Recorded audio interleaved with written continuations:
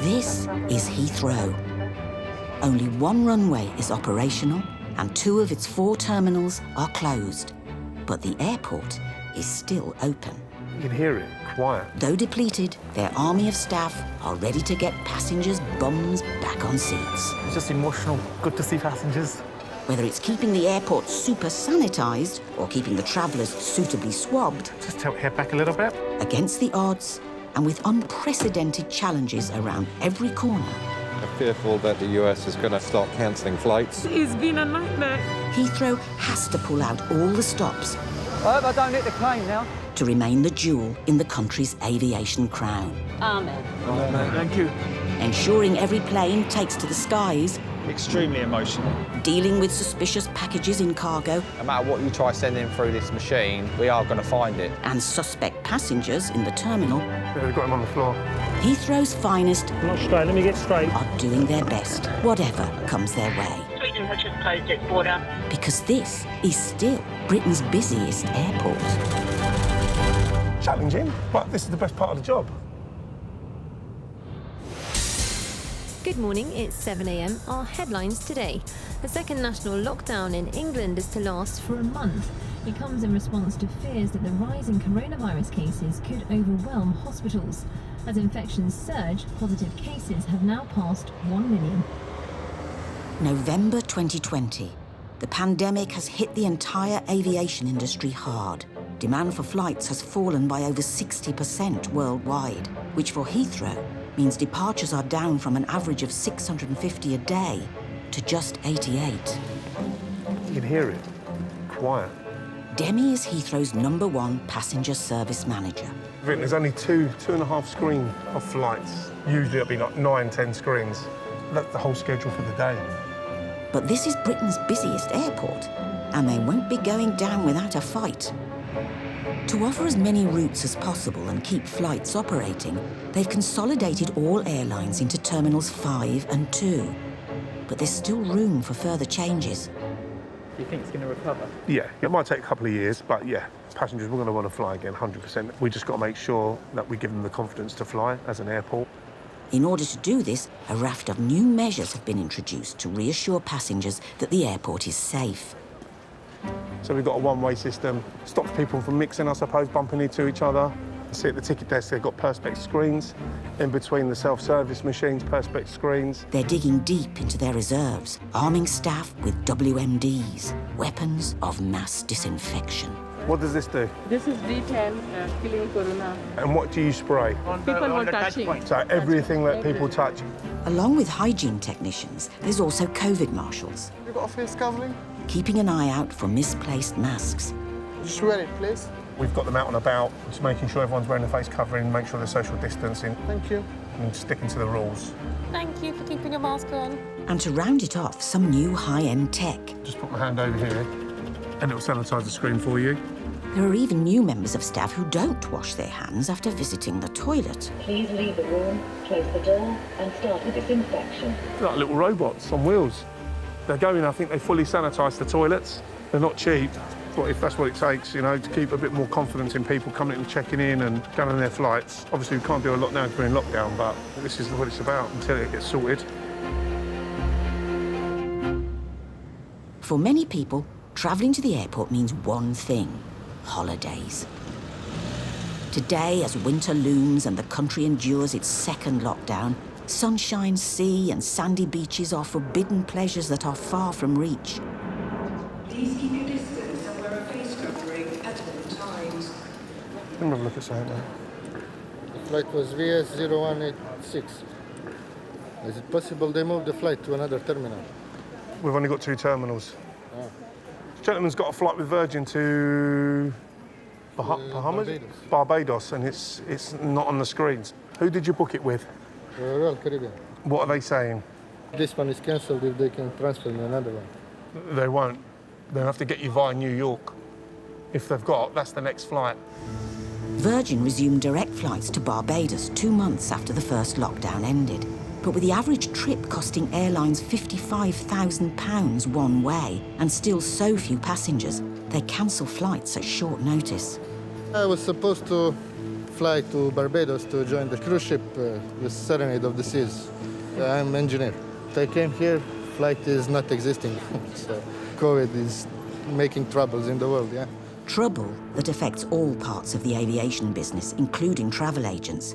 88% of them are facing closure, meaning delays in communication between airlines, agents and passengers is very likely. Because it's been done with a travel agent, they're the ones that might have had to tell your business, say, look, there's no flight. At the end of the day, it's work. It's not as if you're going to get married or anything like that, so that's the good thing. Do you know what I mean? All right? Sorry about that, sir. That's OK. It's just wait for his work to sort it out. Not a bad place to go for work, a bit of Barbados. You've been to Barbados before? No, but I'd go for work. If Heathrow asked me to go there for a week just to go and see what their airport's like, I'd gladly go. So I've put my hat in the ring. Wouldn't we all, Demi, with its 3,000 hours of sunshine and average winter temperatures of 29 degrees. But like this gentleman, travelling in lockdown needs to be either for work, a family emergency or repatriation. What's happened? This lady over here, she's gone missing. What, now? Today? No. On the other side of Terminal 2, Demi's found one passenger returning home to Italy in a bit of distress. When was the last time you saw her? 20 minutes ago. He's lost his sister somewhere in the terminal. I just stay outside here and go in bathroom. You here. saw her go in Yeah. there? Yeah? Did you see her come out? No. Is she on any medication? No, nothing. Their Eurowings connection to Dusseldorf is soon to depart, with passengers already heading to the gate. Does she have a passport? No, I don't have passport. But you have everything, so she has no paperwork, so she cannot get on the flight without you? No, it's not possible to go on, on the flight. OK. Without a passport, the missing passenger won't be allowed through security into the departure lounge. Have you got a mobile phone number? Am I here, the phone? Oh, you have it? Yeah. Why don't she have her phone? Because I want to buy an Uber or a Bolt. For don't buy a Uber or Bolt for go out from that. Oh, okay, so he was stopping her from getting an Uber so she could go home. Right, so she doesn't want to go to Italy? At the moment, yes. Other moment, no. In this morning, is yes. When look, Yeah, the but fly... so why you take her phone? How old is your sister? 25. So she's a grown-up. OK, what we're going to do, we're going to look around the terminal, and if we can't find her, we call the police and do a missing report. In the UK, 100,000 adults go missing every year. But for this passenger, he's hoping his sister is still somewhere in the terminal. He's looking for his sister. Okay, cool. Obviously, if a lady, you see her looking for her brother, give us a call on I'll show you the photo. 3003. If not me, one of the Echoes, all right? That's fine. This one. No problem, sir. Keep eye open. Thank you. Cheers, fella. Is this normal for her? What? To not listen to you? No, it's first time. It's first time, yeah? OK. With the missing passenger disappearing without her 3 suitcases, Demi's becoming suspicious. She said, I'm going to the toilet, and then doesn't return for whatever reason, and he's got her mobile phone. That's not right, in my opinion. We'll try and look for her. It might be just genuine, and then let's get to the police. If it's her brother, he'll have to report her as a missing person. But again, we don't know if it's her brother. She doesn't have passport. So these are where the Ubers stop. Whilst at the airport, Heathrow staff have the responsibility to look after all passengers. They're trained to spot any warning signs that suggest that a traveller's welfare is at risk. To be waiting here. The Eurowings flight to Dusseldorf is now boarding. The airline did have 2 departures a day, but due to schedule reductions, this is now the only available flight. With no sign of her at the pickup point, Demi doubles back to check in to see if she's attempted to get on the flight. These are just Dusseldorf. Yeah. Oh, there you go. Is she checked in? No. She definitely hasn't tried to check in, but something on the passenger manifest has caught Demi's eye. This is Mrs. Would you know if it's his wife? No, I wouldn't know that. You want to know, because this is Mrs. Yeah, it is. Right, OK, cheers. Well, it might be his wife. And he's saying it's his sister, which is fine, surname, but she's a Mrs. Just clutching at straws now. She's got no official documentation, telephone or luggage with her. There's a question mark over her identification, and her flight to Dusseldorf is about to leave. You know what I mean? I'm just playing Inspector Morse now.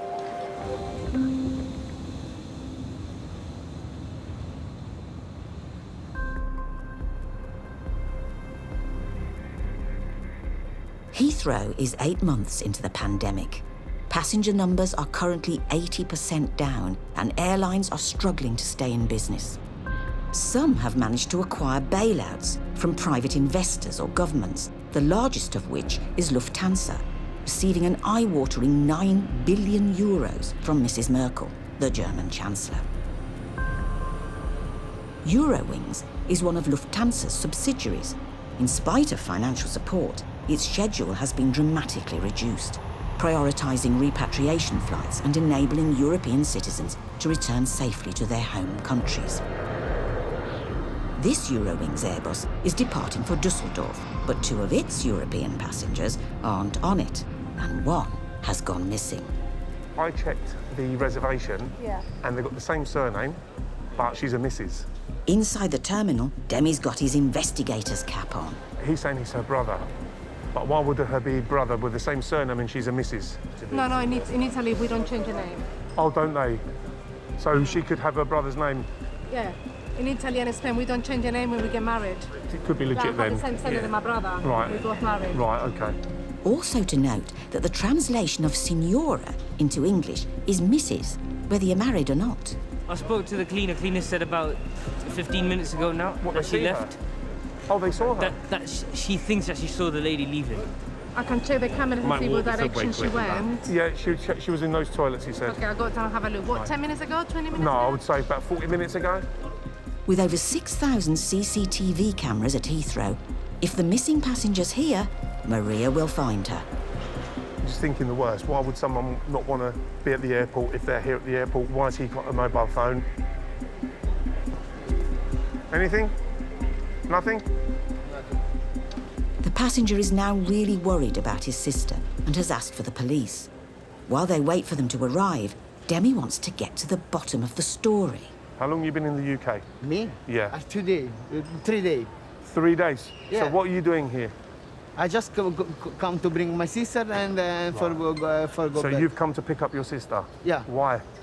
My mom sent me go to England because your sister not stay good. Because come here from the work, lost the work. Yeah. How long has she been in London? It's maybe 2.5 years. Just before the pandemic hit, there were nearly 2.5 million European workers in the UK, many with jobs in the service industries. That number has now shrunk by 500,000 as businesses collapse and the effects of Brexit force more EU nationals to uproot and return home. She just doesn't want to go home. She's lost her job. Mum says, right, I want my daughter back. I'd want my daughter back. Do you know what I mean? If she was abroad, in a country on her own. Apart from recently losing a job, have you got any other medical concerns about your sister at all? She's not on any medication, but she was just not herself. Has she got any money? She probably have some money.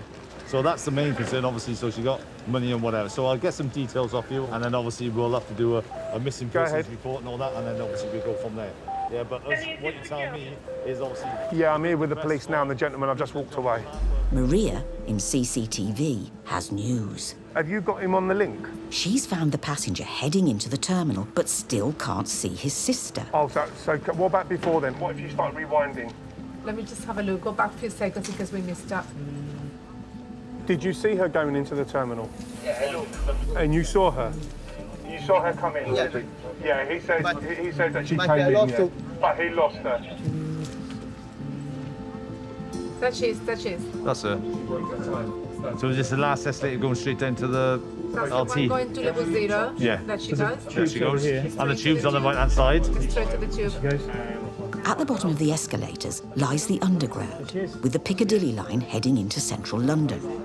We reckon she's gone downstairs to the underground and she's gone back into London most probably. It might be an idea to stay around for at least 24 hours, 48 hours right in a hotel. Yeah, see if your sister contacts your mum and then we'll go from there. Yeah. Take care of yourself, all right? Yep. Okay then. And all right, my friend. I'll speak to you later. Yeah. Okay, bye. She's probably made her own way to a friend, we don't know. She could have gone to a hotel. We don't know her story, we don't know her side. So it's tough times for a hell of a lot of people. Tough times indeed. Thankfully, the next day, the siblings were reunited and returned safely back home to Italy. Case closed for the police.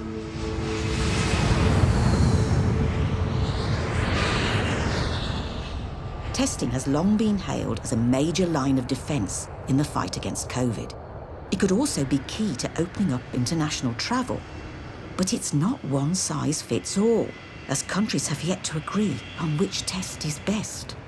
So Heathrow has enlisted Travel Medics Collinson to offer departing passengers a selection of tests from their 2 new terminal clinics.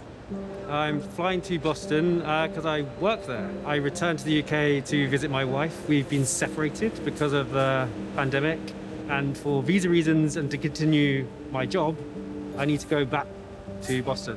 Yeah. You just want to follow me through into one of the cubicles. So instead of Simon simply grabbing a coffee and a decadent almond croissant pre-flight, he can now get a thorough swabbing from Chief Nurse David. Just tilt your head back a little bit. To be accepted into the US, Simon needs an antigen test costing £50. Well done, you can put your mask back up now. So what we do is we mix your sample with a reagent and then we run it through on the lateral flow test, okay? Yep. The test works by mixing the sample in a solution to detect whether COVID's unique protein is present in the body. We'll upload the results shortly. So thank you very much for your time and I will show you out. Cool. Got everything? The results can take between 15 and 60 minutes. You get the cases through that? Lovely. Have a safe journey. With each nurse processing up to 30 passengers an hour. What was your experience of the testing? Pretty straightforward, a little bit tickly, but not all that bad, really. And if it allows me to fly safely, happy with that. It's looking promising at the moment. Doesn't look like there's any signs that's going to come back as a positive. The line next to C is the control, so that's telling us that the test is working.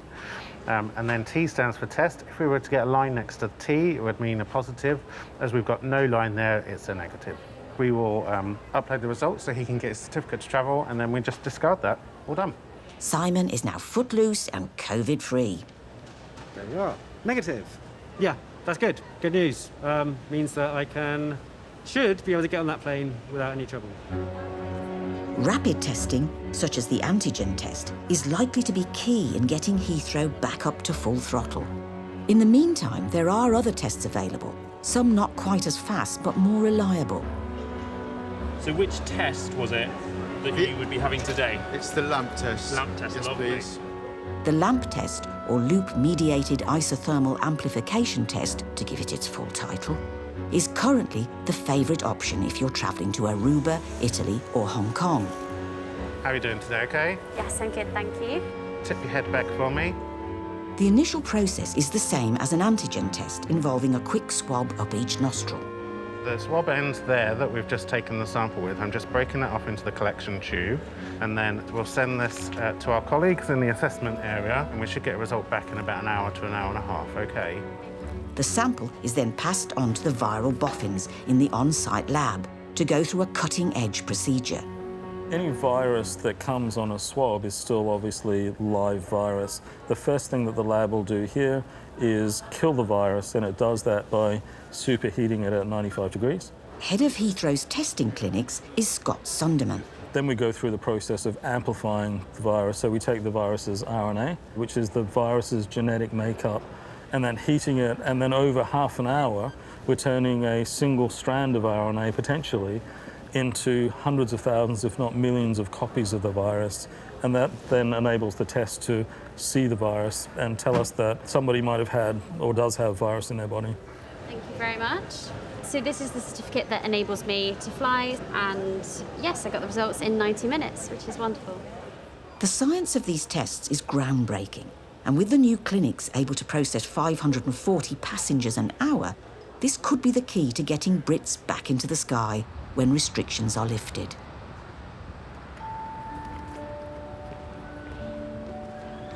Oh, wow.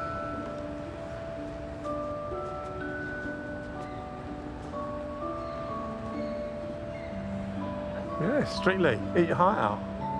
I should do that. Not in Blackpool. It's about Heathrow Terminal 2. Are you much of a dancer? Oh, God, yeah, I love it. Do a bit of ballroom, a bit of jazz. Show us your moves. No way.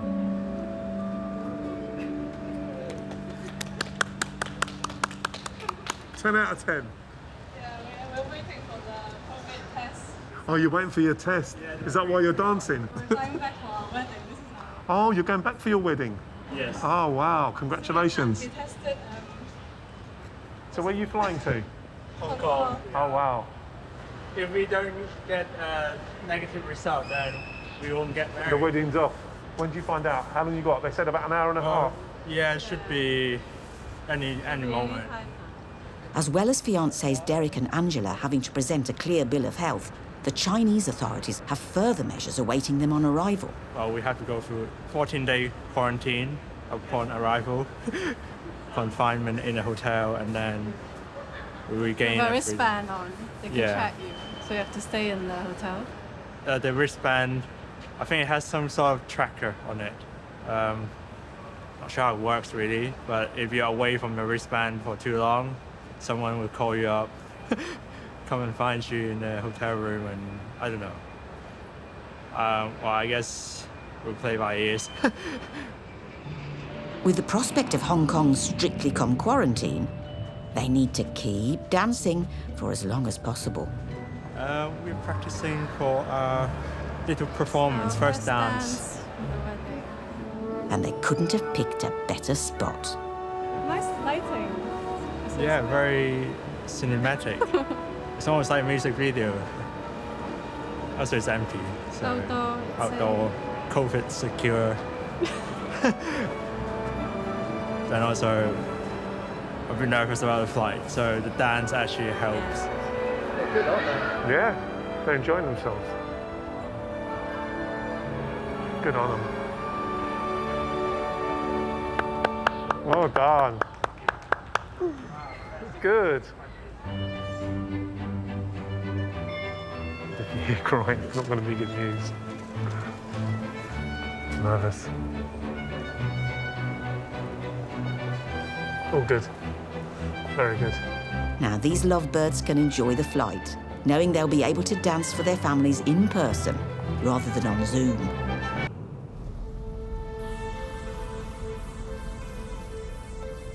It's early December. With passenger numbers back down to levels of the 1970s and 2 terminals closed, Heathrow is certainly experiencing stranger times. But with the UK's second lockdown about to be lifted, under the cover of darkness, the airport's hunting down any trace of the virus in every nook and cranny. They're putting it inside. This is a pretty serious job, isn't it? Yeah. That one just to prevent any injuries. As public toilets have been designated high touchpoint areas, one T5 cleaning manager, Stan, is preparing the site before mobilising one of Heathrow's newest and most formidable cleaners. Just to prove that the cleaning is done, Heathrow provides us some stickers. You're going to put on this surface, Yeah. which changing the colors after disinfection process. If this sticker turns a peachy colour when Stan returns to the room, viruses of any kind will have been terminated. So you've got time, need to go outside. You're starting to speak. Leave the room. Please leave the room, close the door, and start the disinfection. Disinfection process is started. Is it really that dangerous? Yes, that machine is dangerous for the humans. That one is going to injure our eyes. This is a UVC, fully autonomous disinfection robot, designed and developed to decontaminate hospitals, operating theatres, airports and supermarkets. Machine is started and hand dryer start to work.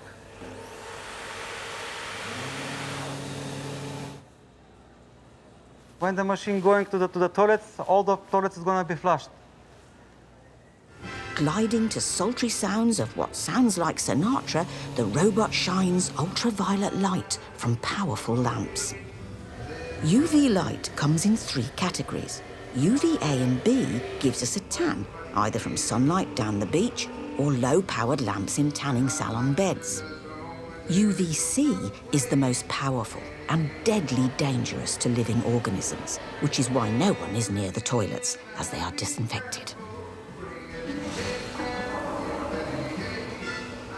For the virus, a mere 30 seconds exposure is all that's needed.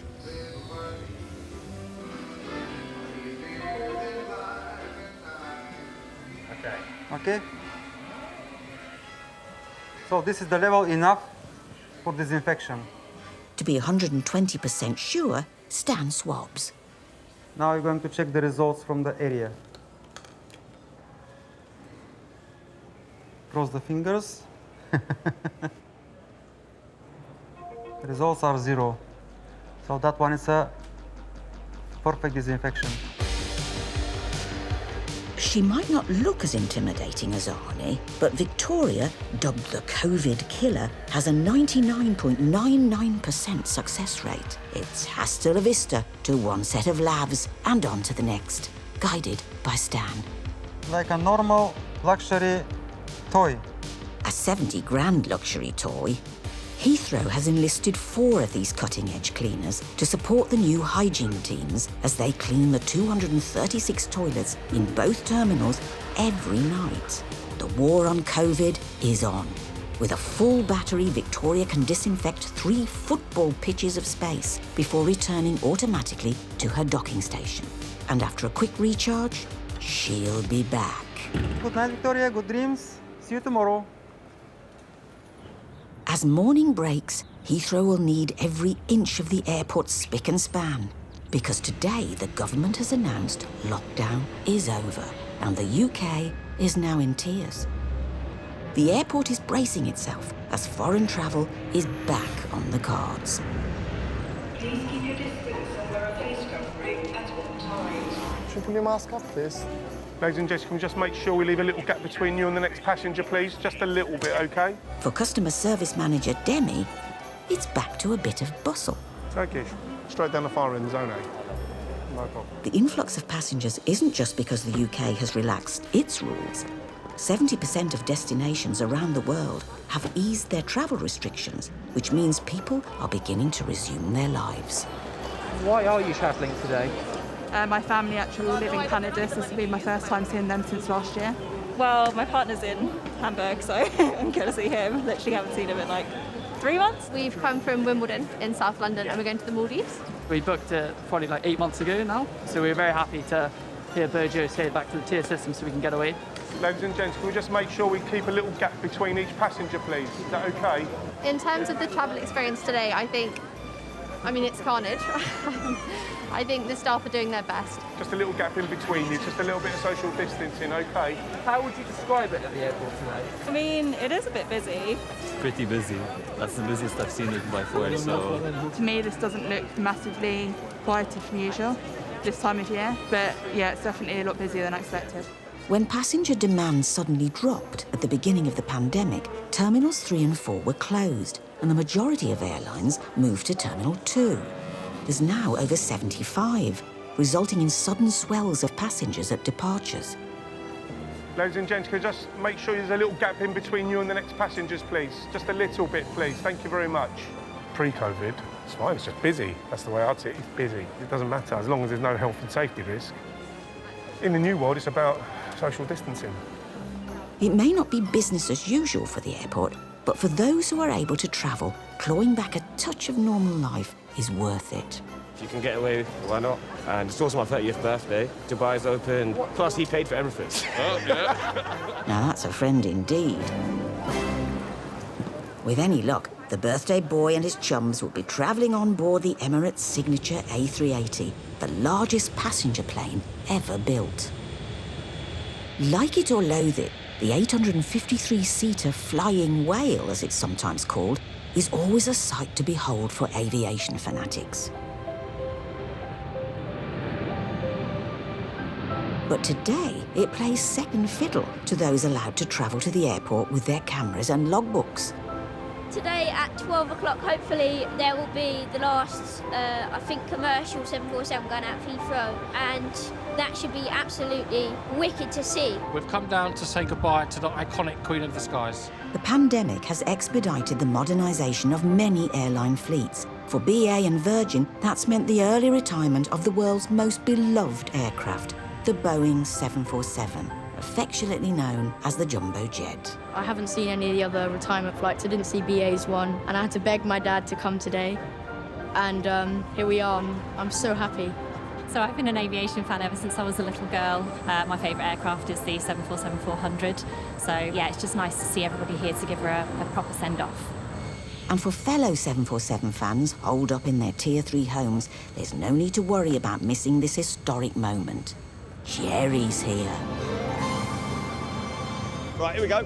Morning, folks. Something special happening today. We have GV Ross, formerly English Rose, now Forever Young, due to go out around about midday. Jerry Dyer is a household name in the plane spotting game. I've got the iPad here running Facebook. I've got my phone running Flight Radar. Obviously, I'm filming, reading comments out, there's quite a lot of stuff going on, you know.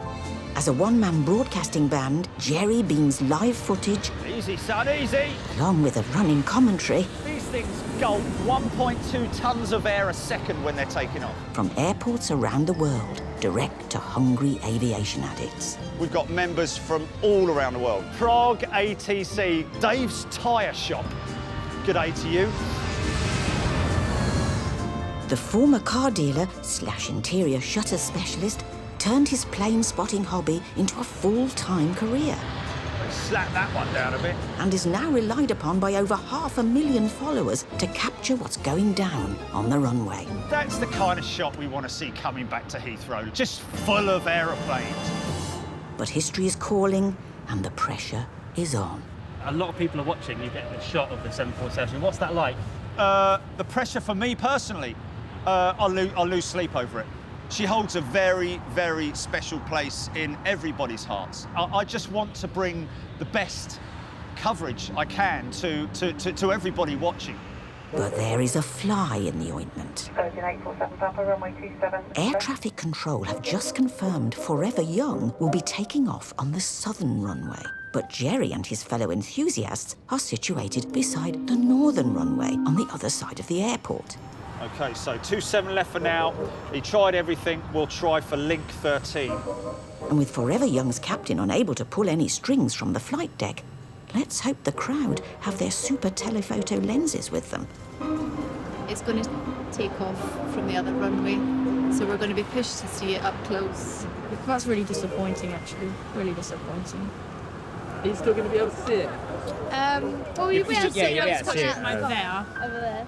But Jerry Dyer never says die. Departures are on the southern runway today. Normally, under these circumstances, they taxi that side. The plan is, folks, I've spoken with the pilot. They're just putting the request in now to try and get that northern taxiway approach to the runway. If that works, then she'll come up towards us. We'll get to see her in all her glory. Whether it's going to happen or not, we don't know.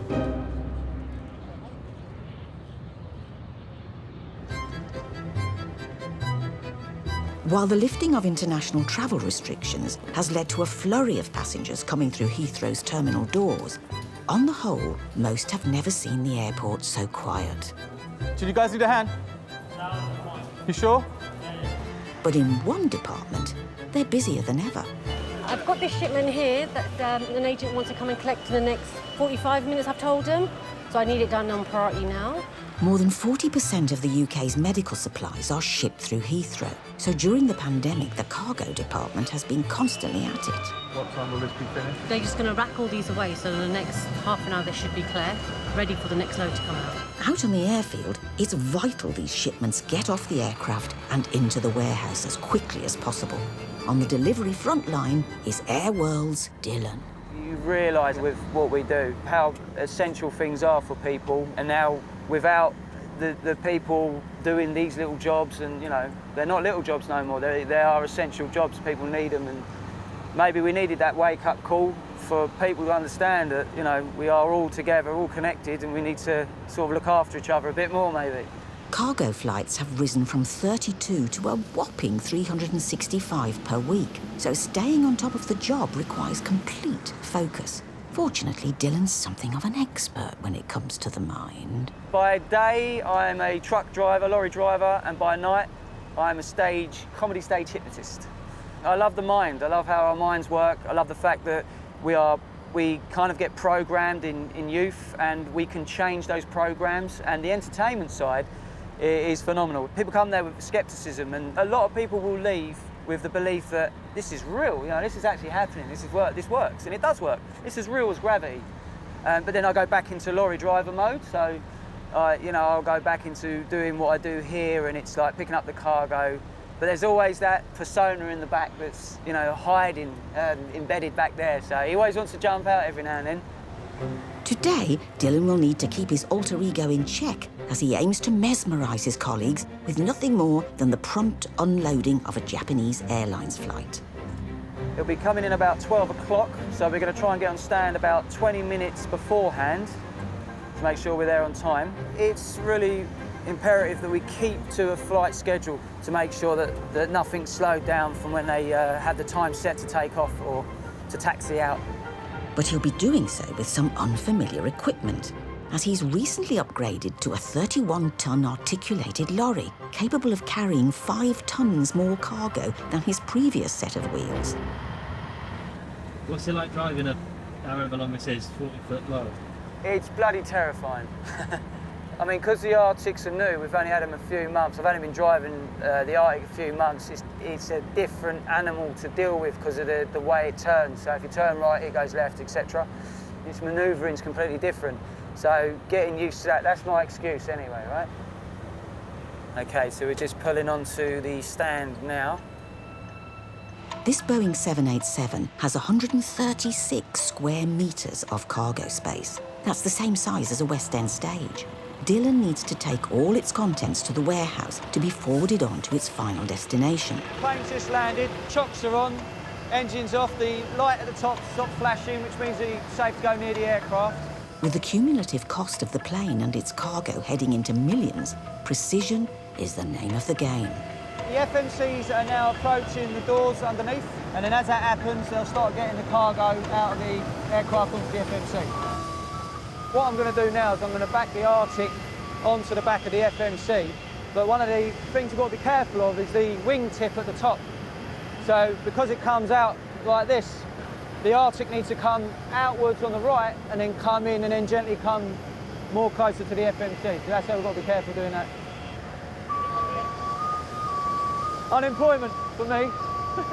I'll get in big trouble.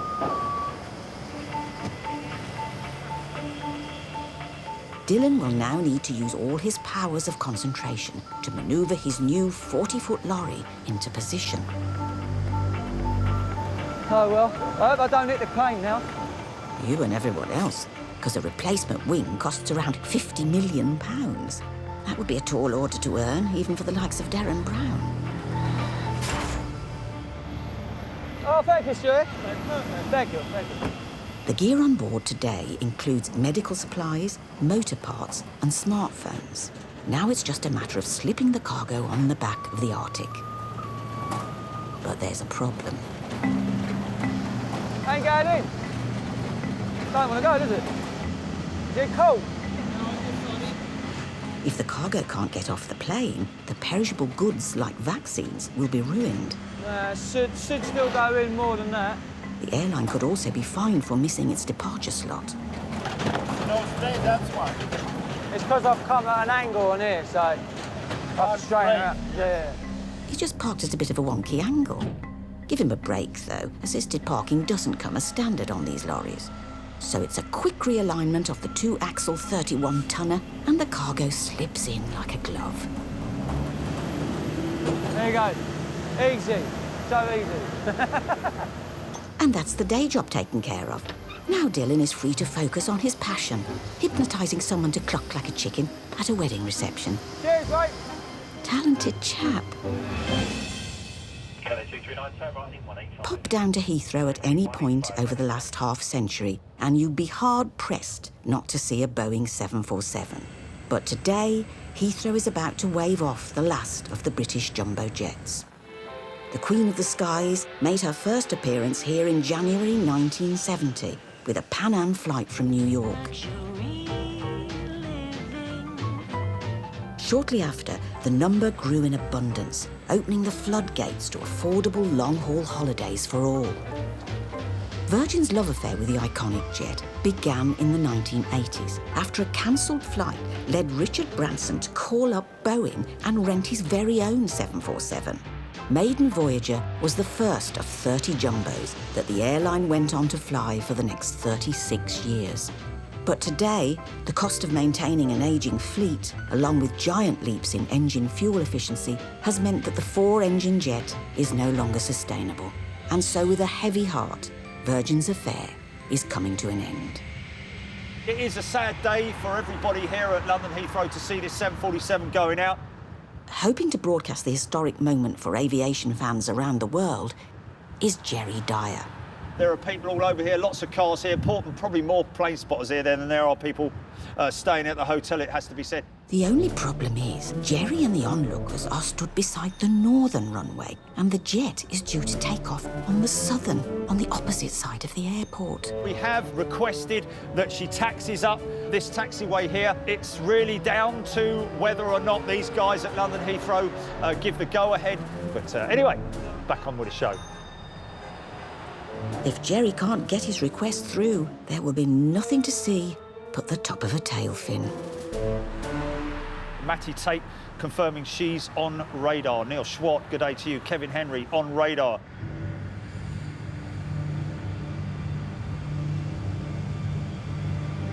She's on the push, everybody's saying here. I think it might be on the move. Yeah, I think so. Yeah, definitely moving.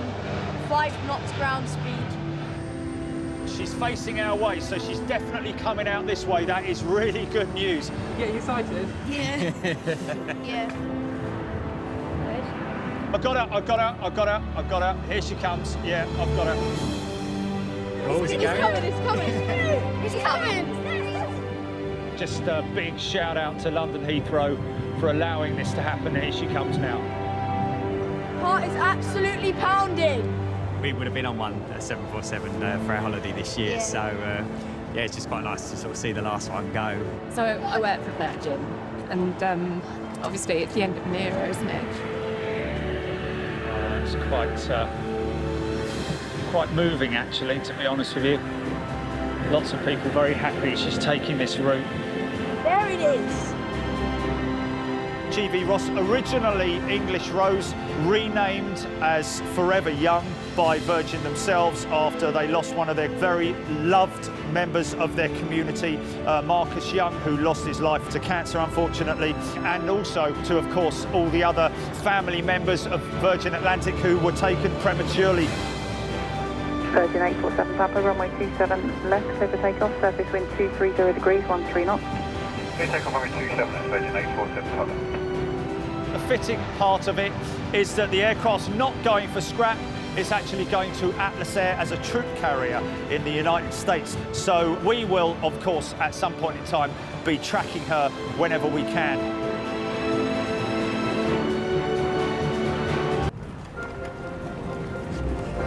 It's the end of 2020, and Heathrow is on the cusp of Christmas. Having said adios to lockdowns, the airport's 2 runways are now back in action, with the prospect of more flights.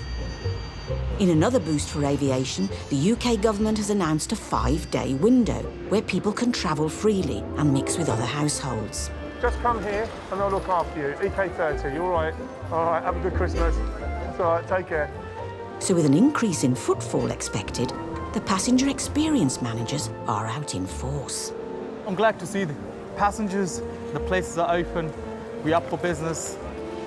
I'm travelling to Russia. I was going to spend time with my daughter. Just trying to get away for Christmas. I'm not seeing her all year because of COVID.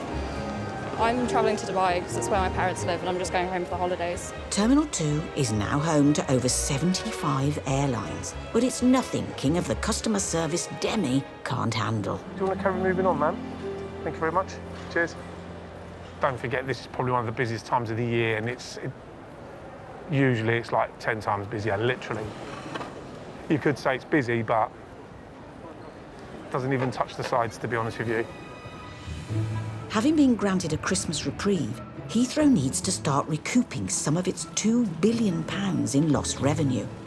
And on the shop floor, over in Terminal 5, is passenger experience manager Taz. During this period, it is usually busy, as you've got a lot of families trying to fly out. But yeah, at the moment, fairly quiet, steady. Taz has been working in Terminal 5, Heathrow's busiest terminal, for over 4 years. The reason why I wanted to join the airport was just the environment, how busy it can be, and how fast-paced it is. I mean, my mum helped me join duty-free. She encouraged me to apply and work there as well. Duty-free makes up a sizable part of Heathrow's income, £342 million last year, to be precise. But with only essential shops open for most of the year, the takings so far add up to just 97 million. I started off in confectionery, chocolates. See, I like my standard chocolates. Snickers has to be the best. But when it comes to confectionery, I'd probably say Lindt, yeah, by far, yeah, Lindt. Before lockdowns, Terminal 5 was host to 40% of all departing flights. That's one taking off every minute. Usually, the board on the right side, and usually the left as well, is all full. But at the moment, you can just see there's one board and a quarter, so it's not even that full compared to what we usually have. So it's going to be extremely quiet today.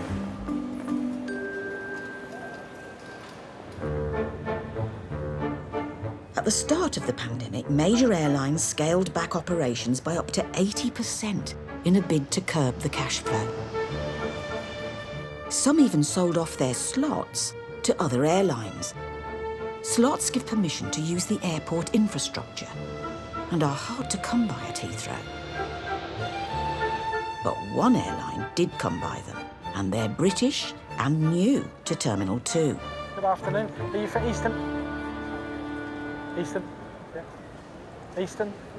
Eastern Airways run one flight a day to that lesser-known English Riviera, Teesside, and doing their best to make the airline's first ever Christmas at Heathrow a cracker are check-in team Patrick and Emmanuel.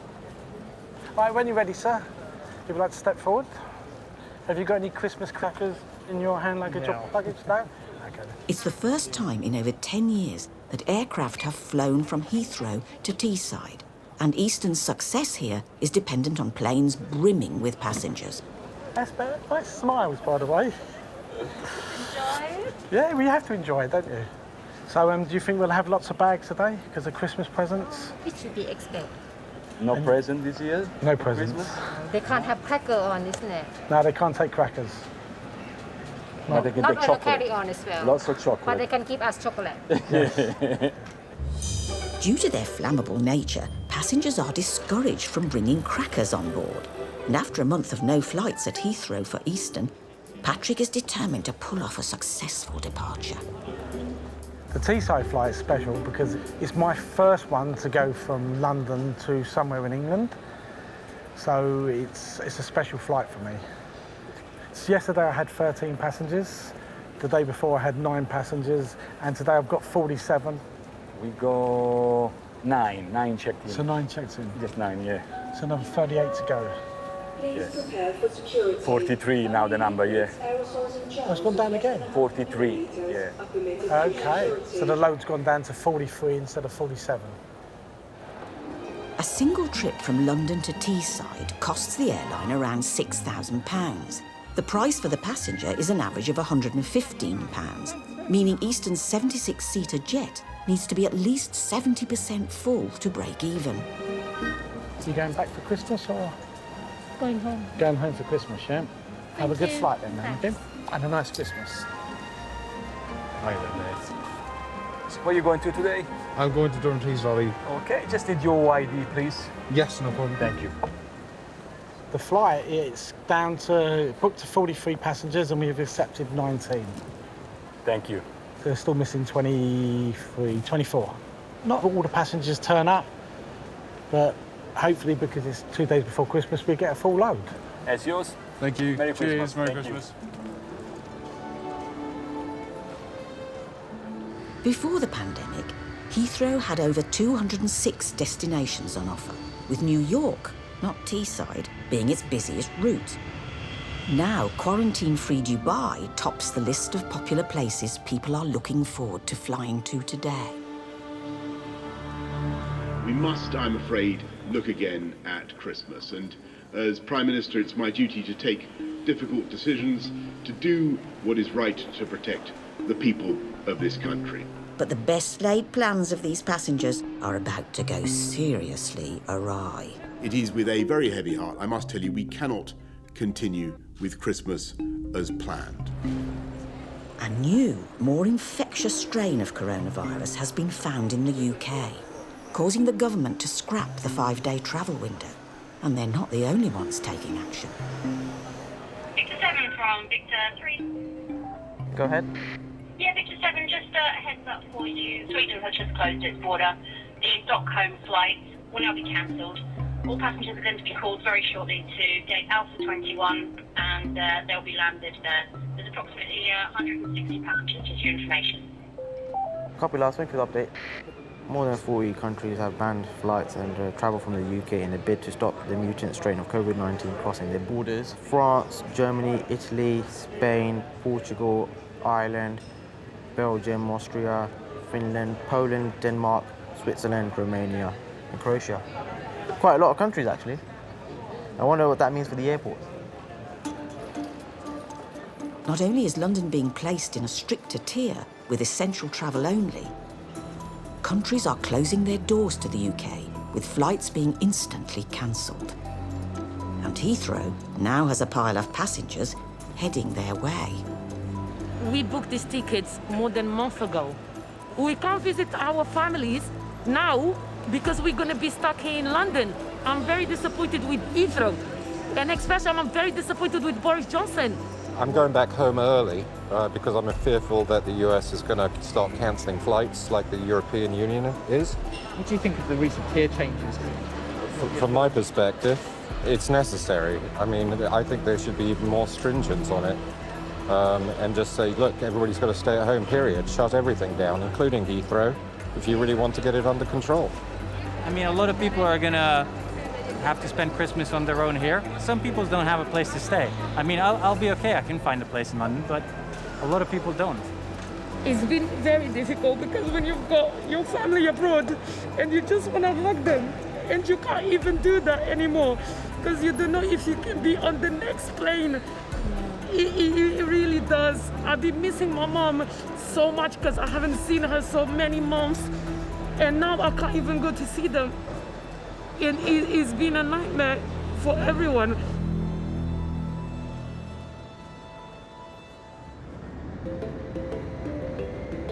A new COVID variant has put a question mark over passenger travel. But luckily in cargo, it's business as usual, allowing airlines to make some much-needed cash, transporting goods such as airmail.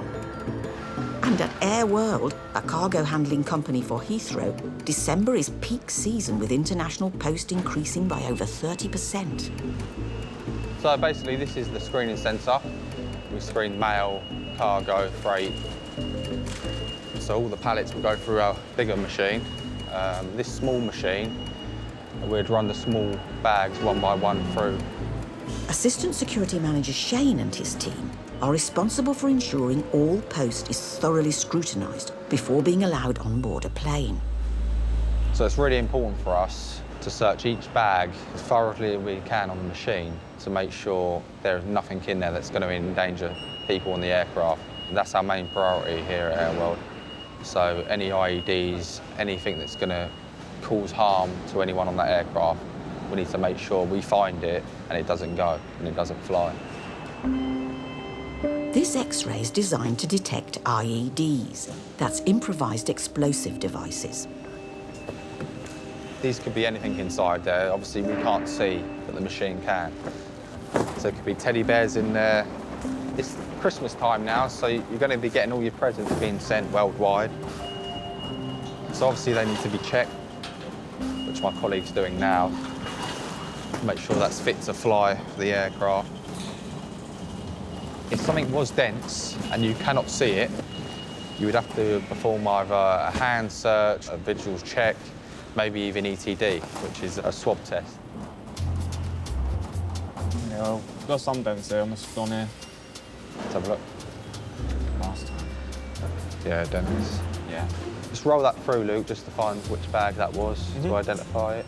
If anything untoward, like an IED, is suspected by Shane and his team, then they would have to evacuate the building and call the police. Just run this back through at a different angle, Luke, and just see whether you can penetrate it from a different angle.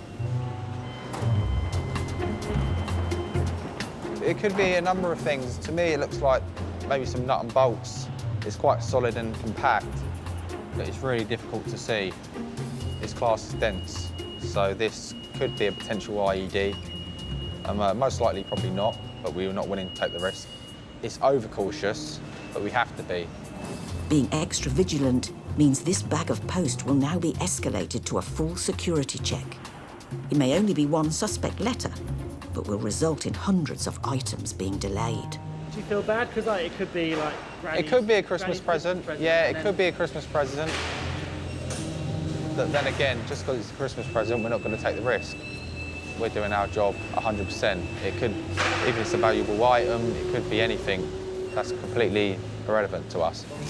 While some may not receive their Christmas presents or nuts and bolts in time for the big day, it's all in the name of keeping passengers safe. Last one of that shipment, Luke. People do try and send all sorts of things through to try and sneak it through the system, but when you've got good X-rayers, fully trained, they're going to find them. So no matter what you try sending through this machine, we are going to find it. Having removed any suspect bags, Shane's shipment is now fit to fly. Cool, let's go. But over in Terminal 5...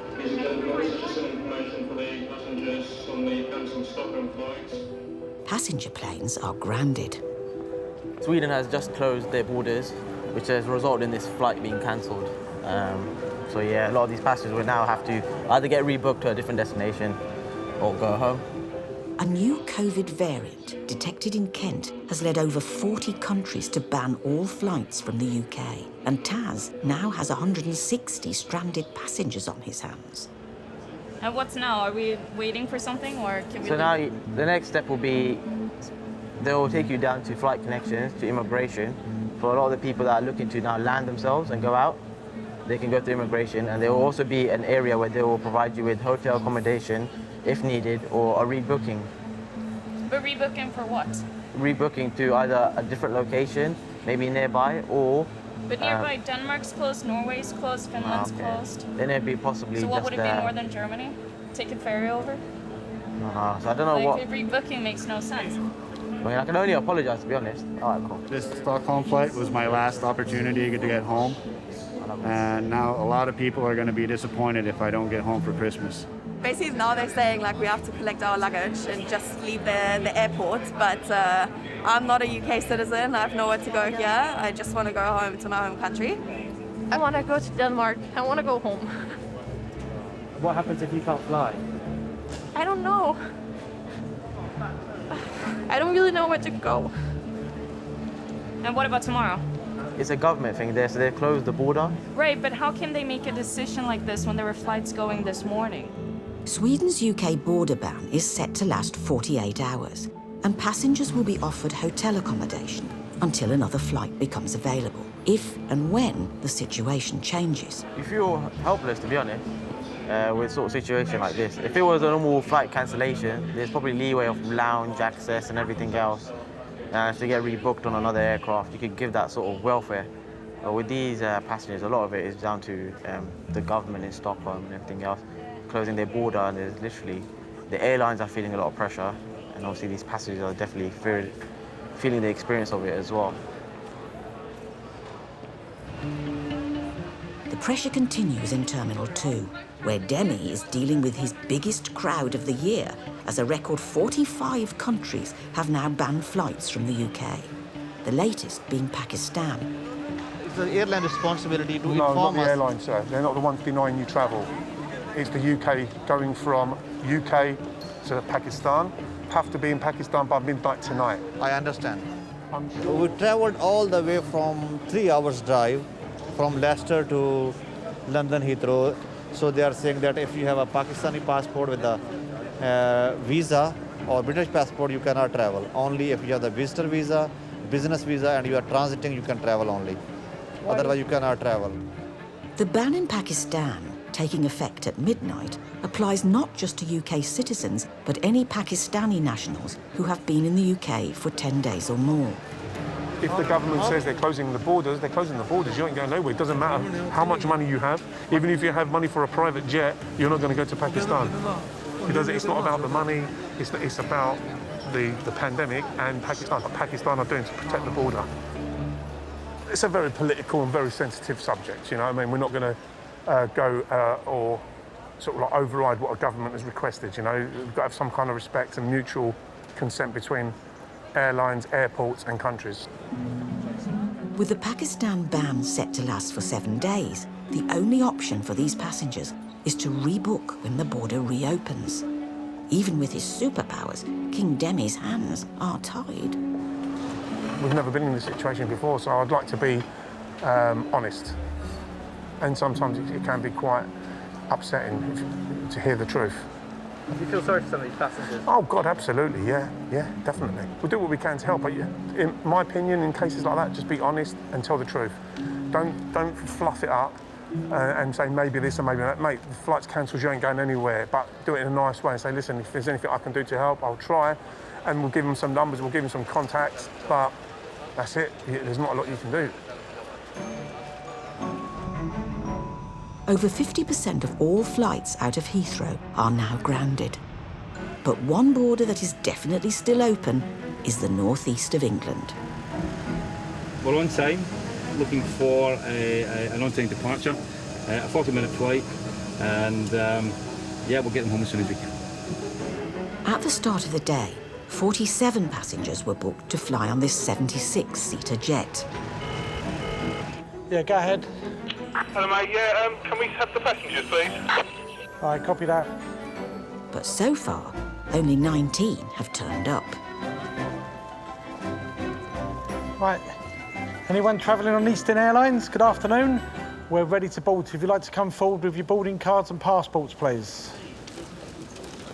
Please keep your distance and wear a face covering at all times. To mark Easton's first Christmas at Heathrow, check-in officer Patrick is embracing the festive spirit. And everyone have a lovely Christmas. Thank you. Normally I'm bar humbug, but I thought I'd say Merry Christmas to everyone on this. Yep, straight down there. Let's go. And you have a nice Christmas, sir. We probably would have done the announcement, Merry Christmas everyone, but saying to 18 or 19 passengers is more personal, so it's nicer. And how many people are actually checked in now? 19. Let me just... 19. Yeah, let me just have a quick look, if you don't mind.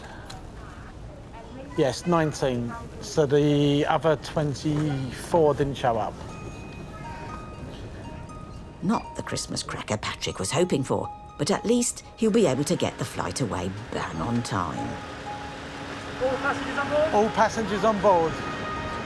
So we just got to wait for stairs off, doors closed. It's due to depart at 6:10. This is what happens when you have the 18. As soon as that tug pushes it, then it's departed. What time is it now? 8 minutes past. Oh, we're going to cut that fine. So yeah, it's showing 11 minutes past. But he turned these brakes off at 10 past. Oh, well, there's always next year, hopefully. Merry Christmas! And a Happy New Year.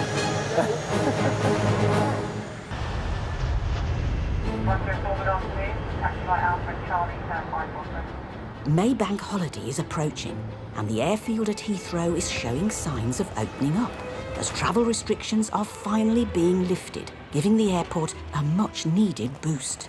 Hello, sir. Could you put your mask up for me, please? Countries are being divided into colours, red, amber and green. Fly somewhere on the green list and you'll no longer need to quarantine on your return.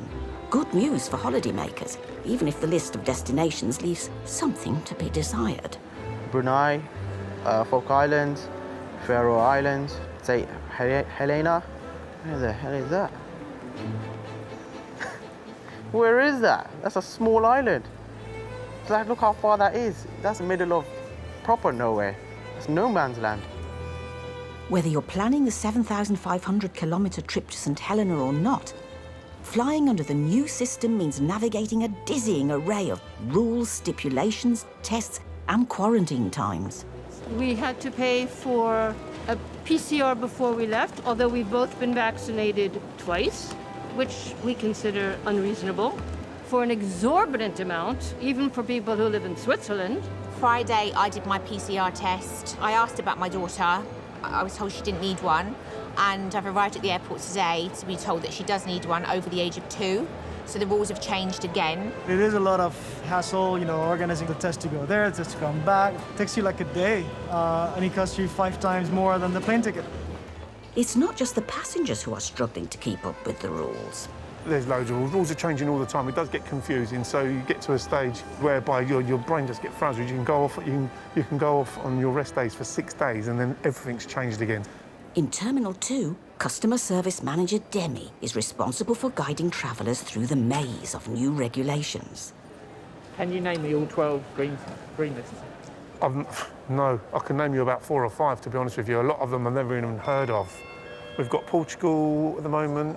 We've got the Gibraltar, so another nice little destination there. Iceland. Do you know what? I wouldn't mind Iceland. Iceland's meant to be really, really nice. What's it called? What are they called? The lights, what are they called?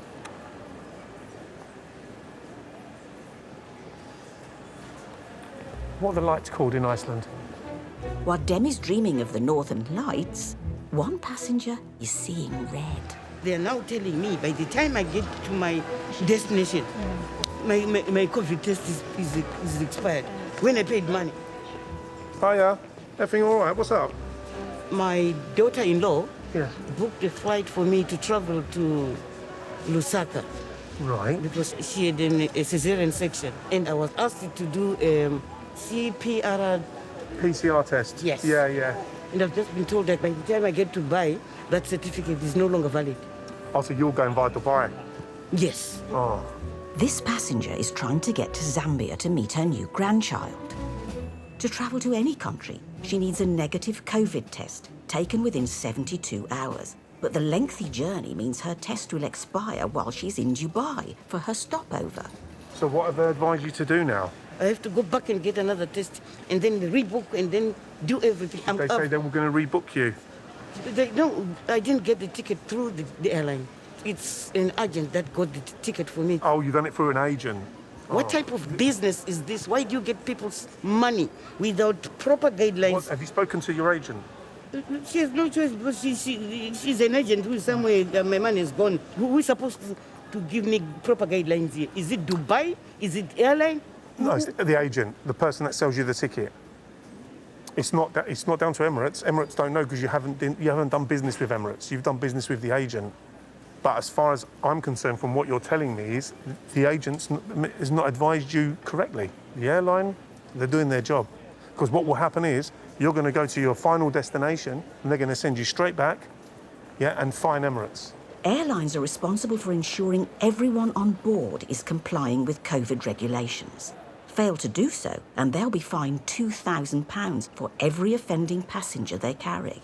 Unfortunately for this lady, that means missing her flight and having to shell out for a new ticket once she has another COVID test. But then the thing is, even with the testing people, they'll tell you that if you will go today at 4 o'clock, it's unlikely that you may get the result tomorrow. Yeah, they're That's yes, they say up to 3 days. Yeah. But you could get it the next day. Yeah, but What are you supposed to do? It's a catch-22 because the thing is now, if, for instance, the lady went and done her COVID test, she then books in 3 days' time to go to Dubai with the connection. By the time she gets back, it's expired. What do you do? It's a very difficult scenario, man. It's a money-making mechanism. Very difficult. Making us suffer. A new COVID test will take up to 3 days to process. But if the passenger books a new flight for 3 days' time, the test will once again expire during her stopover in Dubai. Even Demi can't see a way out of this one. I couldn't even answer this one for you. Honestly, I can't even answer that. Cheating who here? I don't think no one's cheating you. I don't think they're cheating you. It's Sod's law. And right now, Sod's law has left this granny well and truly stranded. Give proper guidelines that are clear. Which book do they read and whose rules guide these people? The airline? The people COVID test people, which in Dubai. What are they doing here? Outside on the airfield, the flight to Dubai is being prepared for its 7-hour trip, with or without Granny. And even though passenger numbers are just 10% of what they were in 2019, the airline is making sure everyone has plenty of space by flying them in their flagship plane, the 517-seater Airbus 380. Cruising nearby with somewhat less legroom is Sergeant Dawson. Les Dawson to his friends. Although the passenger numbers are less, our work here still goes on in terms of the counter-terrorism role and our patrols. So we still have to protect the airport, protect the airfield so it can remain active. So although the passenger numbers are lower, that hasn't really changed. Sergeant Dawson is in charge of a specialist team serving the airport, which receives more than 28,000 call-outs a year and makes over 500 arrests. Can you please go to self-compliant, Sam Security, so miles stopped, it's not online. Right, we'll head in and have a look. Mate, why don't you carry on? I'm just going to go to that T5 call, and then I'll get something afterwards. Got multiple incidents at the same time at the moment? No, it was Ross asking if we were going for coffee. As well as keeping his team fully caffeinated, Sergeant Dawson also needs to investigate whenever something untoward is found making its way onto a plane. It's a walking stick in about 3 parts. This was screwed into the handle here. Kind of thing you get as an ornament. You couldn't take it on a flight, let's put it that way. You wouldn't want somebody with it on a plane. Unless you've x-rayed it or you know what it is, you wouldn't know it was in there. The item was purchased as a gift by a passenger transiting through from Nigeria to America. But since knives over 6 centimetres are prohibited, he's going to be showing up empty-handed. Yeah, I think just seize it and allow him to carry on. See, you're not going to be able to fire this, so we're going to seize it, okay, so it'll be destroyed. Oh man, that's okay. Yeah, because obviously you can't have that okay, in your hand like this, now you know what it is. Pre-pandemic, around 10 million Brits a year have items confiscated by airport security, with the value of these goods totalling over £300 million. Please, just be more careful with what you carry through the airport in the future, okay? Man. This ornamental knife doesn't require any further action. All done. Which is fortunate, because Les is going to need all his focus on the next job. Yeah, you're on 5 there. Yes, just 643, please. Terminal 2, possible missing child. Yeah, received en route, mate. That's Ross has just shouted out we've got a missing 4-year-old at Terminal 2, so 191. we'll probably make quite a response to go over there. Just confirm, IC3, 4-year-old, pushing a pram. That first bit of time immediately after somebody, a child goes missing is critical. The quicker we can get there and try and find them, the better chances. Over 75,000 children a year are reported missing. Half of them are found within the first 8 hours, so it's critical Les gets to the scene as quick as possible. The access to the airport's so good that the child could end up anywhere if they wander in the wrong direction. There's tube lines and buses and anything they could get on, but we'll throw as many people as we can at it. 9-1, apparently he was seen on his own in the lift. Yes, received him. Can we get someone level 2 and level 1 level 2? Hunter 2, take level 1. More officers are immediately dispatched to Terminal 2. That first few minutes, half an hour, it's much, much easier to find missing people. So it's worth throwing everything at it for a short period of time and try and resolve it. But we're going to take level 1, so we've got somebody on every level of the car park where the child was last seen. And we'll try and secure the area like that and see if we can find them. The alarm was raised by a member of the public who saw the child alone in the lift. But these lifts go to 6 different floors, leading to departures, arrivals, car parks and public transport. And they have no idea where the child got off. So we've not got a parent saying they've lost their child. They may have just gone down a level and then been reunited with the parents. But until we can do a bit more work and confirm that, we'll carry on treating it as if we've got a missing child somewhere. Delta, we've still got a 9-1, able to look at the cameras. Yeah, I'm doing it. The UK has more surveillance than any other European country, with up to 5 million CCTV cameras. Over 6,000 of them are at Heathrow, and they are now joining the search for the missing child. We'll stay near the lift here in case he comes back this way. We've got someone looking at the cameras, going to wind back the footage and see if they can find any traces of mum and dad, and then we can hopefully track them down. Could be anywhere now, yeah.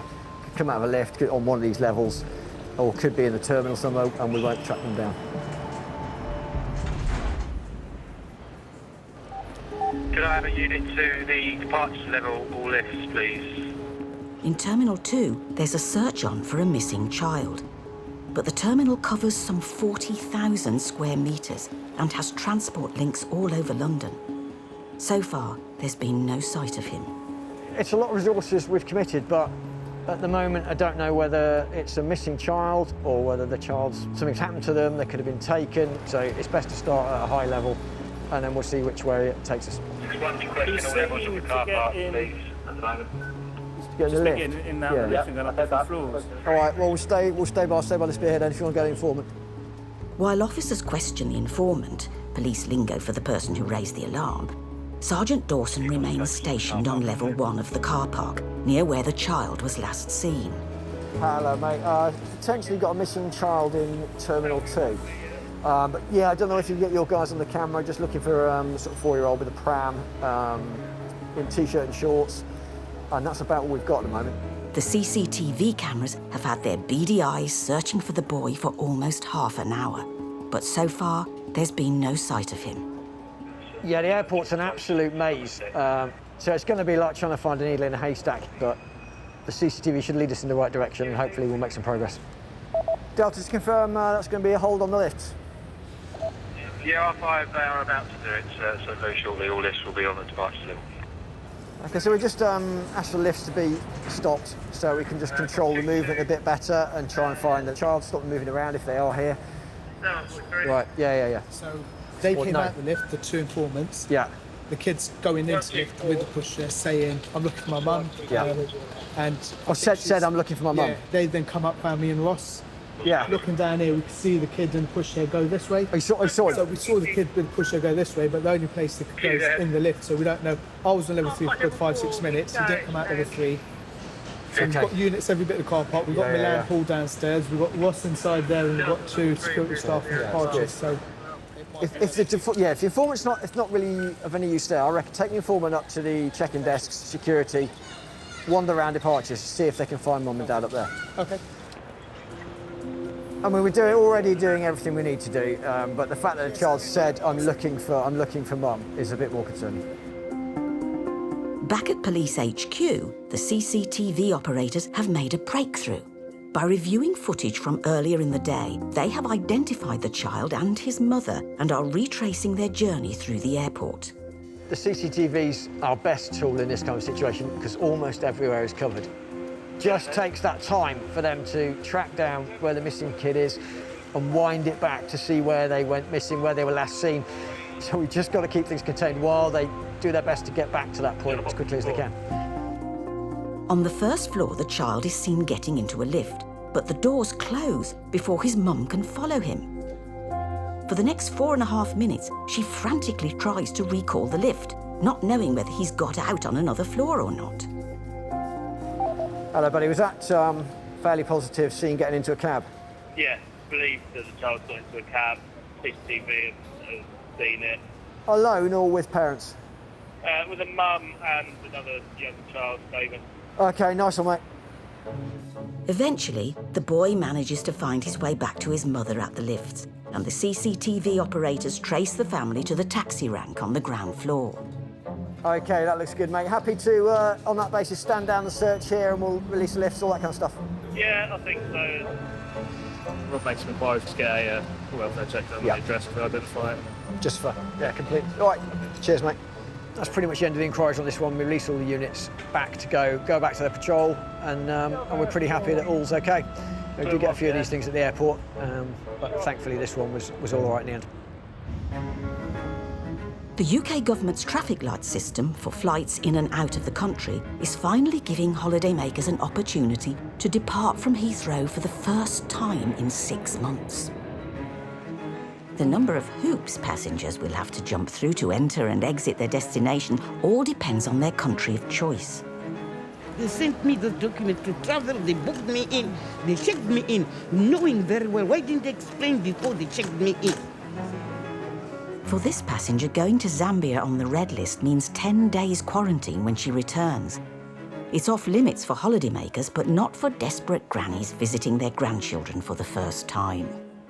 The COVID test she needs to travel expires during her 17-hour journey. As a result, the airline aren't letting her on board. What's Where Emirates, people so are where, just where are taking we now? people's So what, money what did without Emirates telling say us. they'll do? What did Emirates say they're going to do for the lady? Did Emirates say they can rebook her? No. What can they do? What did they say? When's the next flight? They said rebook with your agent. Right. But the travel agent who she bought the tickets from is refusing to help her, leaving Granny out of options. This is not right by cheating So people. shall we go and see Emirates and see what they advise? Shall we go and Yes, ask them to yes, see I'm what they willing. would say? Let's go and speak to them and Because see I'm what they'd stuck now. advise. How do I go back to Coventry? I don't have money. Let's see what they advise, all right? Hello. And I'll come back, all right? Hello. Tell the lady not to stress out. It's happened now, so don't get her upset. It's down to Demi to try and grease the wheels and see if his contacts at the airline can pull a few strings for her. Let's see if there's a supervisor here. Hi, buddy. How you doing? You all right? I don't know if you're aware of that lady. Yeah. So she's in a predicament. She's in a bit of a catch-22 because I think she weren't accepted on the flight because her COVID test would have expired when she got to her final destination. Is that right? That's correct, yes. The problem I'm getting is now she could book her PCR test. She's now got her flight booked in 3 days' time because she's expecting the COVID test to come in 72 hours. Right. By the time she gets here, her COVID test expires again by the time she gets to her final destination. However, Yes. there is like Randox Right. at Radisson. Right. You will get your test within 4 hours.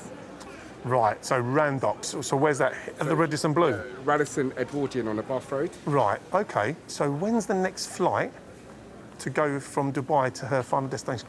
I'd have to double check on the system. Yeah, is that OK to check? Because she's pretty upset. Is there any chance we could put her on that next flight with that connection and try and look after her? Yeah, no then problem. I can advise her about this 4-hour test. So I wasn't aware of that. Yeah. OK, let me just double check. Yeah, absolutely. Yeah, sure. With a high demand for tests at the airport, a new facility at a local hotel just outside Heathrow is offering 4-hour PCR tests for £189. Now they just need to see if the airline will rebook her. He's just holding the line now. No, just waiting. He's plugging away to see if he can sort it out, but nothing as of yet. So Demi calls Emirates HQ to explain the situation. She's an elderly lady. Her daughter's just had a C-section. And obviously she's going to be emotions everywhere, I think. So she's going to be stressing, that's for sure.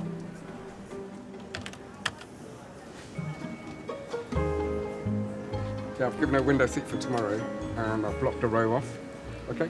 You're a legend, mate. I know you don't. Thank you very much. That's very helpful from you, my friend. I really appreciate that. The things I do for you. Right.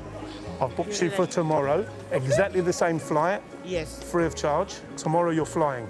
I'm flying. Done. Jesus Christ. And the return I've not changed. So you're returning on the same day. Thank you very much. But tomorrow you need the PCR test, right? There's a place on the Bath Road. They give you result in 4 hours. Once you have that test, you then come here and check in. Emirates say they don't usually do it, but they're doing it for you. Thank you. All right? What's your name? My name's Demetrius. Thank you very much. Thank you. Thank you so much, so much. Okay. You need a picture. Aww. Yeah. Okay, let's do one. Good result. Look up and smile. What are you texting your boyfriend for?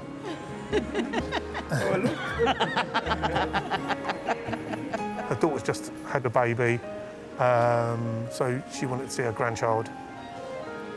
She was very stressed, she was very upset, so we've just turned it around, and that's the best part of it. Good luck. Thank you very much. Okay, hope everything goes well for you tomorrow, all right? Take care of yourselves. Lovely meeting you. Thank you. Take care. He's been an angel. God sent. I feel great. I wish I could dance. Huh? I wish I could dance. Da. I thank God for that. Thank God. Tomorrow I'm on my flight to see my family in Africa like intended, and no fee. I thank God. Due to additional spot checks, waiting times may be longer than usual. Hear the announcements? We remind all passengers to... It's 8 a.m. at the Terminal 2 Immigration Hall, and the morning rush has just got going for Passenger Service Manager Demi. All right, let's start printing them out. Bring them out. Let's start. Not near you this way, Bally. That's it. Start filtering. So we had a Hong Kong flight, which was full. That had about 300 on it, so that's always a busy one. Singapore, Saudi, all big numbers coming in. And then you've got just over 350 on the red country from India, so every morning it's like this. The vast majority of passengers are coming from countries on the red and amber travel list, with a unique queue for red list arrivals. Come guys, this way. That's it, thank you. And everyone needs to show that they comply with the new travel restrictions before they're allowed in. They've got to check so much paperwork, like your passenger locator form and your negative COVID test, plus the 2 and 8 day test. That's 3 documents we've got to check before we even check the passport. That takes a little bit longer. If someone doesn't have them, you lose an officer so they can get the summons, the fines, and do the checks and stuff like that. So if you're at the end of that line, it is going to be a long time. It's the busiest day in May, with some passengers taking 4 hours to clear immigration. I was worried about this situation because many weeks ago I'd heard about it and I was hoping that things might have improved, but I'm amazed at this time in the morning that the queues are already so long. I wasn't expecting quite a bigger queue. I live in Austria, but I haven't seen my family for 6 months, and from Monday I won't be able to come again, so I wanted to come back and see them before it closes. I'm prepared for an hour, but I'm hoping for half an hour. We need someone on the pinch point here. Cheers, thank you. That's what we're living in at the moment during the pandemic. We can't start letting people in willy-nilly, because otherwise we're going to go into another lockdown, and we can't afford to go into another lockdown. So I'd rather wait 2 hours and make sure everyone's got the right documentation and go into quarantine if they need be, rather than letting them out in the open world and putting the UK into lockdown again. While Demi is front of house in immigration, some Heathrow staff are more suited to plying their trade backstage.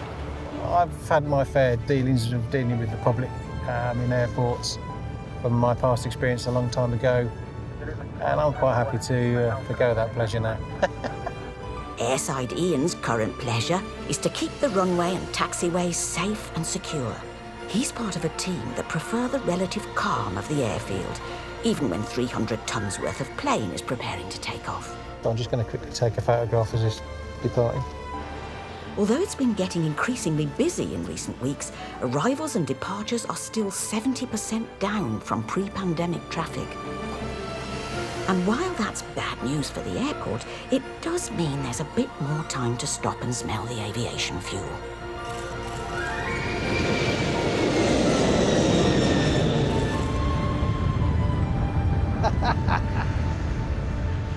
Still great to see a 747 now and again. Something about seeing 4 engines in the sky.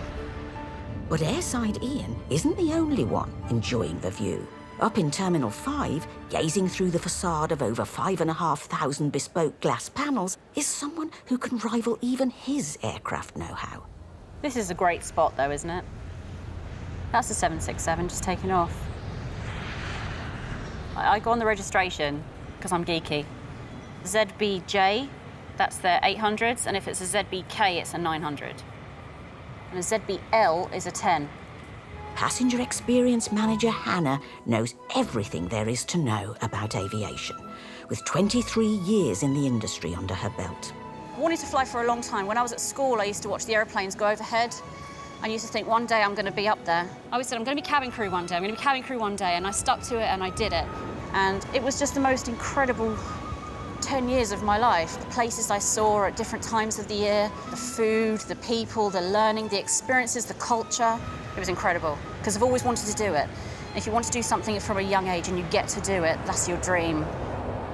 One day when I was flying, I met a PEM, and he told me a little about his job, his role, what it intakes and everything like that. I think I realised that I'd done my 10 years, I'd done my time, and so I made the switch to Heathrow.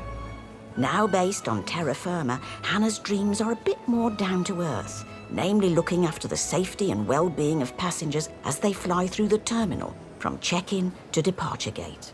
Arrivals level gate Alpha 9 for a passenger that's breached the arrivals door and somehow breached the departure door. Alpha 9? En route. So apparently a passenger has somehow caused a breach of an open door. Taz is with the passenger at the moment. So we're just going to find out what's happened. Security is the key focus of all airports. So if you've breached security in any way, shape or form, it could be escalated to the police at any time. What's happened? So he's coming from a Glasgow flight. From a? From a Glasgow flight. Where was he found? Upstairs? No, just here by himself. Oh, goodness. So he went up and then he came back down, and as he came down, those doors were closed, and there was no one here. Go ahead. This unassuming corridor is actually a key feature of airport security, as it separates passengers in the departure lounge from arriving passengers at the gate. Yeah, sorry, can we get a rough time when the flight was inbound? It's a restricted area and should be kept locked at all times. So when the passenger walked in here, the security doors kicked into action and he was shut in. I think there might be a language barrier as well, sadly. Yeah, sorry. He's coming from a different flight completely. That was at a separate gate. So with this gate, Alpha 9, he didn't come in as an inbound passenger. Now he's stuck in no man's land, between arrivals and departures. And because he's entered a secure area, they need to investigate his every move through the airport before they can let him go on his way. So this gentleman landed at 8:24 this morning and is connecting onto a Delhi flight. That goes from stand 543, which is in the B building, which is just over there. So we need to try and get him onto his destination, but make sure that it's not a threat towards any security or anything like that. Very strange how he's ended up in here. It takes almost 9 hours to travel to Delhi, with 3 airlines currently servicing the route.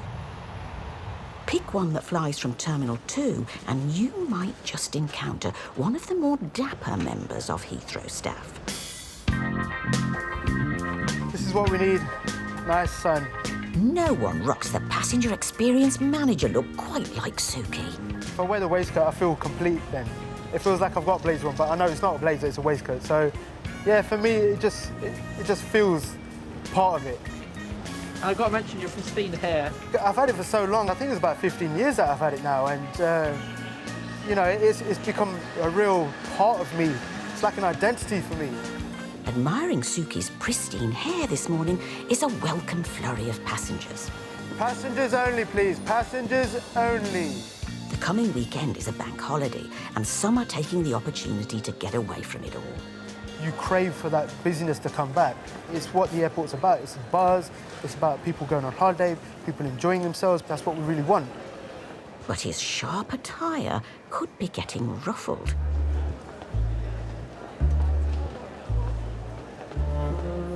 Did you say unattended car on the forecourt? Can't be en route now. For vehicles to be left behind here, it's not a good sign because anything could be in those vehicles. So we'll just head over and we'll have a look. Ah, it's just here. Is it this one here? There's no one in here at all. I tried to look for a policeman, but there's none there. They've all gone inside the terminal. Right. For security reasons and to ease congestion, the forecourt at Terminal 2 is strictly for drop-offs only. It's currently the only free drop-off airport in England. If you do need to hang around a bit longer, then there's the short-stay car park, which starts at £5 for half an hour. For some, though, the prospect of free parking is too enticing. We'll give it a couple of minutes and then we'll see if someone comes back for the actual car. No. He's running for something else. With the car presenting not as a security threat, but more a parking hindrance, Suki needs to get it shifted to allow more space for bank holiday travellers. See, as you can see, it's starting to get busy now and you're getting people parking on the other side, which you shouldn't really be doing. So I'm gonna call it in and see if we can get them out here. So right now I'm calling APOC. APOC is our airport control, so we go through them for everything that we need, any emergencies, any non-emergencies, any support that we need regarding issues like the vehicle behind you. Please hold the line, do not hang up. We will answer your call as soon as possible. Thank you for holding. APOC has an emergency and a non-emergency number, which seems to be incommunicado. Perhaps Suki will have more luck calling in the police directly. I can't find his number now. You can't find? I'm trying to find the number for Police Heathrow. Oh dear. Here we go. There is a lot of pressure because you've got to try and act quickly as possible, and getting the communication out there as quickly as possible does help as well. Welcome O2 messaging service. No, that didn't work. I'm gonna give Landside Ops a call. Here we go. Lima Base from Echo 5.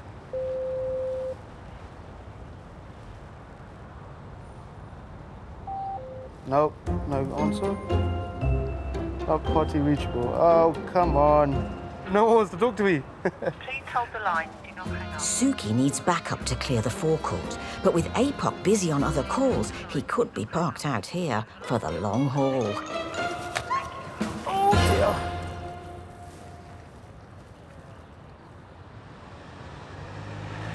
Please hold the line. Do not hang up. We will answer your call as soon as possible. Thank you. On the Terminal 2 forecourt, passenger experience manager Suki is trying to get through to airport control to help shift a car that's illegally parked. Come on in, airport control. Hi, Airport Control. I have a vehicle in Terminal 2 forecourt that's just been left here. There's no one in the vehicle itself. Yeah. Okay, we'll get the lemurs out. Thank you. I'm standing outside. Thank you. All right then. Cheers. Thanks. Bye-bye. Before the lemurs, aka landside operations, show up, the police arrive. Is the registered keeper local at all? No, he lives in E11. So they're going to do their checks to make sure see if the vehicle's been stolen or if it's been involved in a crime. And then once they've done that, they'll call for their tow truck to come. Tow truck will come and then it will lift it up and just take it away to their impound. Yeah, we'll lift it, take it back to the pound. Now the driver faces a hefty £150 removal fee. Do you think somebody's going to come running out and go, what the hell? Nah, they won't now. Definitely not now. Carry on, you can carry on, man. That's yours. We found the owner. So this is your vehicle, madam? Okay, why have you left your vehicle here? I thought I'm allowed to park it there. Sorry? Am I not allowed to park it there? There's a sign there that says you'll get your vehicle towed away.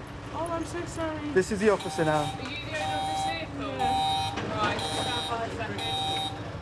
I'm so sorry, I didn't. Madam, this is not a car park. You need to understand this is a security risk. Vehicles are not allowed to be left here whatsoever. Okay. You know. Okay, what can I do? I'm sorry? What can I do now? It's got nothing to do with me now. It's got to the police now. Right. Stand here a second. You're lucky. He's not towing it. Okay. If your wheels were up on that, he would have been towing that away, and you'd be paying not only the release fee £50, you'd be paying the fee for here for leaving it. You don't leave your car here, I'm telling you. It looks like it's this passenger's lucky day.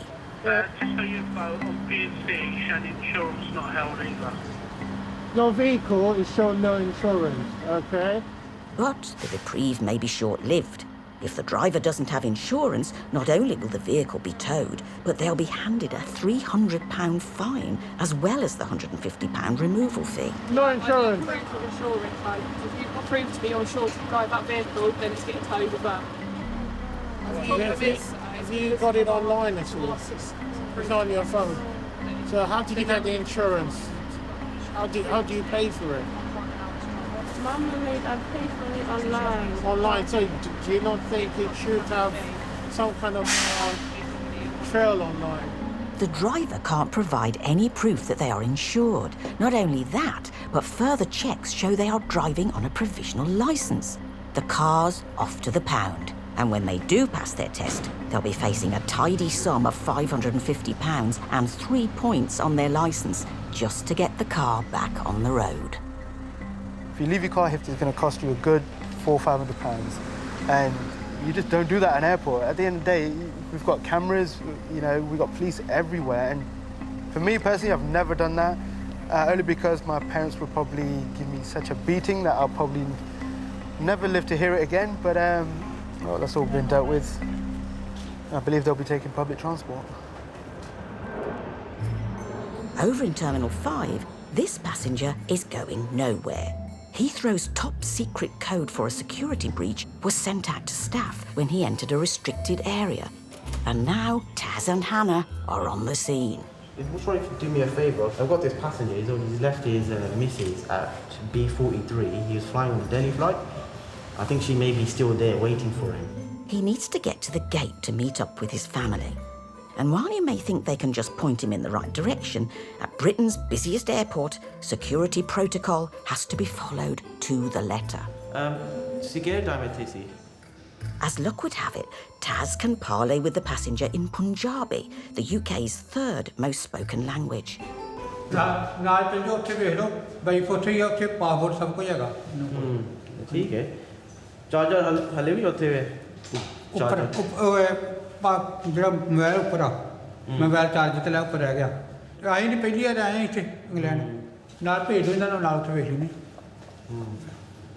Hannah, could you have a look at the charging points? See if there's any charges there for him. Do you think he's left something there? That's why he tried coming back, because he left his Huawei charger.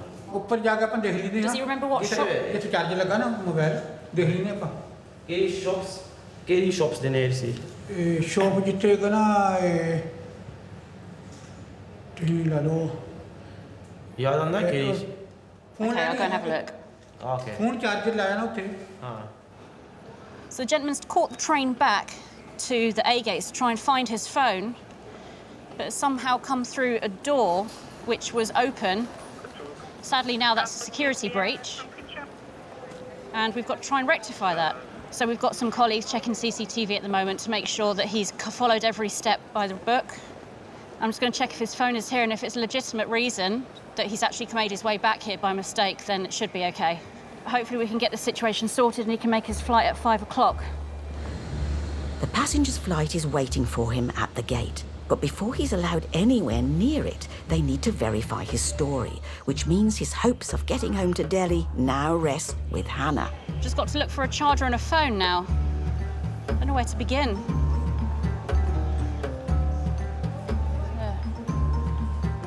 Is this yours?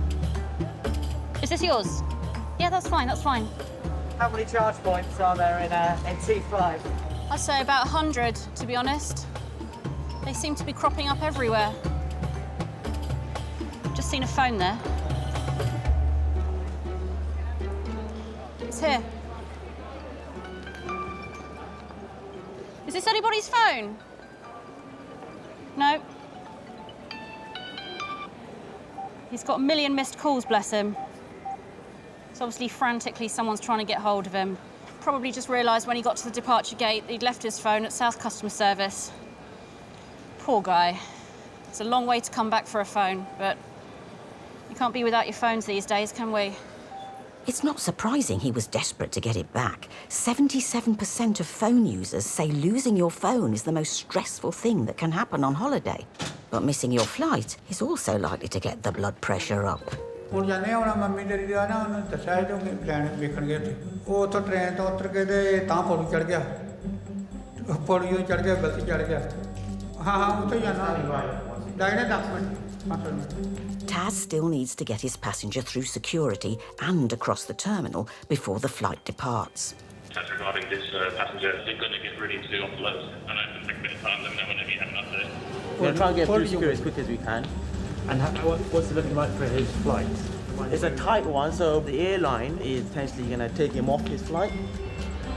At the gate, the last flight of the day to Delhi has started boarding. If he can't get there sharpish, the airline will offload him, meaning his luggage is removed from the plane and he'll be stuck at Heathrow until tomorrow. Aaron, just a quick one. Are you able to speak to the airline? We're just going to take the passenger through security. Yeah, the airline willing to wait? Yeah, Roger, they're just boarding at the moment, Taz. So we've got a little bit of time, but we're literally minutes. It's a bit of a rush, but we can do it. We can do it. Fingers crossed. We're going to have to power walk it. I'll see you jaldi tour ke jana chahiye. Thanks to Taz and his conversational Punjabi, you'll make it for your flight. The passenger can board the flight to Delhi with his family. He was very thankful. You see a lot of passengers from different walks of life, different countries. They speak different languages, and just having that communication where you're able to establish that, it's wicked. It's a great skill.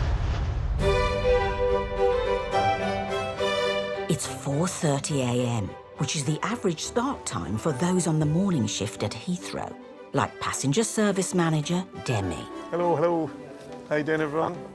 Demi is clocking on, and before his first brew of the day, there's a new ritual. Come for my tests? a COVID test. We have a colleague testing centre. Any of the staff can come in, keep themselves safe, everyone else safe. So you do 5 cycles each nostril. Shouldn't take too long. I think they only put it up the nose now. I think they don't stuff it down your neck now, so it's a lot more pleasant. Oh, not what I'd call pleasant, but each to their own. Hopefully you should receive your results within 20 minutes to half an hour. Lovely, thanks, mate. All right, thank you very much, lovely. sir. Have Thank a good you. day. Cheers, you too. My eyes watering. While staff can test at the airport at any time of the day, passenger testing for foreign travel is much stricter. And the changing entry requirements around the world are enough to make your eyes water, even before anyone's been near you with a swab. Take a moment. So those brave enough to travel during these testing times need to make sure they swat up on the rules and regs before arriving at the airport. I wouldn't like to even hazard a guess at what test types you need. If you go on the government website of the Channel Islands, it will have destination-specific advice. Joel is the senior site manager for Express Test, Heathrow's in-house testing centres. Yeah, it's difficult. You think you've kind of understood the green list and what is needed for what country, but it changes again. And to be honest, there's so many different countries, so many different rules. I need him to know whether he needs a PCR or a lateral flow to get into Holland. Can you explain that in Bulgarian for me? Yeah. It's almost an impossible task. The onus has to be on the customer to kind of understand their individual circumstance and make sure that what they're doing is correct. 70 hours, yeah, that's what I want. Express Test offers a smorgasbord of test types. Standard PCR and antigens, certifiable fit-to-fly tests, and arrival packages for green and amber countries. I need your help, please. OK, no probs. There's a customer kicking off round there, so... I'll go round. Yeah. OK. Do you know what the situation is? No. But with the new international entry system taking just 16 months to cobble together, it's inevitable that some passengers may make mistakes. And Joel is the friendly face on the front line when confusion reigns supreme. Hello. Now we have a problem. Do you want to have a chat? See if we can solve it? I'm being told that the test that I purchased is not valid. Okay. So I'm thinking that something in the legislation changed in between the time that I purchased the test and now. And Express Test did not update me. These passengers have arrived from Tel Aviv in Israel. OK, so it's an arrivals test, is that right? Yeah, I purchased it 3 times for the 3 of us. OK, let me just have a look at that. I'm not going to throw this test and just waste my money. No, of course. So there you go. We've got test only, we've got fit to fly, and we've got arrivals test. And you've booked a test only. I went through the prompts on the website and I picked a test that was offered to me. Okay. Coming from a green country. To be honest, Why does it matter if it's the same test? We just need a PCR test. Everyone entering the UK, even from a green country, must complete a Day 2 arrivals PCR test. The results of the test are linked to information provided on the passenger locator form, which is there to track and trace potential new COVID variants. The test this passenger has bought is a standard test only, and while it is the same physical PCR test, the recorded results won't be linked with her journey from Israel. So essentially what's happened is you've booked the wrong test, unfortunately. So the 2 options you've got are, we can do the test that you've booked. It just means that our side of it won't update the right pathways, or you can apply for a refund and take the new test out. That's what you can do. Why are you not just doing the test? It's the same I'm test. trying to. It's the same test. Go through I'm trying to find the solution. That's the solution. Do the test. It's not Joel's responsibility to enforce a correct test on someone, but having the wrong test could bring with it fines of £1,000 per person should the Home Office drop in on you. And as this passenger has incorrect tests for her companions too, it could add up to a hefty sum. You know what? Let's just do this test. Yeah? Let's do that test. If you are stopped by anyone for any reason, you've still got the result, but it may not meet legislation. So let's do that. Yeah. I said to the customer that there's laws that you have to obviously adhere to, and she's going to take the risk and just have this test, but yeah. This whole experience is just excuse my French, So I come from a country who's just finished with the pandemic and we're waiting for the rest of the world to catch up. And where I'm from, the COVID tests are extremely cheap. So the solution is I'm going to take my test that I paid for and I'm taking the risk. So if I get stopped, Put your head all the way up. Perfect. COVID has ruined the fun of going through an airport and getting on a plane. There's some tissue on the side if you need it. It's a stressful environment, but it's kind of why I like it.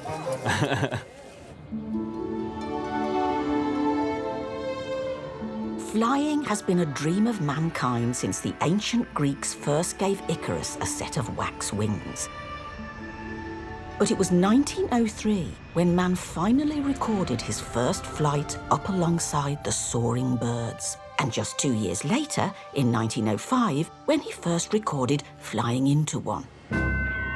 Since then, bird strike has been an ever-present, ever-evolving threat to aviation. And it's estimated to cost the industry over £1.5 billion in damages worldwide every year. One of the most effective methods for reducing the risk of bird strike is bird management. Use that siren number, it just gives them a different sound. And on the airfield, this job falls to a man steeped in Heathrow mythology himself, Airside Ian, of the Airside Safety Department. So there's those starlings there, so I had a report earlier on from one of the aircraft, so just keep an eye on that. If there's as much as a talon touching down on Ian's 3,000-acre turf, he's gonna know about it. An airfield should be a hostile environment for birds. Do you think a bird can go through to the engine can stall on takeoff? It can actually end up crashing, and obviously it can end up with loss of life, so we try and make it as bird-free as possible. With so few planes in the sky, it's easy to assume bird strike would be a low priority for the airport. But over the pandemic, Ian's job has become even more critical. I think there's a distinct increase in crows. A fair few red kites had come. There's an increase in pigeons. With restaurants and cafes closed by lockdowns, the lack of waste in the street means easy food sources have dwindled for urban birds. As they forage further afield for a bit of grub, quiet airfields can offer both food and safety, so vigilant ground patrols are essential to prevent birds settling and nesting. So obviously you can see the starlings, they're just in the grass, can't really see them. If left unchecked, growing populations could lead to a higher risk of bird strike when international travel opens fully at the airport. So Ian is authorised to bring out the big guns. What we've got at the moment, so this is a vari pistol, cartridge, 12 gauge, and it just has a projectile in there, and that projectile will go up and then explode.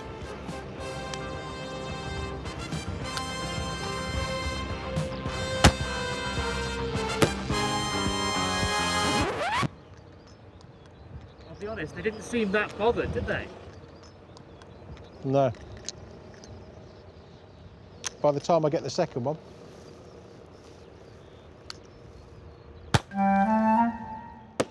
The problem for Ian is that these stout-hearted starlings have become impervious to his pyrotechnics. So bird management boss Sonny wants to give his #1 airside operative an artillery upgrade.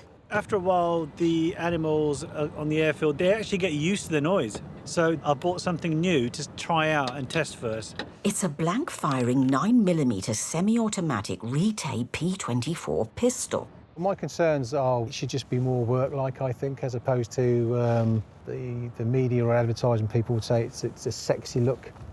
It certainly wouldn't look out of place in 007's grasp. For the test, Sonny will be assessing whether the gun makes a large and distinctive enough sound to frighten their feathered foes. Fire 2-3 bursts, right, and then stop. Okay. While for Ian, this is just another string to his already decorated bow.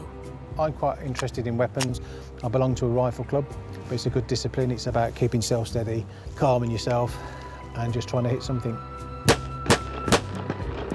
The films I watched as a child, I had loads of toy guns, it was just part and parcel of the 60s. Firing a hole. And they've just progressed from plastic toy ones to firing real ones in a controlled, safe manner. In terms of the noise, well, that's good. Dispelling wildlife, very good. I reckon we can make that weapon a success. So, with thumbs up from Airside Safety's very own Q, it's time for Heathrow's aviary agent to go into action. And the birds won't know what hit them. But it won't be a bullet, just be noise. While birds flying onto the airfield may be surprised by what Ian has in store for them, passengers travelling into the country may be equally surprised by what awaits them in immigration.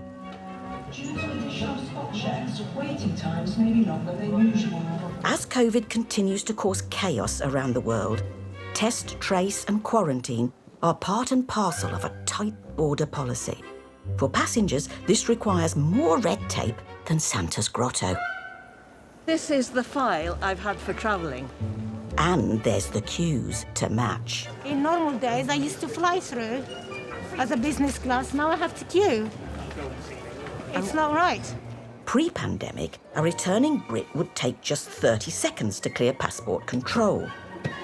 Today, the additional workload for Border Force officers means it's 15 minutes. It's the process. They've got loads of checks to do. They've got the locator 4 and the PCR test. If it's an amber list country, they have to do 2 and 8 day tests and they have to self-isolate. They've just got a lot of documents to prove to immigration.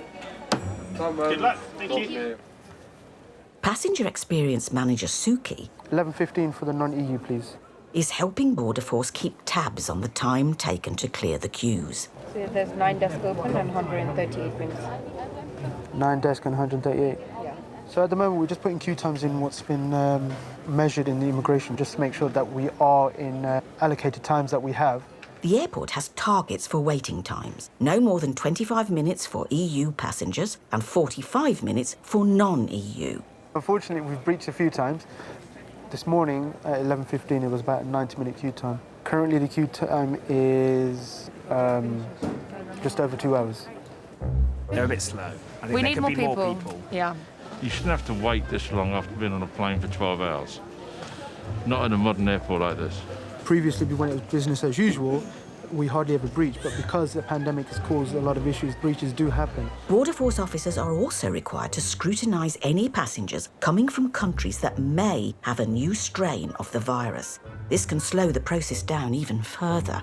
Let's say Germany had a new variant. If they come into England and they're from Germany, it will be a hit on their system. That means they have to come off the desk, they have to take the passenger away again and put them in a triage and then start doing paperwork. That's just an example. So it can be tricky for an agent to be dealing with all this.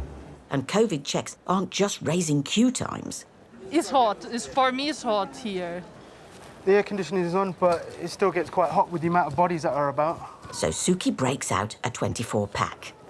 Anybody want some water? You want some water? Yeah, please. Yeah? It's water, yes. Not beer. But for one passenger, her temperature has reached critical. You want a screen? We've got a lady just fainted over in the E-gate section, so we're just trying to get a screen so it just blocks anyone else's view.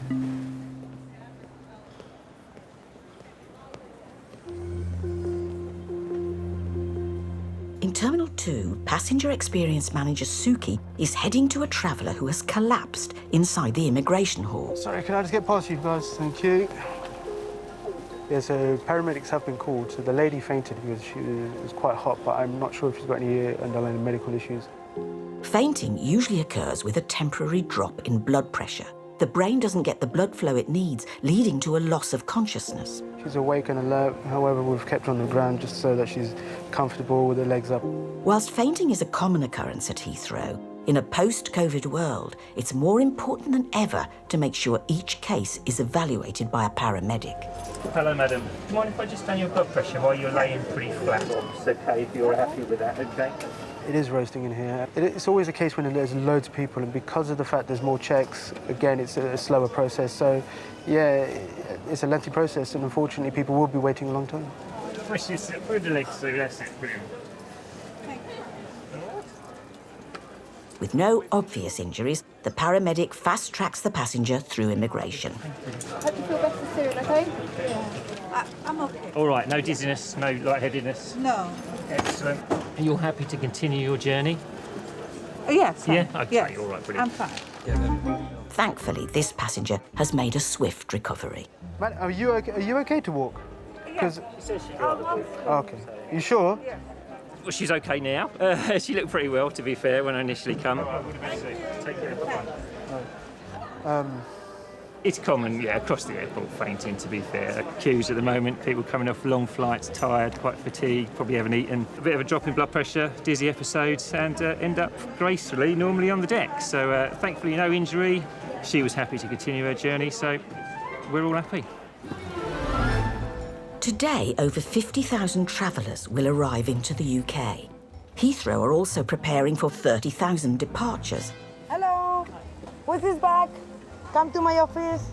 And security officer Estefania is on duty in Terminal 2 conducting bag searches. Is this your passport, madam? Oh my God. Chu Chi Chuan? Chu Chui Chuan? Is yours? I was calling you. How you pronounce your name? Chu? Jochun. Oh my God. Okay. Despite best efforts of Estefania and her colleagues, oh, I like your master. there isn't much for passengers to enjoy here. In fact, nearly half of all travelling Brits say it's the most stressful part of the journey, as they surrender their hand luggage to the scrutiny of security officers. So is this yours? No. No? All right then. That stress no doubt increases if you find some of your belongings are on the list of restricted items. So you forgot all your liquids inside of your bag. This is too big. This is too big, sir. Too big also. Since 2006, liquids have been restricted to bottles under 100 ml that fit in a 20 by 20 centimetre bag. It's hand wash. I know, but it's liquid. Okay. But the definition of what is and isn't a liquid is rather fluid, including gels, sprays, pastes and creams, which may explain why skincare products, deodorant and makeup all feature in the top 10 of confiscated items at UK airports. Oh my God, that's amazing. Oh my God, that's gonna be a big tragedy. Oh my God. Are you a makeup artist? No. If you do fall foul of the rules, at least Estefania can help you make the most of your allowance. Is it all going to fit? I don't know. I'm trying my best. I'm surprised sometimes when we are searching a bag and for one person people carry makeup for 20 people. It's incredible. I have in my purse 1 or 2 lipsticks. Some people, they carry 20 lipsticks. So are you going on holidays or? I'm going to work. I'm a model, so I'm working on an advert for yogurt. I was going to narrow it down, and then I just didn't have time, so I just brought my whole bag with me, and I put it in my hand luggage. Yeah, embarrassing mistake. I'm honestly so You're gonna sorry. make it. No worry, I'm here, okay? We done it. The UK has the 7th largest cosmetics market in the world, worth over £27 billion. And some can't leave a single bit of rouge or lip gloss behind when they travel. 1 bag, So can I check? Can 2 I go back bags outside of and check it in? cosmetics, 3, like 4, 5. How many bags of makeup are there in total? There's a foundation bag, concealer bag, eyeshadow bag. There's different for each part of the faces. There's bags for each part, eyelashes. So I don't know how many in total. Could be about 7, 8 of just makeup. I don't have a makeup regime. I don't wear makeup. I just need it. It's just part of my anxiety, really. I just have it. I don't use it. Oh, wow. So basically, you don't use the makeup? I do. But it helps? No, your I do anxiety? use it, yeah. Just for special occasions, I like to have it there. And it's just a little bit of a comfort just to know I've got all my things there with me. For anyone who isn't prepared to wave goodbye to their restricted items, they can make use of the Mail and Fly service, which will post up to 5 kilos anywhere in the world for £94. You want to post that, yeah? So this passenger will be making up with her makeup in a few days' time. Right. So hand me the stuff that you want. Right, just hand it to me and I'll put it in the bag, yeah? With 3 minutes to her flight boarding, she needs to decide what comes with her on the plane and what goes in the post.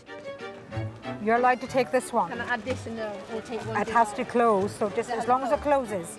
Was in the rubbish? No. She's Sorry. I'm sorry. I thought you said it was empty. I'm sorry. Here. That's all right. Okay. Everything else that fits can go inside this, yeah? Yeah, everything else that fits, everything else can get mailed out. Make sure you walk fast to the B gates, okay? Run.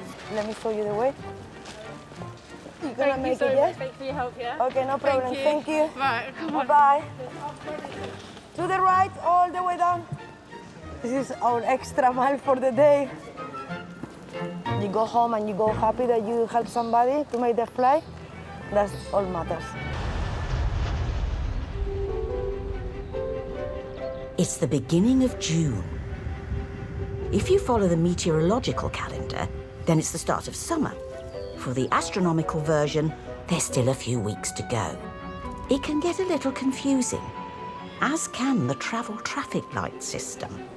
Is it red or amber? Red. So you've got to go into the red list. No, but he was coming to Singapore. So if he's been in Indonesia 12 days ago, then he can go with Singapore green. Currently, for these passengers, there are only 11 countries on the green list, with 165 amber and 54 having been given the red flag. Regardless of the restrictions, passenger numbers are on the increase, and with more people, there's always a little more mischief. Duty Officer Jonathan Shard. Hi, Kev, how are you? Ready to respond to any trouble in the terminals is Inspector Jono and his number 2 in charge, Sergeant Les Dawson. These officers are part of SO18, Aviation Security Operations. Well, that's straight. A specialist unit of the Met, providing policing and security to Heathrow. We will never admit to being plane fans or plane spotters, ever. But needless to say, you know, if something unusual comes in, I'll tell you what is unusual, Les, you've seen this new ANPR camera. As the airport is a major international transport hub, SO18 are integral to national security. Everything all right? Morning. But keeping a beady eye out for serious threats while being an upbeat Bobby is a balancing act Jono is well accustomed to. Your glasses, how they stay still on your head when you're moving around? Years of practice. It's one of those things I hardly need them, but every now and again I do, and if they're in a pocket or whatever, they get broken, so, yeah. The first call of their 12-hour shift takes them to Terminal 5. No, stay here. I say no more space, thank you. Les has come across a distressed member of the public who may have been a little short-sighted herself. So Nissan... Nissan, sorry, which one? Grand? After waving off a passenger, she's returned to the forecourt to find her minivan is nowhere to be seen. My daughter, she's 16 and yeah, she was not in confidence, so I had to check. Everything is okay and, you know, coronavirus as well. And we asked the long stay for space and they say, no, you have to go in short stay. I said, well, I need to stay a long time. So they say, it doesn't matter, you know, it's not my problem or blah, blah, blah. And now I'm no car. You know where it's gone? Sergeant Dawson doesn't need his investigator's cap on for this common caper. Delta 32, just by the airwaves. Yes, go ahead, Tom. Yeah, just a quick one. Has anyone lifted a car today? Nissan L Grand. Yes, I've removed Japan, 9 o'clock, untended. OK, so it's been taken to our car pound. I know it's really difficult for you. Thing to do, go down to our police station, I'll tell you where to go, and they will work it out with you to get the car back, OK? You know, I pressed the button for the long stay and they say no more space, you have to come up here. She's okay. only 16, you know. Yeah, I understand. An empty forecourt may look like an inviting place to leave one's car for an emotional adieu, but security around these areas has been tight ever since the terror attack at Glasgow Airport in 2007. And any unattended vehicle will be towed by the police and the owner treated to a £150 ticket. OK, my dear, this is our police station. So we're just there at Terminal 5. I've told them that I've spoken to you. There probably will be a fee, but they'll work it out with you and then they will get the car back and bring it there for you or take you to the car. Here? No, I'm afraid not. I have to go to the police station first. Okay. Yeah, I'm really sorry. It's one of the things that happens on the forecourt. Unfortunately, we do have to control it. And just to confirm, your daughter's on the flight. That's all OK? She's safe? I don't know. She just gone through. said to me she will go in a fly in a few minutes. Okay, So lovely. I suppose yes. Okay, good luck with that. Thank you. Our main concern is that it could be a threat or a danger to the airport, so we can't leave it there. We'll investigate it and then take it away.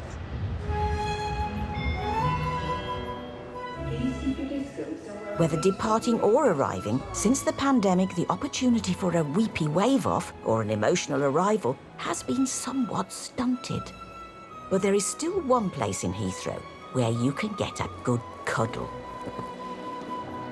I never thought you'd be mine.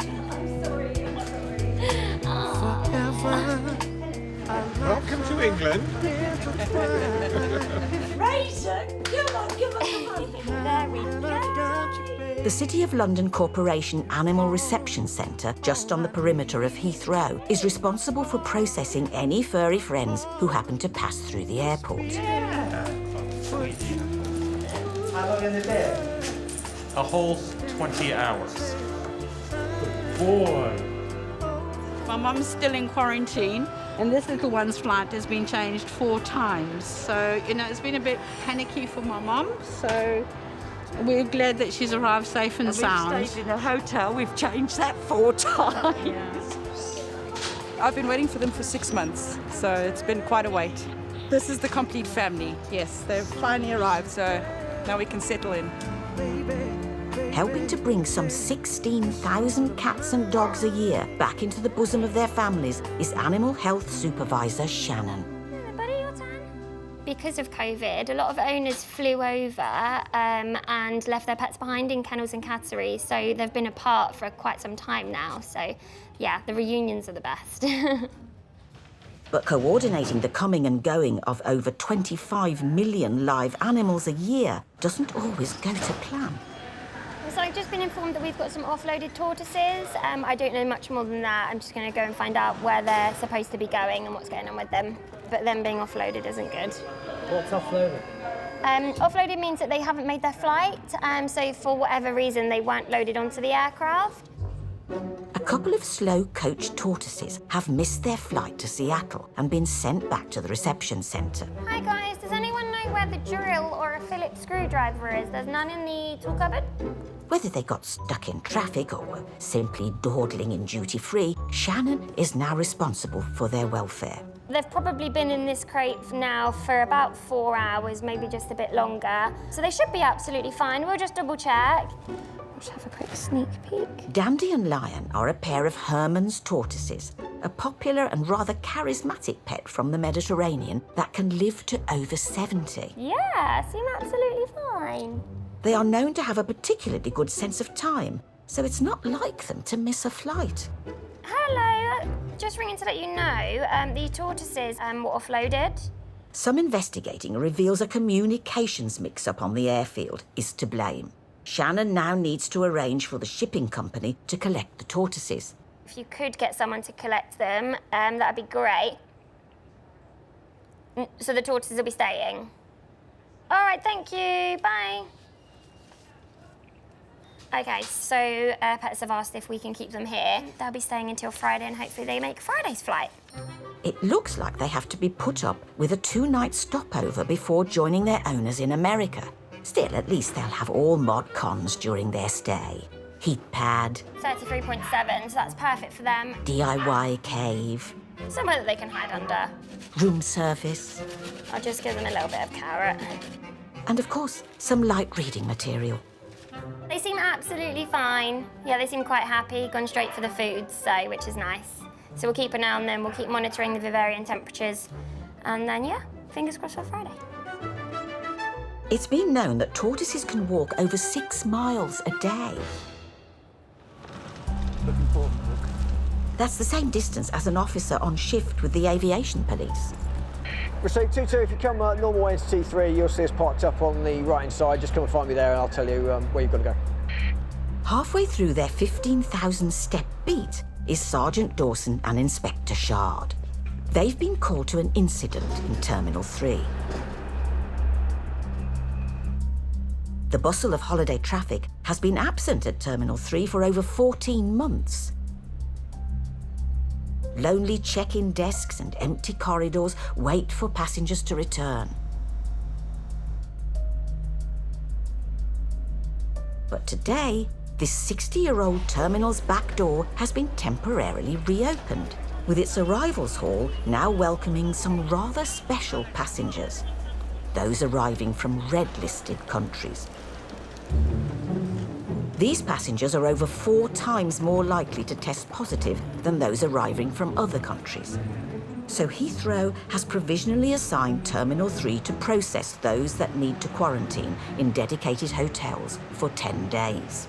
But not everyone agrees with the government's new rules. Legally, if somebody has to be taken to one of the red hotels and forced has to be used, that does fall to us as the police. And that's the lady there, I'm guessing. Before Sergeant Dawson speaks to the lady in question, Passenger Experience Manager Bally gives him the lowdown. Just arrived from Ghana via Egypt. Oh, okay, She hasn't got a hotel booking or anything like that. So I've come in the same way I've gone out, thinking, you know, I'm completely fine. I've got my test book, everything done. This passenger is returning from Ghana, an amber country, which only requires travellers to self-isolate at home. However, she came via Egypt, which recently turned red, meaning a 10-day isolation in a quarantine hotel is now required. They've added Egypt to the red list on June 8th. So that was 2 weeks ago. It was not communicated to me by either the UK government or the airline. You should let your nationals know if they're abroad that it's now been added to the red list. Well, ultimately, it'll be your Egypt responsibility to check that, and you haven't done it. So, I don't think that is my responsibility. These hotels don't come cheap. For this passenger, she'll have to shell out £1,750 for a 10-day quarantine stay, with the government about to raise it to over £2,000. That's equivalent to a 5-star hotel in Ibiza. I have a UK address, a British passport. I need to be able to quarantine in my house because I don't have 1.7k. In certain circumstances, passengers can take out a government loan and pay the money back in 12 monthly amounts. There's a government loan system in place. It's not going to work. I have student loans. I'm not taking a loan for a corona test that I can do for the same price at my house. I'm not taking that loan. Okay, well, going into a 10-day isolation in a government hotel is the law, and you will be required to do that. The bottom line is that you can book the hotels now and we'll allow you to move on, or there is a fixed penalty notice, which I think starts with £1,000, and then you'll still have to go to the hotel. There'll be arrest, you'll go to a police station. An arrest for what? For breaching the COVID regulations. I didn't breach the COVID regulations. My dad's waiting outside for me. I'm going home. No, you're not. I'm going home. I'm telling you now, please start getting used to the idea that you will be going to some kind of isolation. I'm going home. No. The lady seems to believe that ignorance of the law is a defence in some way, so I've explained to her it isn't. I don't know what information she's been given by the airline or a travel agent, but ultimately that's the way the law stands. She must isolate.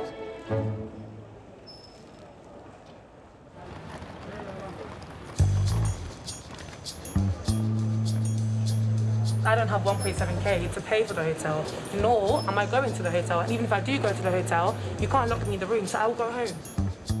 In Terminal 3, police are at a standoff with a passenger refusing to isolate in a quarantine hotel.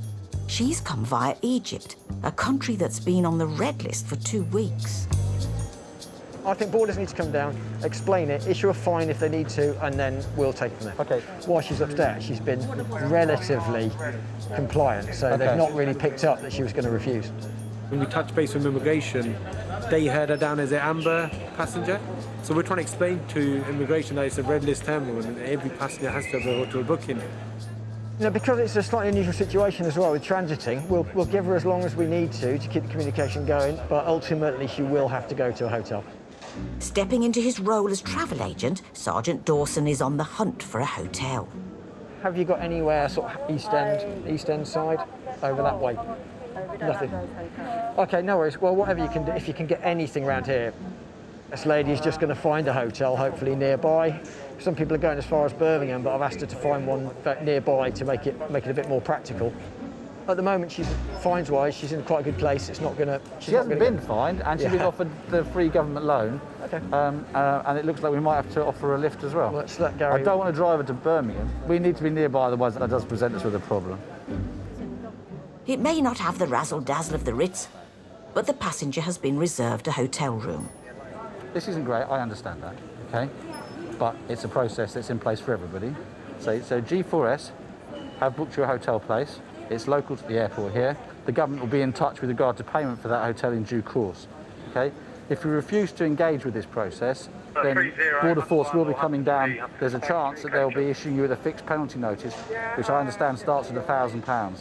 And as a result, you'll still have to pay for the hotels. If there's something that I'm paying for, the hotel should be there. Well, it's Hackney, London. That's my only request at this point. Well, it's already booked. Where?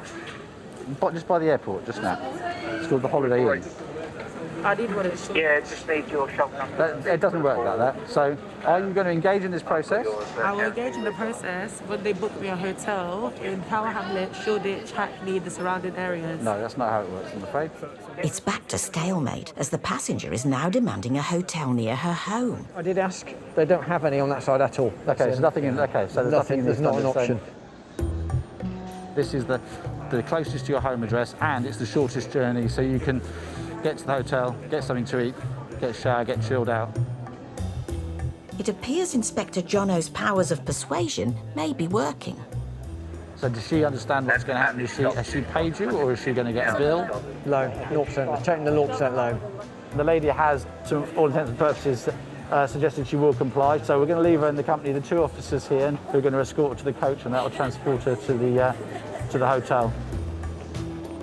The passenger finally decided that a 10-day quarantine stay in sometimes sunny West London was preferable to an arrest and a fine.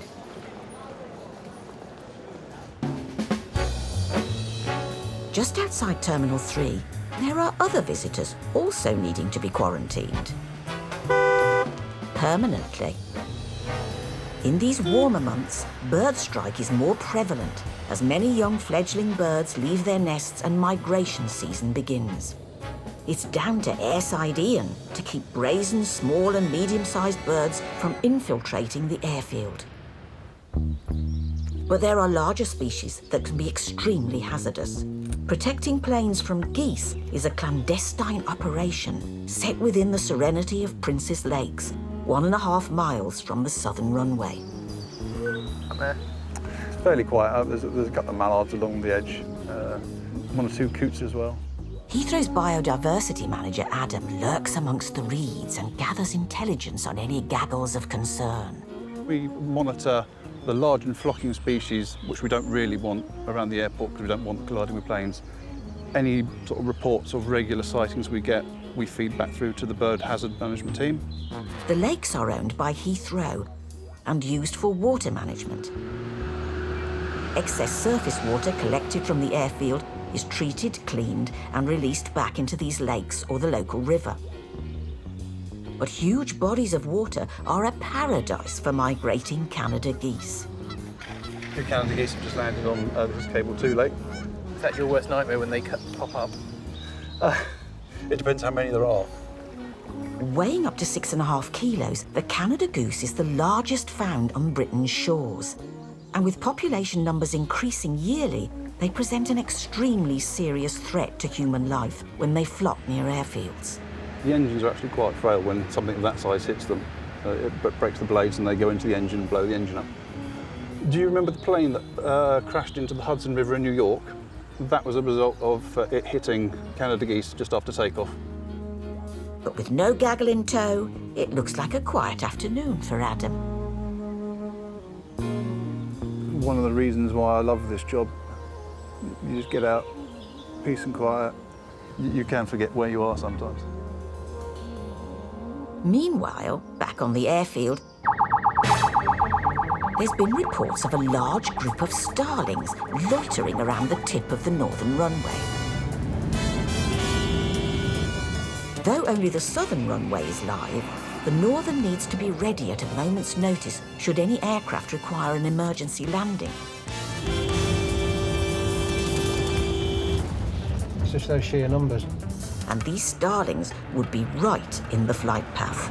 This is the end of the runway, so this is the threshold. So this is the approach for the aircraft coming down there. But at this point here, if you've got a flock of birds, they lift the amount of starlings you're going to get lifted together as an aircraft's coming down, so you've got this effect.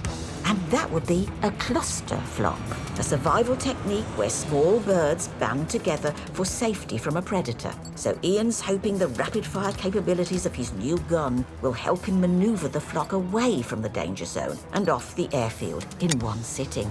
We've got the catcher, so we're not going to get the FOD issue. Let's see how it works with the birds. The risk is no exaggeration. In 1961, the most fatal bird strike in American history was caused by a flock of 50-gram starlings peppering the passenger plane. Of the 72 on board, only 10 survived.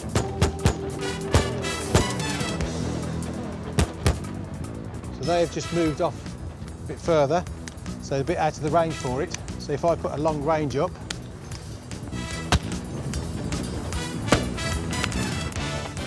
Ian sent the starlings packing. And the northern runway is now secure thanks to his new semi-auto.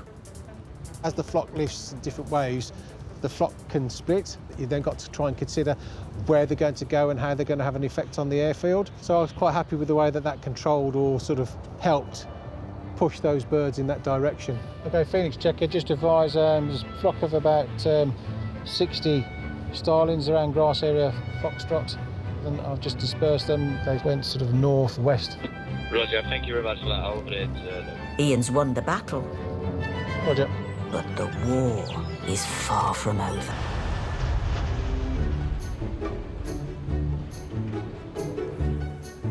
Terminal 2 cost $2.5 billion to construct.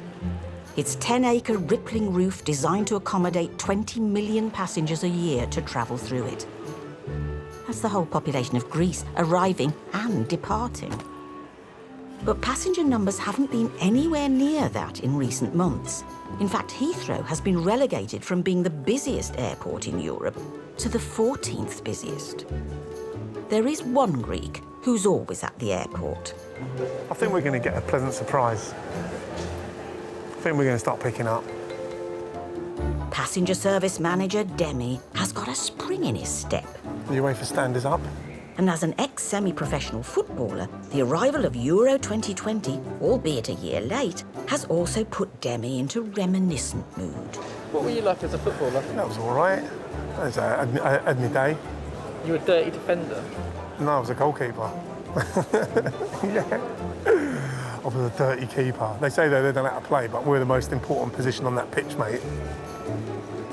Restrictions on travel may have curbed the movements of the international footy fan, but the beautiful game is not the only sport in play today, with some springboard specialists in town. We are the British junior diving team, and we're heading out to Croatia, Rijeka in Croatia, for the European Championships. How many of you is there? There's 18. So who's the star? The coaches and the team manager in general. Oh, good answer. These 12 divers are some of Britain's brightest, all hoping to follow in the golden footsteps of Tom Daley. But it looks like head coach Julian is worried about a potential belly flop with some last-minute paperwork. Everything okay? Yeah, no, it's just a frustration because, you know, obviously trying to travel with groups at the moment is really tricky. And we spent hours doing the COVID test, doing all of the location documents to get into the country. And when you've got a team of 19 people and you've got to suddenly, before a flight, fill in 19 sets of passenger locator forms. But we were never sent one of those things, isn't it? Government guidance for trips to Croatia states that passengers need to fill out their locator forms before they travel. So what time's your flight? Two sets of people stuck on the motorway because of rain. God. So how much time have you got here?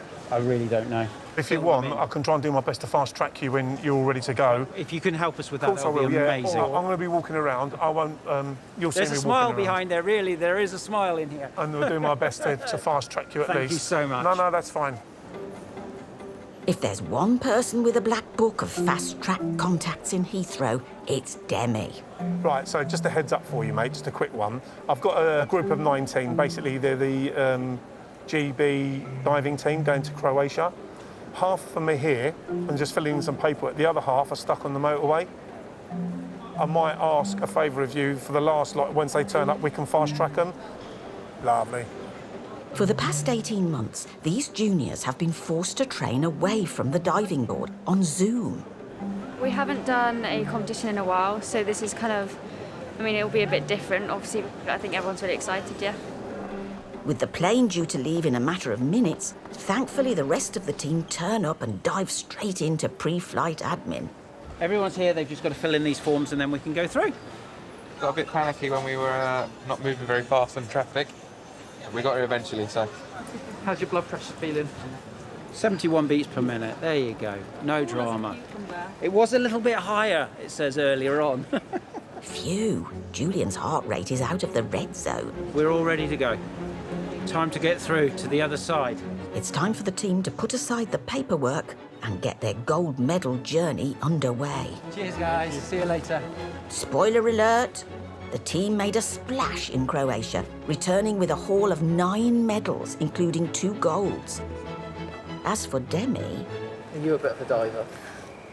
A diver? Yeah, water bomb diving, that's about it. That's all the diving you'll get out of me. Outside on the airfield, one person who may not take too kindly to playing the fool in the pool is airside Rachel. Rachel is an officer with the airside standards team and has been working at Heathrow for 30 years. Safety never gives a day off. I'll never say sorry for asking someone to work safely so they can go home to their families. I haven't changed, no, I'm still Rachel. I'd like to think I'm maybe a bit softer. Hello. Really, technically, being mum here, there's a crossing there. Yeah, okay. Thank you. Thank you.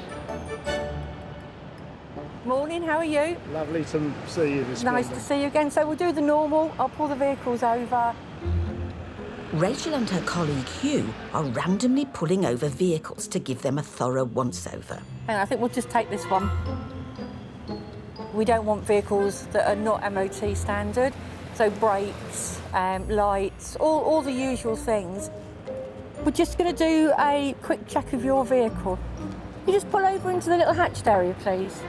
Every driver must do a daily inspection of their own vehicle. It's just a double check to make sure that they look after the vehicles while they're driving, things aren't falling off. Have you checked the vehicle today? I just quickly. OK, Hugh, off you go.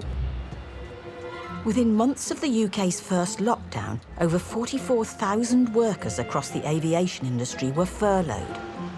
But with staff returning to work, it's Rachel's job to find out if any of them are a bit rusty in airport protocols. Well, they come back from furlough and they've got out of the habit of remembering to do stuff. For me, it's always about the education and just reminding them, re-chipping them, I call it. What are you looking for, Hugh? Tyre condition, any tyre wear? So far, everything seems in order. Rachel, do you do the tyre checks as well? Do I do the tyre checks? I know. That's what Hugh's for. My friends are going to eye roll, but I know where the petrol goes. And I know where the bonnet is and I know where oil goes. But I leave it to the experts. Hugh immediately gets stuck in and spies a problem that neither the driver or Rachel would have spotted. Right, his near side rear tyre's got a nail in it. You need to get that tyre looked at because there's a potential puncture. You need to give the boss a ring and say that Rachel stopped you and you need to get the rear tyre fixed ASAP. These vehicles go on the aircraft stand. If it was to get a flat and it needed recovering, you know, that could delay the aircraft pushing, which is what we don't want. We want the aircraft to go on time. You know, if you're on holiday and you're sitting on an aircraft because you're waiting for someone to move a minibus, I wouldn't be too impressed.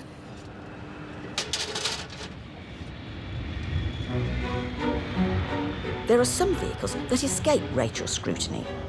Airport police carry special driving permits that allow them to access all areas, including the apron. However, at Heathrow, planes rule the roost, and even Inspector Shard and Sergeant Dawson have to be on the lookout. Good. They might have over 48 years of experience between them, but sharing the taxiways with 7-storey high aircraft is still a challenge. I'm just going to duck in here so that he knows. Who has priority, the planes or you? Always the planes. Always the pain. Though, to be fair, some of the pilots do stop and wave you through and you go, no, don't do that, because I'm just going to get into so much trouble. Of course, trouble is what the aviation police deal with best. Let's go straight past here. I get past the aircraft. You can go past on the side here. Les and Jono are on their way to meet a plane arriving from the Middle East. A passenger on board matches a name on the national watch list. I think you just go to the edge. You've got plenty of space on the left. This list has passport numbers of those wanted for crimes across the UK. So wherever you check in for a flight, if you're on the watch list, Heathrow's border force will alert the police. Can you just quickly shout at somebody, the person coming on the flight, do you know what they're wanted for? Oh. Oh dear. Well, that sounds like someone's going inside, so, okay, cool. Right, that's helpful, thank you. Was for dangerous driving. So he's being recalled, which suggests there'll be some time at Her Majesty's pleasure at the end of all this. Due to the seriousness of this offence, a second team have been called to assist in the arrest of the passenger. What we got, guys? Anything griefy? Yeah, so he's wanted for breach of court order back in Manchester, and he's got weapons markers for assaulting someone with a slipper and a fan. But he's definitely on board. Yeah. Bring him forthwith before the Crown Court at Manchester Minster Street. The arrest has to be managed carefully to ensure that the other passengers are not at risk. The aircrew will ask everybody to remain seated, and then we'll approach the seat number we've been given. And if it's a gentleman, we'll ask him to leave the aircraft first, get out of everybody's way, and then let the aircraft disembark like normal.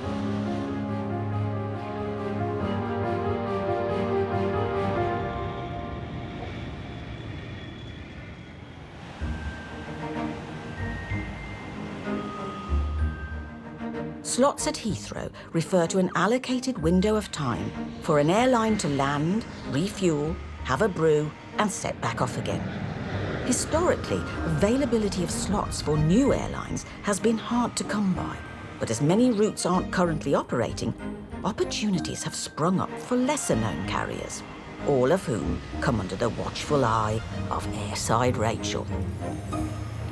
So we're going to go now and we're going to watch Logan Air coming in from the Isle of Man, and it's an ATR, which is an aircraft that has propellers. Despite being less than a third of the size of an A380, this 48-seater ATR 42-500 plane is refusing to be outshone by the big boys of Heathrow. With its unique tartan tail registered at number 11,744 in the Scottish Register of Tartans, it's always a sight to behold when this flying Scotsman touches down. Of course, the thought of stepping on board doesn't fill everybody with joy. I'm a really bad flyer, so I much prefer a larger aircraft.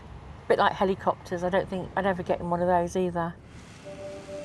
Fortunately for Rachel, her work keeps her feet firmly on the ground, as she'll be overseeing the plane's 1-hour turnaround.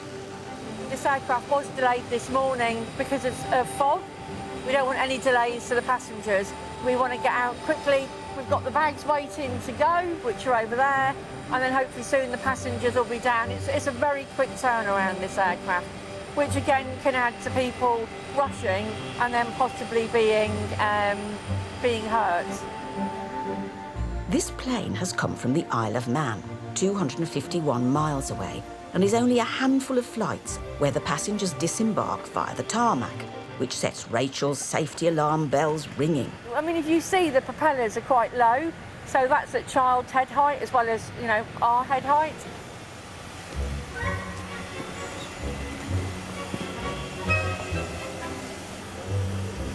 You're right there.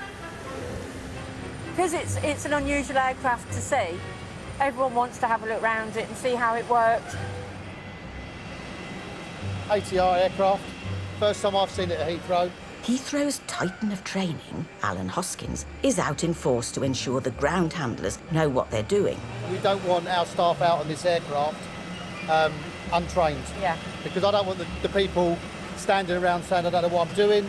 I don't know how to do this, I don't know how to do that. One, it looks bad on the company, and two, obviously it delays the customer's bags. This propeller plane holds fewer than 70 suitcases, but how to get those suitcases is causing some confusion. That's the captain. His hatch is open.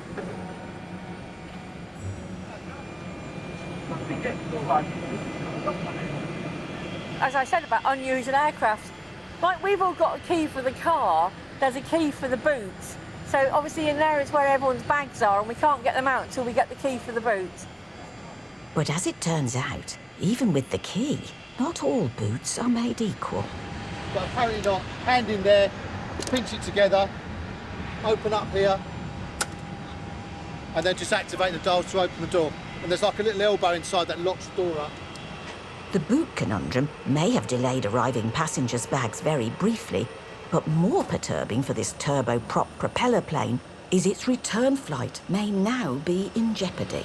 So they're saying humidity is really high, 100% humidity. And what's the temperature? 13 degrees, it's cold. It is cold. Oh, that's not good at all. What, is that what it's been blown? Yeah.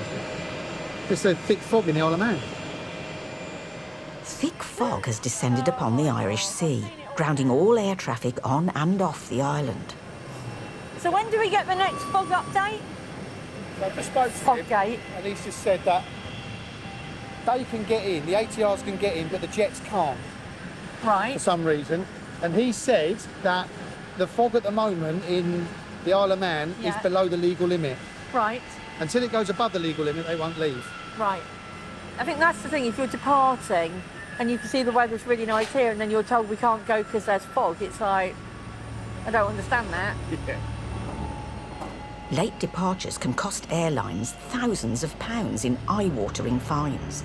With bank balances hit hard during the pandemic, airlines can barely afford any extra costs or delays. He's had a message to say, really bad weather in the Isle of Man, stay where you are. So this should have gone now. Sadly, this plane and its departing passengers are going nowhere. At the other side of the terminal, a plane has landed with a passenger on board, wanted by the police. Crew have just turned up. We're looking good, 564. Every day, Heathrow's aviation officers make numerous arrests on arriving and departing planes for varying crimes. I think you wait till it turns into the stand, because everyone's just gone next door. Oh, it could well be moving across that one, couldn't it? Inspector Shard and his team head on board to arrest the wanted passenger. Call him forward, that'd be great, yeah. Unaware of the passenger's reaction, the police have to be prepared for anything and are armed.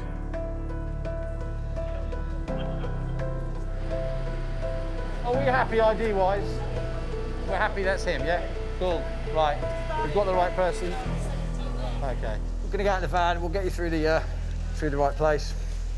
Without any resistance, the passenger agrees to go quietly. So show your passport, get your luggage. We're going to take you to Polar Park Police Station, book you in there, and then I think Manchester's going to come and possibly take you up to Manchester. Just before you get in, mate, can I take your bag off you? And have you got a phone or anything in your pocket, yeah? How many bags have you got, like suitcases? Just two? one. One more? Yeah. One more, no one. Yeah. No problem. Come Can round, I mate. just take that water off you? Is that all Yeah, right, mate? sorry, buddy. Thank You'll get it all back when we go through. All right, grab a seat in there, mate. It's not the best, but it's all right. Having broken the rules of his suspended sentence, this passenger could now face prison for up to 2 years. All right, sorted. He wasn't at all surprised to see us, so he was fully expecting to be arrested when he got off the plane. I suspect they're probably hoping that we won't be here, but when they see us, it's like, right, well, this was coming, so. They know we might be.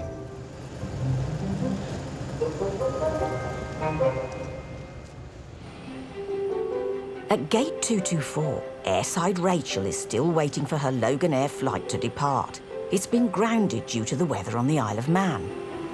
If they've got thick fog in the Isle of Man like they're saying they can't accommodate the aircraft, this will sit here. We've just put the passengers back up into the gate room and they need to wait for 20 minutes and then hopefully the weather might have cleared enough for them to be able to take off. It's like Windy Miller. While safety aficionado Rachel's superpowers don't extend to eliminating the elements, Hi, can I fault a leaking roof, please? she is a dab hand when it comes to passenger safety. Just spotted a leak from the building down, which is where the passengers are going to walk out. Not really how I'd like to get a shower before I go to the Isle of Man. Sorry, it's me again. I forgot to say. Mate, it's me. How many me's do you know? With the flight already delayed by 20 minutes, Rachel has to act pronto, so the passengers are ready to board once the fog clears. I'm on 224. There's something leaking from the roof, water, I think it is. I've rung engineering, but it is really coming down, actually. It's coming down in several places. So what I've done is I've given airfield operations a ring. So I just want to make sure that it is safe, because you can actually see now it isn't just dripping, it's actually pouring down. To me, it seems to be getting worse, not better. It's not how I want people to think Heathrow. I might have to look for a plan B for them. Are you going to be happy bringing the passengers where the water's chucking down from the roof? I don't know, I think they're coming out of there, to be honest with you, aren't they? No, they will come out. No, I thought they were coming out of this door. Ain't too clever, is it? I've reported it. Yeah. Would you like me to cordon it off? So you're calling it off the please. cones? Can do, yeah. Crisis averted with the help of the humble traffic cone, invented in the 1940s, the same era that Heathrow came into existence. Is the fog lifting? Yeah, the fog is lifting because the temperature is rising, but that's as good as There it's we gonna go. get now. So. And with the passenger pathway now clear, it looks like this patient propeller plane won't be fobbed off by the fog any longer. The fog is starting to breeze away, which is good. And so by the time they get back to the Isle of Man, it should be all good for them to land.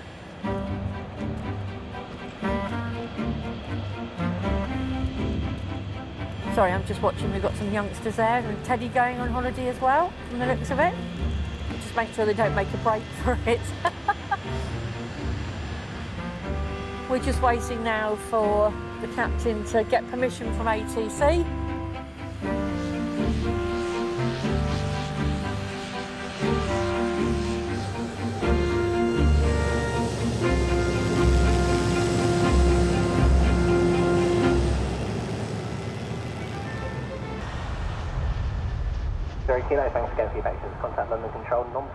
To the untrained eye, today looks like any other quiet summer Sunday at Britain's busiest airport.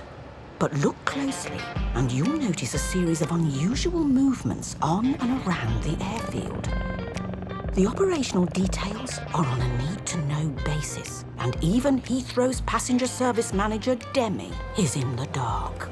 There's so much going on, there's so much behind the scenes. Everything is really, really strict secrecy. Probably don't have time to be dealing with people like me, to be honest with you.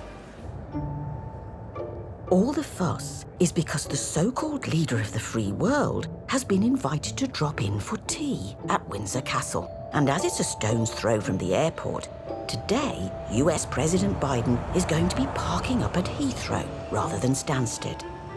But for all the razzmatazz Air Force One brings, touching down at Britain's busiest airport has had its complications in the past. The last time a US president flew from Heathrow was a bit chaotic. 2008, because of such a high-profile flight, there was lots and lots of disruptions. The requirements from George W. Bush & Co. were a lot tougher, such as no flights for 2 hours either side of Air Force One's arrival and departure. And all this back when passenger numbers were at their top whack. 60 flights cancelled, 250, 300 flights delayed. I think 40,000 people affected. Based on that, we're not going to do that again. So basically they've used another airport, but on this occasion, because it's so quiet, probably the effect ain't as bad as what it would be. 118.825. The team in the control tower have had just 10 days to prepare for this logistical challenge, liaising with Metropolitan Police, the Air Police, Secret Service and Marine Corps.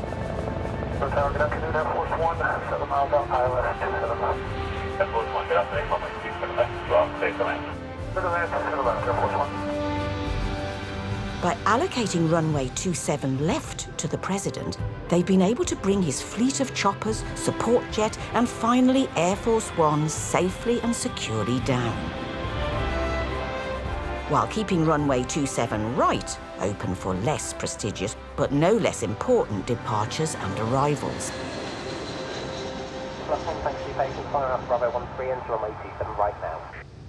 With the nearest Uber 8 minutes away, the prospect of tailbacks on the M4 and no time to lose, Biden opts for the presidential chopper, Marine One, to drop him off at Windsor Castle, which is a bit of a disappointment for passenger experience manager Taz. If the president was here, like, listen, are you hungry? If he's hungry, I'll take him down to Wetherspoons and get a pineapple pizza.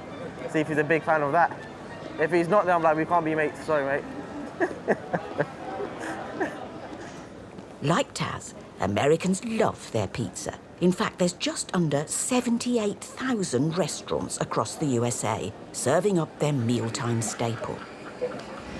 Which is perhaps one reason why Brits, pre-COVID, chose the USA as the most popular place to holiday outside of Europe, with 6 airlines flying almost 5 million visitors a year to around 30 destinations. Where are you going to? Going to Florida. Florida? Florida. I can't understand. Florida. Florida? Florida. Ah, okay. Until November, its doors are still closed to sunseekers, so the vast majority flying out are returning Americans. Where did you get this mask from? America. It's like a tiger? Good. So nice to see passengers again. Getting busy now. And this morning, a number of them are marching towards Estefania in Terminal 2 security. Hola. Are you ex-Marine? You're never an ex-Marine, ma'am. You're always a Marine. All right. I was in Vietnam. Do you think you won in Vietnam? Yeah, well, we lost that one, but the good guys won. How's that? I think it's better if you take your share. Sure up. Yes, please, sir. It's the perfect chance for her to learn a little more about our cousins from across the pond. How are you today, sir? I'm okay. Yeah? Going home. Oh my God, I can see that you support Trump. Definitely. Wow, that's interesting. He was the only legal president. I don't care what anybody says. Wow. And I think we will see Joe Biden and Kamala Harris removed from office, and he will be appointed the president. And then he will still have an option to run for a second term. Corruption is coming out left and right. That's interesting, you know, because you will find lots of friends and lots of enemies as well, no? I get a lot of fist bumps, I get a lot of elbow bumps, and I get a lot of nice masks. So there's a lot more people out there that support Trump than are really opposed to it. Good to know your opinions are not 100% with you. Right. But it's always good to listen to different opinions, Definitely. you know? You haven't guessed, I'm an open book. I don't hide my feelings or anything from anybody at any point. Laying out your politics here is purely optional, unlike the contents of your hand luggage, which will be trawled through at a moment's notice. Oh, what is that? Wow. What is silver this, sir? bullion. Silver bars. They're beautiful, aren't they? That's the Royal Mint. Beautiful one, Britannia. Wow. British currency has been linked to silver for over 1,200 years, when a pound meant 1 pound in weight of silver. And the Royal Mint still sell high-purity silver bars for around £27 an ounce. Wow. Yeah, it's pretty. That's really, really interesting, sir. I never saw this. Yeah. This one and that was given to me by my father. And that's a Churchill. This was minted to commemorate the life of Churchill following his death, and was the first ever UK coin to feature someone who wasn't in the royal family. These days, you can pick it up for about £3. You know, my father fought in World War II in a Scottish infantry, in a Scottish regiment. So it meant a lot to him. And he gave it to his young son in the early 1960s. So I still carry it with me. And so how much is this is silver, About $200. Would be around, we'll call it 200 pounds. So there might be about 1,000 pounds there. And why you traveling with this? Because I'm in the mining industry. I'm in mining. It's something that you don't want to check in luggage because... Wow. If you get lost? Yeah, it does. And there was some coin, some silver that's ornamental, and there was one a couple of years ago that was in the shape of bullets. And I was stopped in U.S. Customs, and I laughed at them. I said, "What, do you think I'm there to fight werewolves?" And it didn't work out. They didn't laugh too much, but... This passenger may get held up every time he passes through security, but at least he gets to show off his collection once in a while. Very nice, sir. Every cloud, eh? Thank you very much for your time. Thank you. Bye. Bye. To 14 Papa, turn right 245, report low pilot. In the near future, when the US does open its borders to UK tourists again, one Heathrow employee will be first in line to soak up some sugary American culture. Where would you go if you could go anywhere? If I could go anywhere in the world, I really feel like going to Orlando or around the Disney area. Really? Yeah, and just have fun.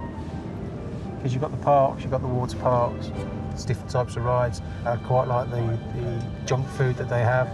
It's a real place for children and adults.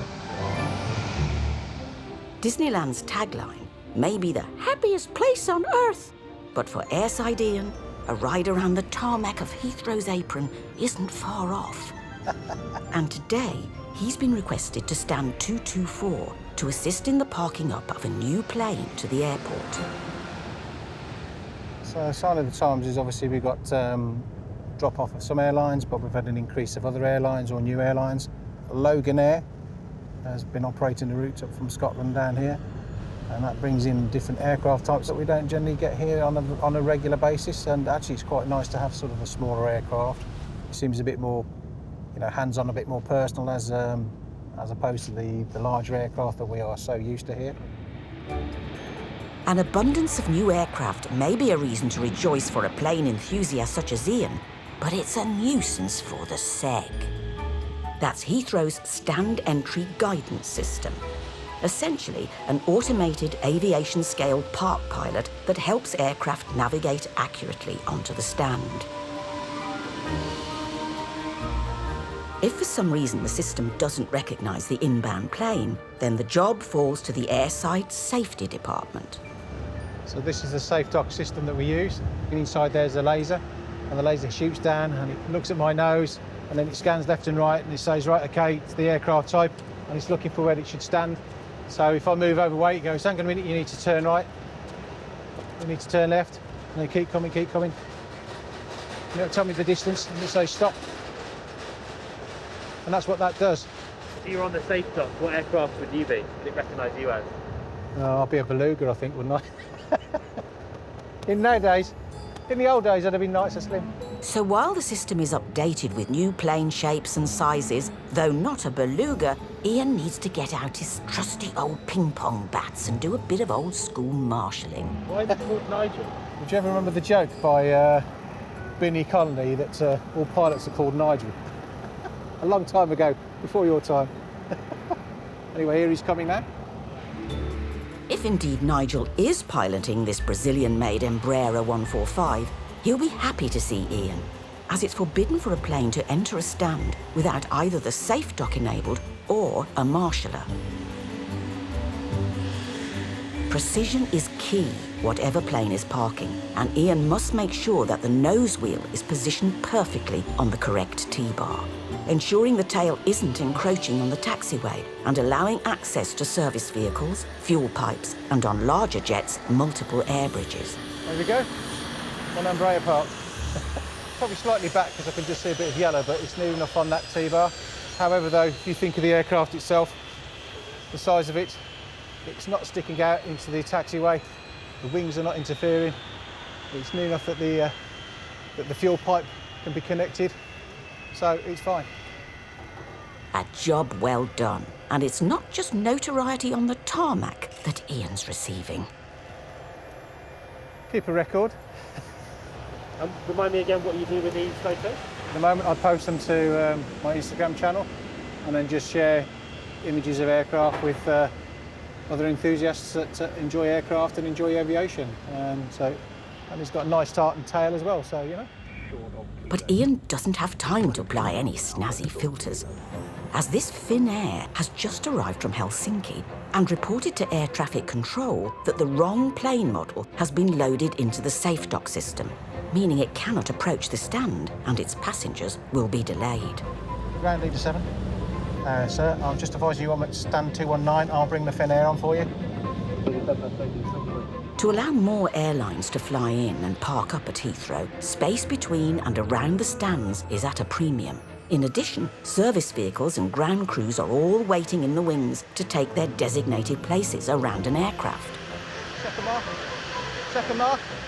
So if the safe dock has the wrong measurements and there's no marshaller, the plane could be positioned incorrectly, leading the wingtips to collide with machinery or unsuspecting people, causing significant damage or injury.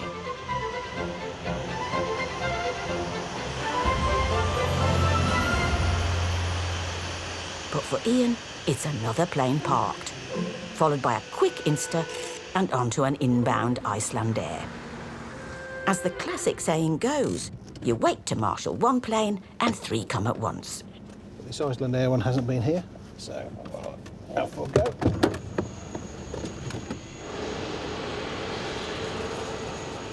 This is one of Icelandair's newest jets, a Boeing 737 MAX, distinctive because of its double wingtips.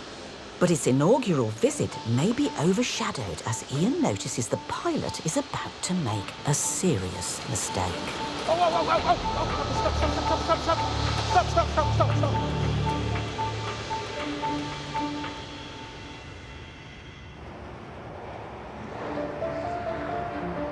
One survey of UK motorists revealed that out of the 10 most hated driving manoeuvres, half of them feature parking. With today's AI technology, even a Ford Fiesta can park itself, relieving the anguish of drivers paralysed by parallelophobia. For pilots, they too rely on parking tech to help position their plane perfectly onto their stand, in the form of the stand entry guidance system.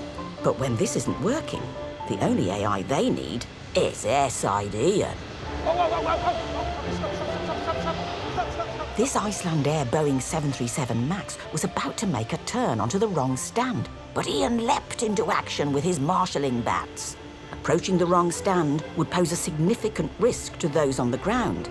There's also no services available to cater for it. With another plane following closely behind on the taxiway, there's no time to stand still, and Ian quickly manoeuvres the 737 and brings it safely to the stand.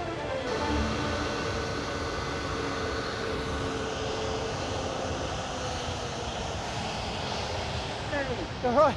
Good day. If anything or anybody was walking or came across that stand, the thrust from the engine and his wingtip can be a safety hazard for anybody.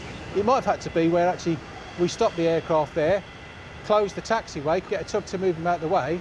You've got that Dreamliner, he would be holding off. So all those passengers, if they've got passengers, they're going to be held off. But that's the experience that I had. If you'd put this to me 3 years ago, you know, I'd have been really panicking. But now it's actually, wow, it's great. I was able to resolve something, and so actually it's quite pleasurable. Parking planes may release Ian's dopamine, that's the hormone that makes us feel good. Inside the terminals, there's another dopamine-inducing activity that we can all benefit from: shopping. And Heathrow knows how to intensify that pleasurable feeling in the form of a personal shopper. Welcome to our personal shopper lounge. Nice to see you again. So if you're in need of a new look for St. Lucia, or want to dazzle in Dubai, then you might want to enlist the services of one of Heathrow's top stylists, Bianca. The classy Dio. We also have some new jacket, very cool. I love shopping. And then also I like helping passengers. That's nice, huh? When I'm on the floor, I'm just very enjoy chatting, talk to passenger, friend, you know. Anyone need help, I'm here. I like this. This one, 100%. Ooh, cashmere. Do you want to know the price? With access to 300 shops and 3 luxury lounges, Bianca has spent the last 4 years pampering Heathrow's most elite passengers. I do speak in Mandarin and Cantonese and Fujian. It's another language from Singapore. 欢迎来到希斯罗机场，我们非常欢迎你们来这里，我们在这里会帮助你们的。And what does that mean? 但是welcome to the Heathrow Airport. We are here to ready to help.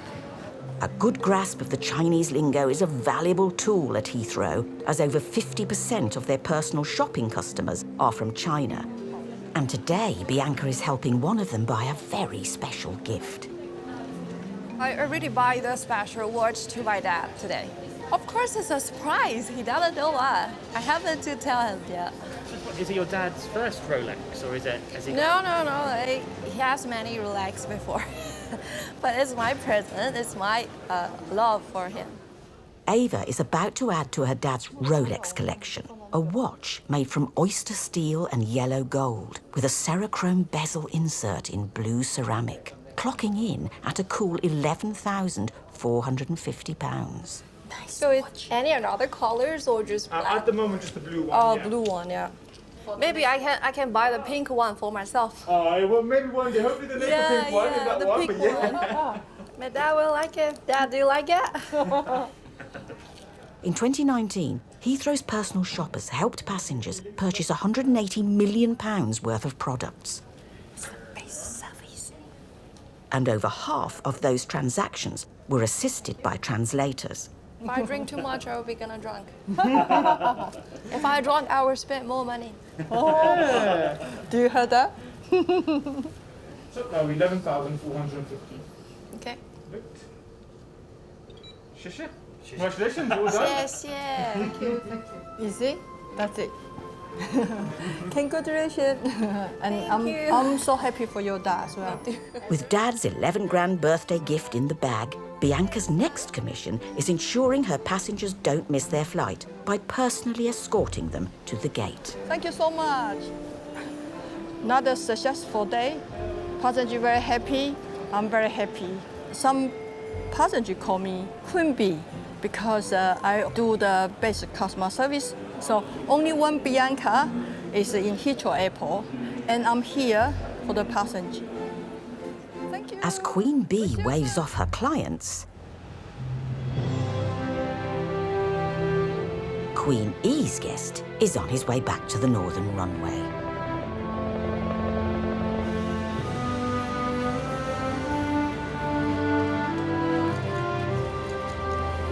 She was very generous, very. I don't think she'd be insulted, but she reminded me of my mother in terms of the look of her and just the generosity. And I said, ma'am, this is it's a long time. She said, oh no. I said, I wish we could stay longer. Maybe we could hold the cars up a minute. So anyway, she was very gracious. Appreciate it very much. Thank you, sir.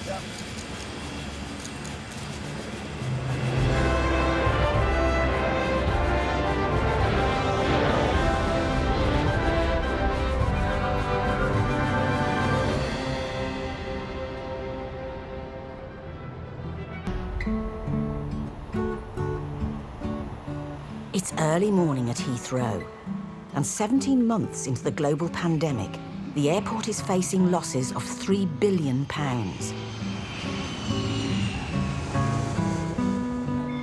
But it's not all doom and gloom. Passenger numbers are still steadily increasing, with over 25,000 travellers expected today. And after enduring lockdowns, tier systems and travel restrictions, Heathrow finally has something to celebrate.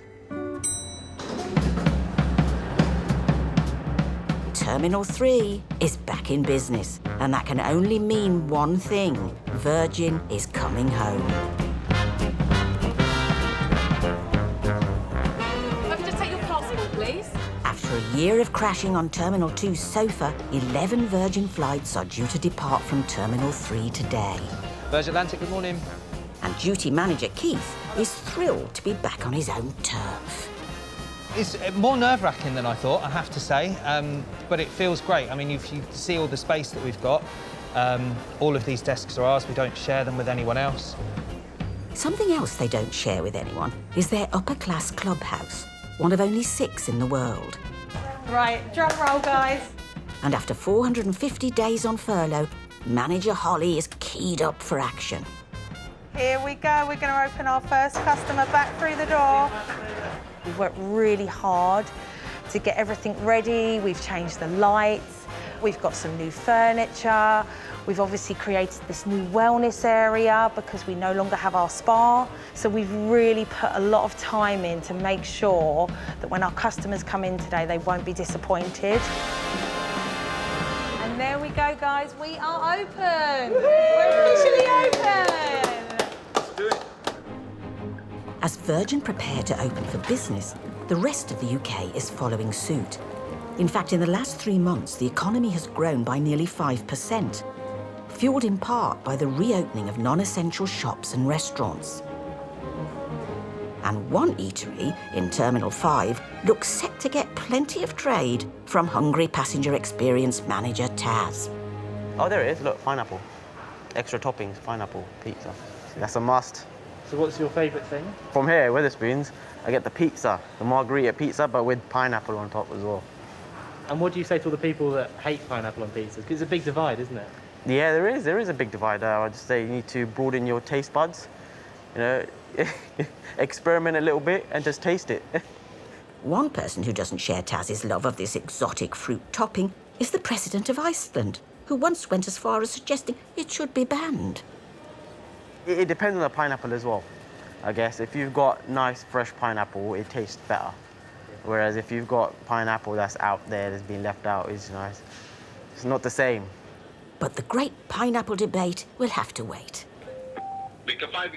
As duty calls. Go ahead. Victor 5, we have a distracted passenger in the baggage hall, belt 5. Copy last, I'll make my way there now. With 4.5 years of managing the passenger experience under his belt, Taz has encountered his fair share of unruly flyers.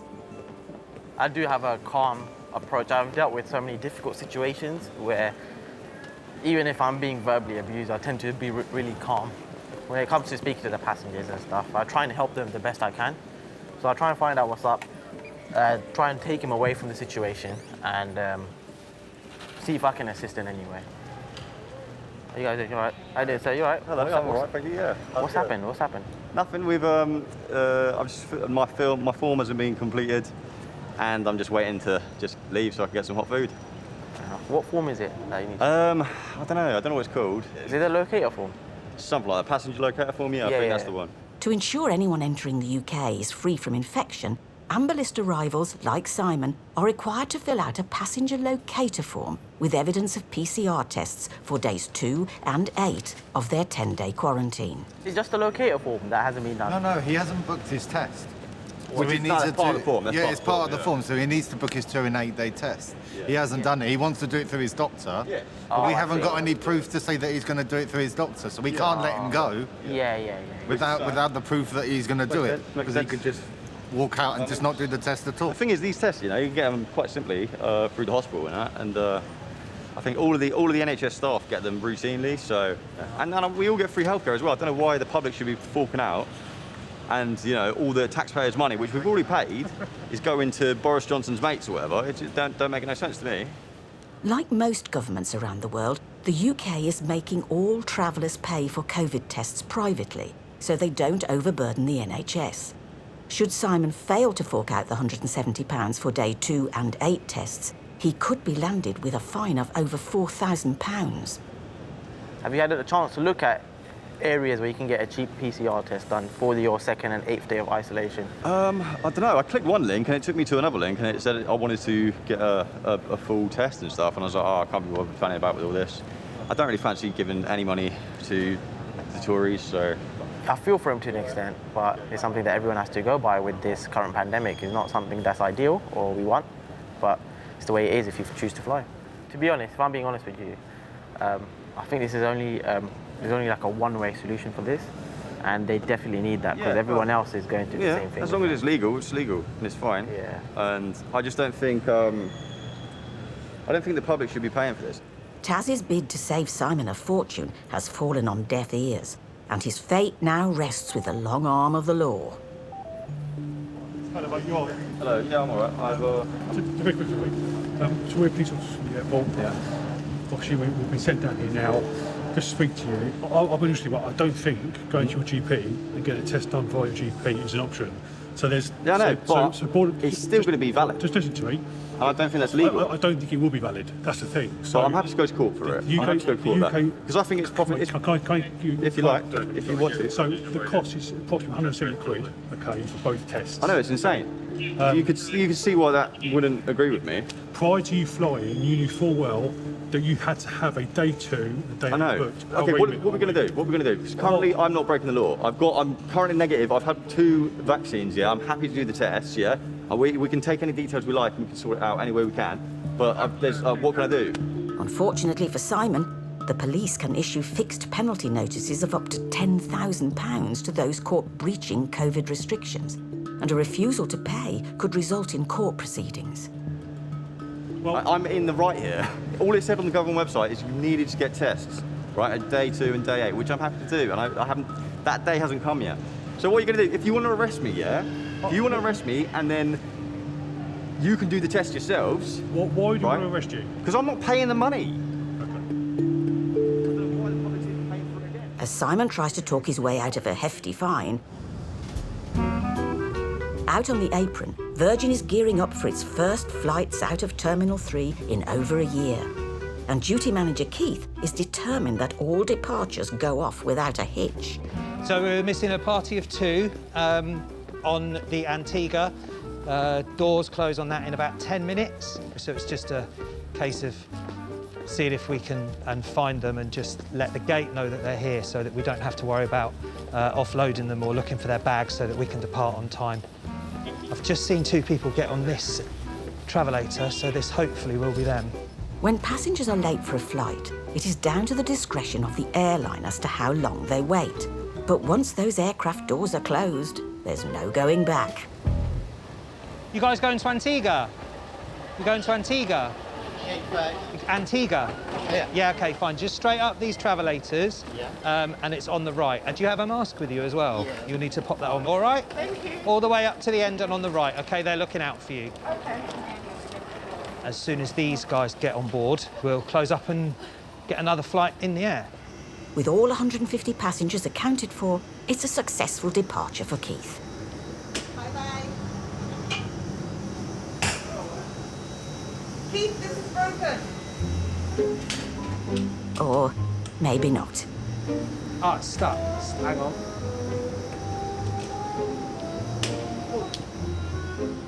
In order for the aircraft to safely push back from its stand, that's reversing, to you and I, doors to the air bridge must be closed and secure. Front door open. Oh, do you know what? It's probably this sensor that I just had to move.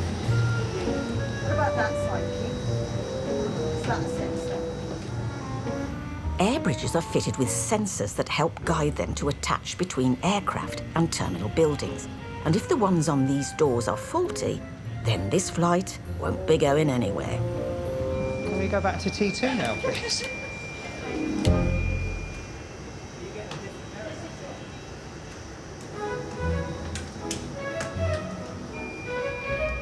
Control from 1. In Terminal 3, Virgin's Homecoming is experiencing some teething problems in the shape of an air bridge door with faulty sensors. Billy, on the 133, we're all closed up, but we're struggling to get the jetty off. The sensors all appear to think the door's open, so it won't retract, just if the flight deck call up. So, before the plane can push back, the air bridge needs to be moved away, even if it's just like a foot or so. But Amita's struggling at the moment with the... I mean, you saw the trouble we had closing the doors, so it now thinks the door's open. And because of that, it won't move for safety reasons. Virgin is currently the UK's 9th most punctual airline, down from 1st a year ago. And this flight is due to depart in just 60 seconds. Do you need help pushing? Do you want me to put my foot on that there? I'm just wondering if we've done something closing that have meant those sensors. Stop. It is totally broken. What? Yeah, absolutely. It's like, oh, here come the engineers. Yay! Struggling to get the jetty off. Got 2 messages going. Keeps telling us the door's open.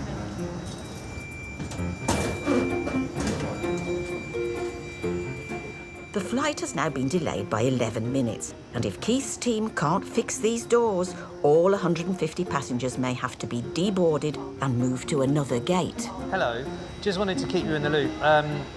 The 133 are going to be departing late. The jetty is stuck on the aircraft and can't get it off. Engineers are in attendance, but they're struggling to get it off. Oh, it's moving, finally. But you can hear the noise. That wasn't a particularly smooth one. So even though we were ready to close up and go on time, we did leave 13 minutes late, but we will make up time, and the aircraft is due into Antigua 11 minutes early. So there will be no impact to those customers when they arrive in Antigua. They'll still be on time, if not a little bit early. While Keith's Antigua passengers settle into their seats in readiness for some in-flight service, if you're travelling on 4 legs, you're more likely to be underneath them, inside the hold.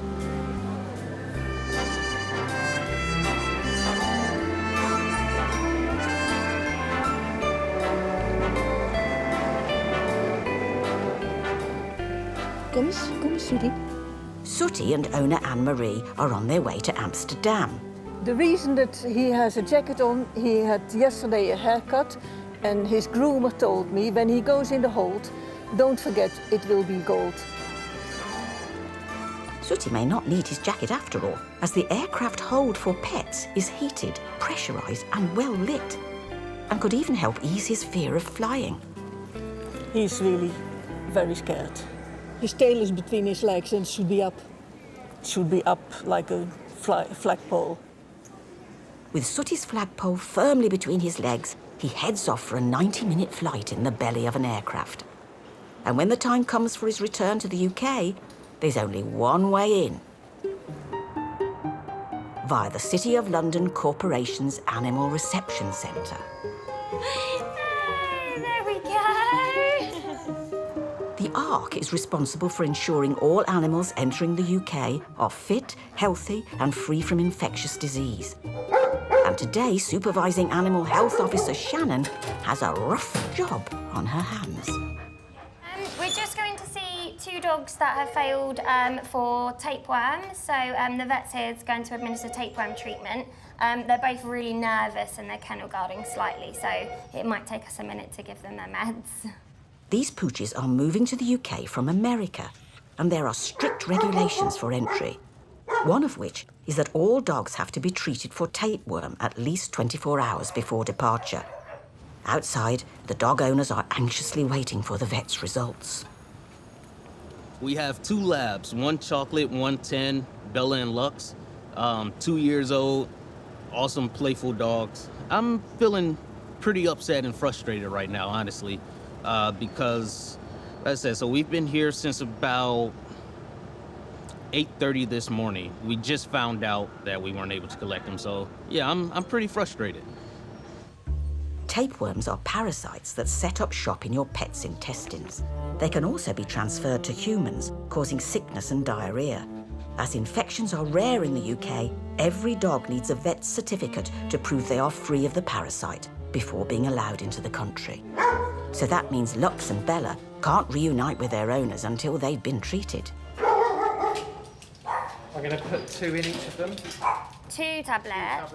Okay. The dogs are really, really nervous, so they're quite nervous aggressive, and the vet needs to get near them to give them the treatment. So to prevent any contact, we're going to try and put the tablets in some food and hope that they take that. It's now down to Shannon to prepare a concoction of canine cuisine and tapeworm tablets. Just give them a bit of mush. But getting Bella and Lux to eat it could prove challenging. What's this? Let's see if we can make friends. We're going to be friends? I don't know if this is going to happen. Stu, I might need your help. With Shannon's table manners failing to impress, Animal Health Officer Stuart decides to give it a go.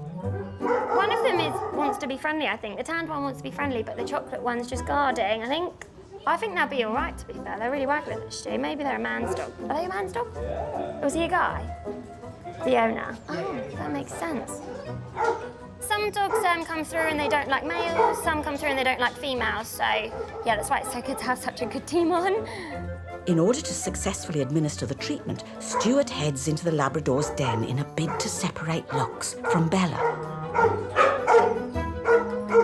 Stuart's probably a bit braver than me, to be fair. It is definitely working what he's doing.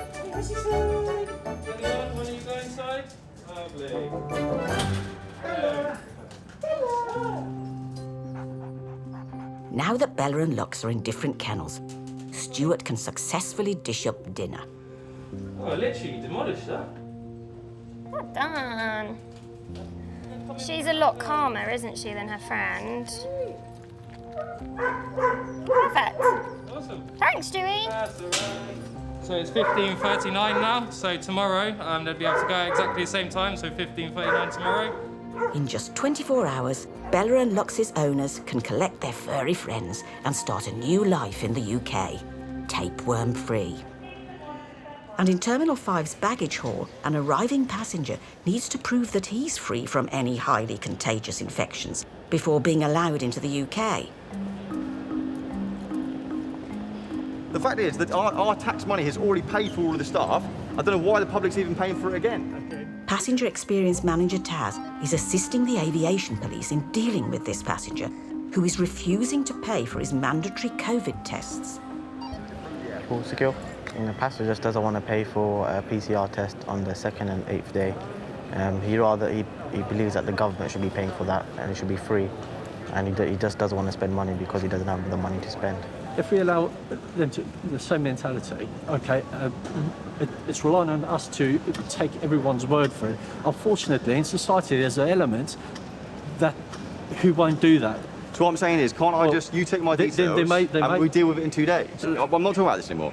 Take my details if you want, call me in 2 days and I'll tell you I've done the test. Right, okay. Have you got your passport on you? Sure. Since March 2020, the government have issued more than 100,000 fixed penalty notices to people caught breaking COVID laws. And it looks like Simon is about to add to their tally. I have to make you aware, someone will be in touch. Because you failed to book those tests, you are in line to quite a substantial fine. I know, but I'll go to court. And if I'm still going to get the tests. Okay. I'm still going to get the It's tests. completely your right to go to court, So, okay? I'm fine to But do to that. argue that in court, I'm just saying now, Yeah. I think it potentially would be quite difficult. Yeah, but I live right by the court, so... I strongly, for the sake of 170 quid, for any kind of future ramifications, I strongly advise you to book it now. Nah. No? No. Can't wait. Free to go. Cool. Thank you. Nice one. All right. Cheers. Look after Passport? Oh, yeah. No, I've got it. You've got it. Yeah. Cool. Take care, Simon. Simon is now free to leave Heathrow, albeit facing a formidable £4,500 fine. However, he does have 28 days to either pay or contest it in court. Something to think about during his 10-day quarantine at home. First time dealing with that sort of situation and seeing that, but yeah, very different. But yeah, I mean, there was no way of making him pay for a PCR test, to be honest. He wasn't going to do it. I feel sorry for him at the same time. I would prefer that sort of life that we had before where he didn't have to do any sort of additional checks and everything else. But that's not going to happen until a very long time. And until then, if you are going to fly, then follow the rules. Yeah, go enjoy your... it. Cheers, guys. Enjoy your day. This is a great spot though, isn't it? This year is Heathrow's 75th birthday. Springing into life as London Airport back in 1946, there were a mere 63,000 passengers passing through its doors. Since then, nearly 2.5 billion travellers have traversed these terminals, with up to 76,000 staff working to keep the airport open Good morning, sir. Welcome to Heathrow. 24/7. Today, with aviation still getting back on its feet, the time has come for Heathrow's last temporarily closed terminal to reopen. Once home to nearly 1,000 departures a week, Terminal 4 is now opening its doors exclusively to arriving red list passengers. You guys come over, please. Dusting down his suit after 18 months on furlough is Passenger Experience Manager New Man. I totally missed the buzz of the airport. How are you, all right? Hi, guys, you all right? How are you, all right? I'm a very sociable person, so I had a very good relationship with the passengers. I miss it badly. I've got to make up for lost time. When the bag comes, I'll come and give you a call if you want to have a seat. Yeah, it's water. New man is going to need all of his social skills today. Not only does he have to keep across the conveyor belt of ever-changing travel rules, but he has a terminal full of tired passengers who are going to spend 10 days in a quarantine hotel. I'm coming back to a different terminal, different ways of working. I say different terminal because we're not operating how we used to. Every day we come in, we're getting emails and something that's new that's changed or a new process that we're going to have to implement, and that's a humongous challenge. Oh, that was going on the back. I'm waiting over an hour. It's doing my head in now. So this is a joke. All coming off the plane at the same time? No. I've had enough. Ikra, what's going on here today? Talk to me. Let me help you. Flights landed, they've been waiting. There has been a change with red list and amber list, because that only changed 2 days ago. So I'm guessing that could be the issue. I just need to go and find out what's happened over here. These passengers have flown in from a red list country, but they went via Dubai, which is amber, so were landed at Terminal 3. This whole terminal would come from red list, so it's not a problem. You can go sit opposite belt number 9. They were then transferred here to Terminal 4. However, their luggage appears to be missing. Where the flights come from, it hasn't separated red list and amber bags. On this occasion, it could be 50 bags. So the bags have to be physically picked up through the baggage tag, put onto a vehicle to then be brought over here. Already 3 hours. I understand, I do apologise. This is a new process that Heathrow is going through at the minute. Packages have been left on the plane are hours. That's all they have to do. Collect everything and then bring it here. It is a bit upsetting for us all of it. It's just so unfair. If I was in your position, you've been very patient. You've been very patient. I do appreciate that. With the amount of money I'm paying, I should have expected my bags to be ready by now. So how long, probably? I'll make an announcement with everyone in a while. Yeah, you're able to come to the reclaim wall. I'm going to need your assistance. What's up, buddy? We've got some passengers here that are obviously quite irate at the moment, and I'm struggling. New man now needs to orchestrate a cross-terminal bag hunt to reunite these passengers with their belongings. Out on Heathrow's perimeter road, one man who regularly carries around other people's packages has just started his shift. Very busy day today, yep. You never know what you're going to get on the airport. Cargo driver Dylan. They tell you this is coming at this time, it's coming at that time. Everything's been moved around, so you never know. Never a dull moment. As well as commanding cargo, Dylan also happens to be a dab hand at commanding mines. As a comedy stage hypnotist, one thing you get used to is anything can happen at any time, so you've got to be ready to just change into, you know, a different routine or work on a particular volunteer. We're going to be picking up some cargo for a flight that's going to India. Not exactly sure at the moment, could be anything, In response to the pandemic, Heathrow worked with airlines to increase dedicated cargo flights. Last year, over 20,000 freight-only aircraft flew in and out of the airport, most carrying vital medical supplies across the world. The cargo is oxygen tanks that are going to India. So you can imagine it, really important cargo. Yeah, major job satisfaction knowing that we're taking this sort of thing over to a country that's desperately needing it. Knowing that I'm part of this, that's really, really humbling. Like many countries, including the UK, India has had to battle 2 waves of devastating infections. Suffering ongoing shortages of medical supplies, every assignment of oxygen to India is life-saving. I believe that the flight has landed in now, so we are a little bit off schedule, a little bit late. I mean, we've got vital cargo on board, so a bit of pressure don't hurt. Cargo delivery slots are time-sensitive, and often a delay of just a few minutes could mean the airline potentially losing its allocated departure. That's when, you know, you're in trouble. Transporting medical oxygen cylinders requires following strict guidelines under the Dangerous Goods Act. due to their highly flammable nature. When you're driving a cargo, you know, like the oxygen tanks we've got on board, it makes you more vigilant with like looking around. You want to make sure that you're more careful. So no donuts, no handbrake turns, that's well out. Steady. Keeps us on our toes. With most of the cargo already in the belly of the plane, the race is on. Obviously, I'm not going to speed, but we need to sort of get there a bit sharpish. It's testing me now a little bit. If found responsible for the late delivery of goods that then impacts an aircraft's departure time, cargo companies could face substantial fines. The pressure's starting to build a bit. The god of the traffic lights keeping them red when you're in a hurry. Mind over matter, Dylan. Mind over matter.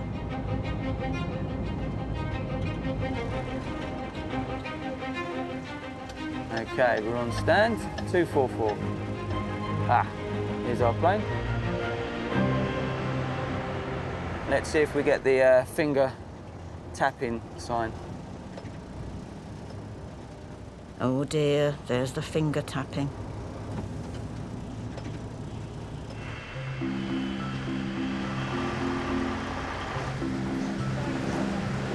Made it on time, right? The important cargo is going to go, so that's good. There's a real honour in doing it as well, you know. Emergency aid loaded and on track for its 4,500-mile journey to India. Happy days, so it's just down to the pilot now to get there, you know, safely. Life-saving mission accomplished.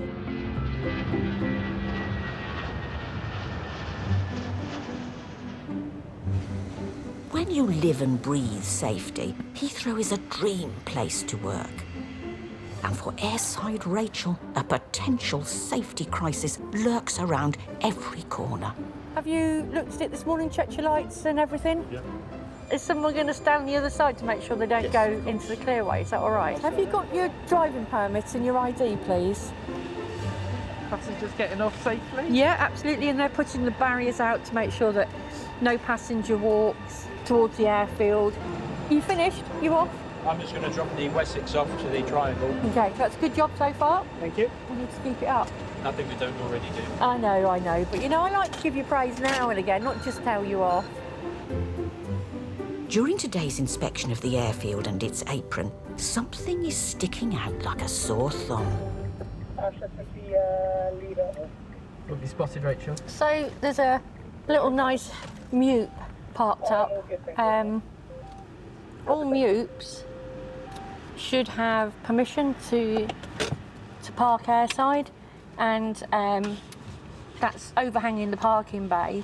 So let's go and investigate what that's about. A MUP, that's Mobile Elevated Work Platform, is used to gain access to places where a ladder just can't cut it. Well, as you can see, it's not in the road, and the issue is that any large vehicle is in the possibility of hitting it. Also, anything like this needs to have permission, it needs a ramp space, and I don't know, but I'm just going to give Sophie a ring and see if Sophie knows anything first. MUPs are regulated by the Government Health and Safety Committee, with each vehicle having distinct markings or serial numbers, similar to your car's registration plate. Hello, only me, just very quickly. You don't know of anyone asking for a MUP to park up against the building on 331? No? Okay, cool. All right, speak to you in a bit. Bye. Hello? Hello, only me. If I give you a registration number of a MUP, could you see who it belongs to? Because it's illegally parked in T3 and it's not in a parking bay. All right, no worries. Thank you. Thanks. Right. Plot thickens. Why is the plot thickened? Because nobody knows. I don't know this company, to be fair. So it might be... I know everything I know. But however, I don't know this company. But it's not long before Rachel's dogged detective skills pay off. Hello, you've got a MUP in T3. Okay, you haven't asked us for permission to park it here, and not only that, but it's actually not in a parking bay. I mean, who left it here? Right, no, that's fine. What I need you to do then, is someone able to move it today? All right, fantastic. All right, thank you, thank you. Bye-bye. Not only is this badly parked Mube a danger to passing vehicles, it's also blocking space commonly used for aircraft stand equipment. And if it's not moved, it could hold up an incoming flight. Right, so the update. We've actually spoke to the gentleman that's hired the piece of kit. They didn't realise it was parked here. We'll come back later to see if they've moved it.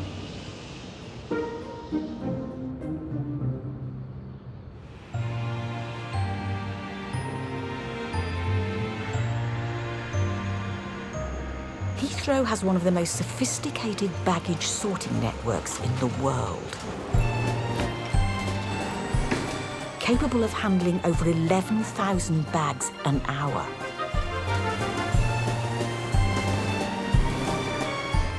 Its robotic digital technology ensures a smooth and seamless delivery from plane to belt. But not today. In Terminal 4, 24 red list passengers are minus 50 bags. That's not good, sir. How can we send here 4 hours? I understand, I do apologise. The luggage belonging to these passengers is still in Terminal 3, where they originally landed, and it's now down to passenger experience manager Newman to sort it out. There's not enough seats for people to sit. No food, no drink, no nothing. They'll have to sort out something more. We've been waiting here for, what, about 2.5 hours, I suppose. Not in a very good mood at the moment, I must admit. It's a new process that we just need to get in. Obviously, teething problems with it. It's not something that we've been doing for a long time. Faced with a terminal full of tired and weary passengers pining for their belongings, Newman turns to the most powerful tool at his disposal: communication. EK001, there's about 24 passengers. Whose number is that? Yep. If you can make your way down, that would be appreciated. Go ahead. You know anything about this hi-fi flight that was supposed to come in this morning? Yeah, stand by. Hello, am I speaking? Communication's key with everything. You just got to try and relate the best you can and understand what they need. If they're not aware of what's going on, then they're going to get irate, they're going to get angry. Oh, missed a phone call as well. How many phones do you carry at one time? We could have 3, so I have my personal number, my work personal number, plus the duty number, and a radio. Let's not forget that. First appearing in 1984, Hello, mate, you all right? today almost two-thirds of the planet own a mobile phone. Thankfully, one of Newman's plethora of devices has delivered some good news. Just for further update, it'll be about 15-20 minutes for the bags to arrive now. The bags have been located and are currently on the route here. It looks like we've got some movement. Oh, I see some bags. I see some bags.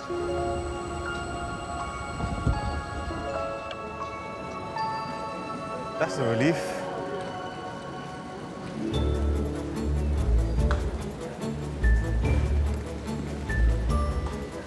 A lot happier now, yeah. Boy. Received 2, 2 more to go.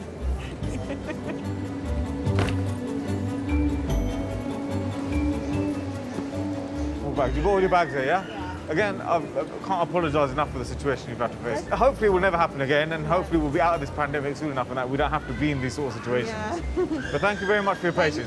Thank you for sorting me. Thank you. Thanks. Bye. I mean, that's remarkable. The lady's waited 4 hours and she's still saying thank you at the end of it. That's what you call patience. Good news. I'm going. The fact that they've all left with their bags, every single one of them, that to me is a win. I mean, it could have gone a lot worse, but I think communication helped and saved the day. Thank you so much for your help. Thank you very much. Over the last 75 years, Heathrow has served as a gateway to the world, increasing its connecting flights year on year, making it a true mega hub. However, with the recent break in service, passengers can get out of practice when it comes to connecting from one flight to another. Gotta go. And sometimes they require the help of the aviation police. We've got a male breached coaching gate security and he's onto the apron. Oh my word. Where? Main terminal, Terminal 2, coaching gate.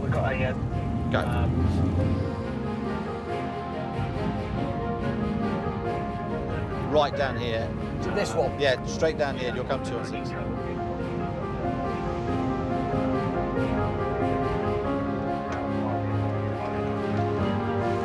Right, fellas, what we got?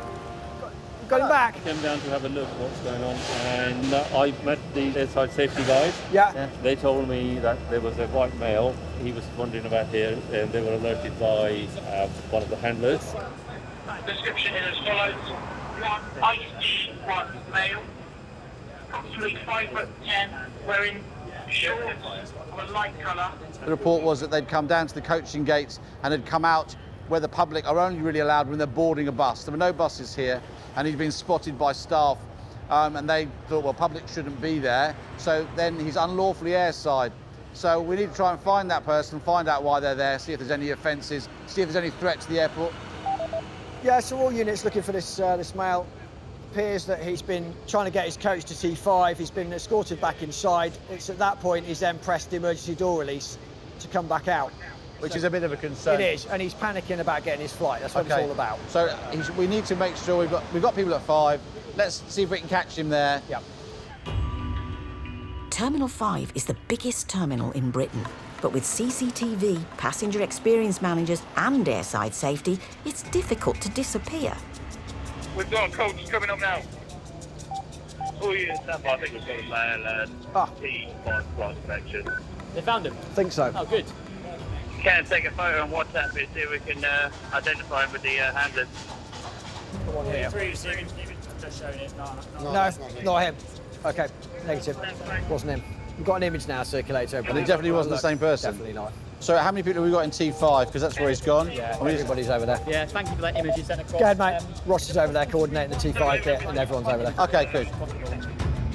If they can't find the passenger, it will be a full security breach that could not only delay departures, but also mean serious consequences for the individual concerned.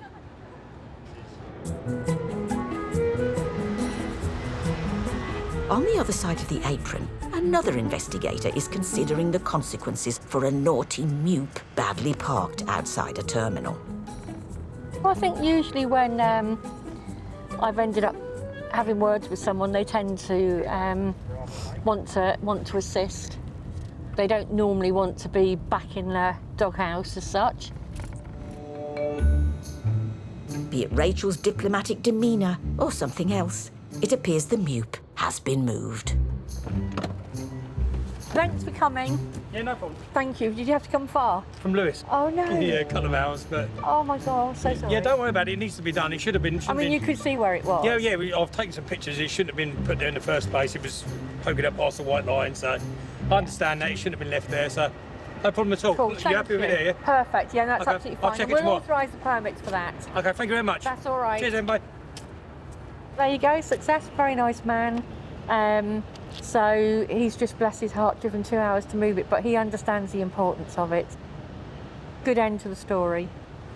As the driver heads back to the M25 for his 2-hour return trip, outside Terminal 2, teams of police officers are searching the apron for a missing passenger, lost on his way to a connecting flight. Light-coloured khaki shorts and glasses, carrying a rucksack, and he's travelling alone, over. Right, any of that T5 then, for the back flight connection. T5, back flight connection. 20, we're popping up now.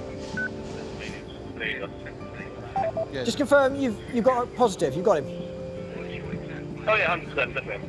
Right, Ross has got him. Ross 100%'s got him. Okay, Ross has got him. please run scene. Please run scene. Good. Okay. He's going to escort him back through rescreening while we have that chat about what to do with him. Okay, so there's 100% body and bag 100%. screening, Yeah. and then we've got to see if there's any offences. Yeah. Before he can board his flight, the passenger will have to be rescreened and submitted to a full background check. If you're happy with with what he says at that end and checks are all good, then mate, I think we can allow him to fly. Got no offences. We've got no offences at this end, mate. Everything's okay. Dick, thank you very much. Thanks so much. Cheers, no problem. Don't want to see you again today. Hey, started one of those days. It's one of those days. Okay, I'll catch you later. Cheers, no problem. Still, Britain's busiest airport. This is a great spot, though, isn't it?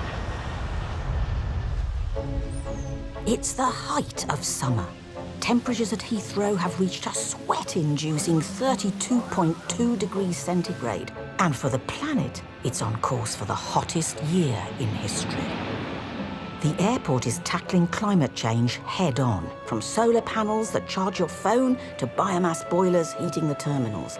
Heathrow has invested £100 million into efficiency and renewable energies, cutting emissions from its buildings and infrastructure by 93%. The plan to be carbon neutral by 2030 means for one lucky department, the Airside Safety Department, they'll be getting some brand new motors. These are the old Toyotas, the old pickups. These are 7 years old now. After 7 hard years on the apron, the Toyota Hiluxes are being replaced. And to test out whether the new vehicle is ready for the runway, there's only one man for the job. Airside Ian. Yeah, so this is the new airfield operations vehicle. It's a Land Rover Defender. It's my new office.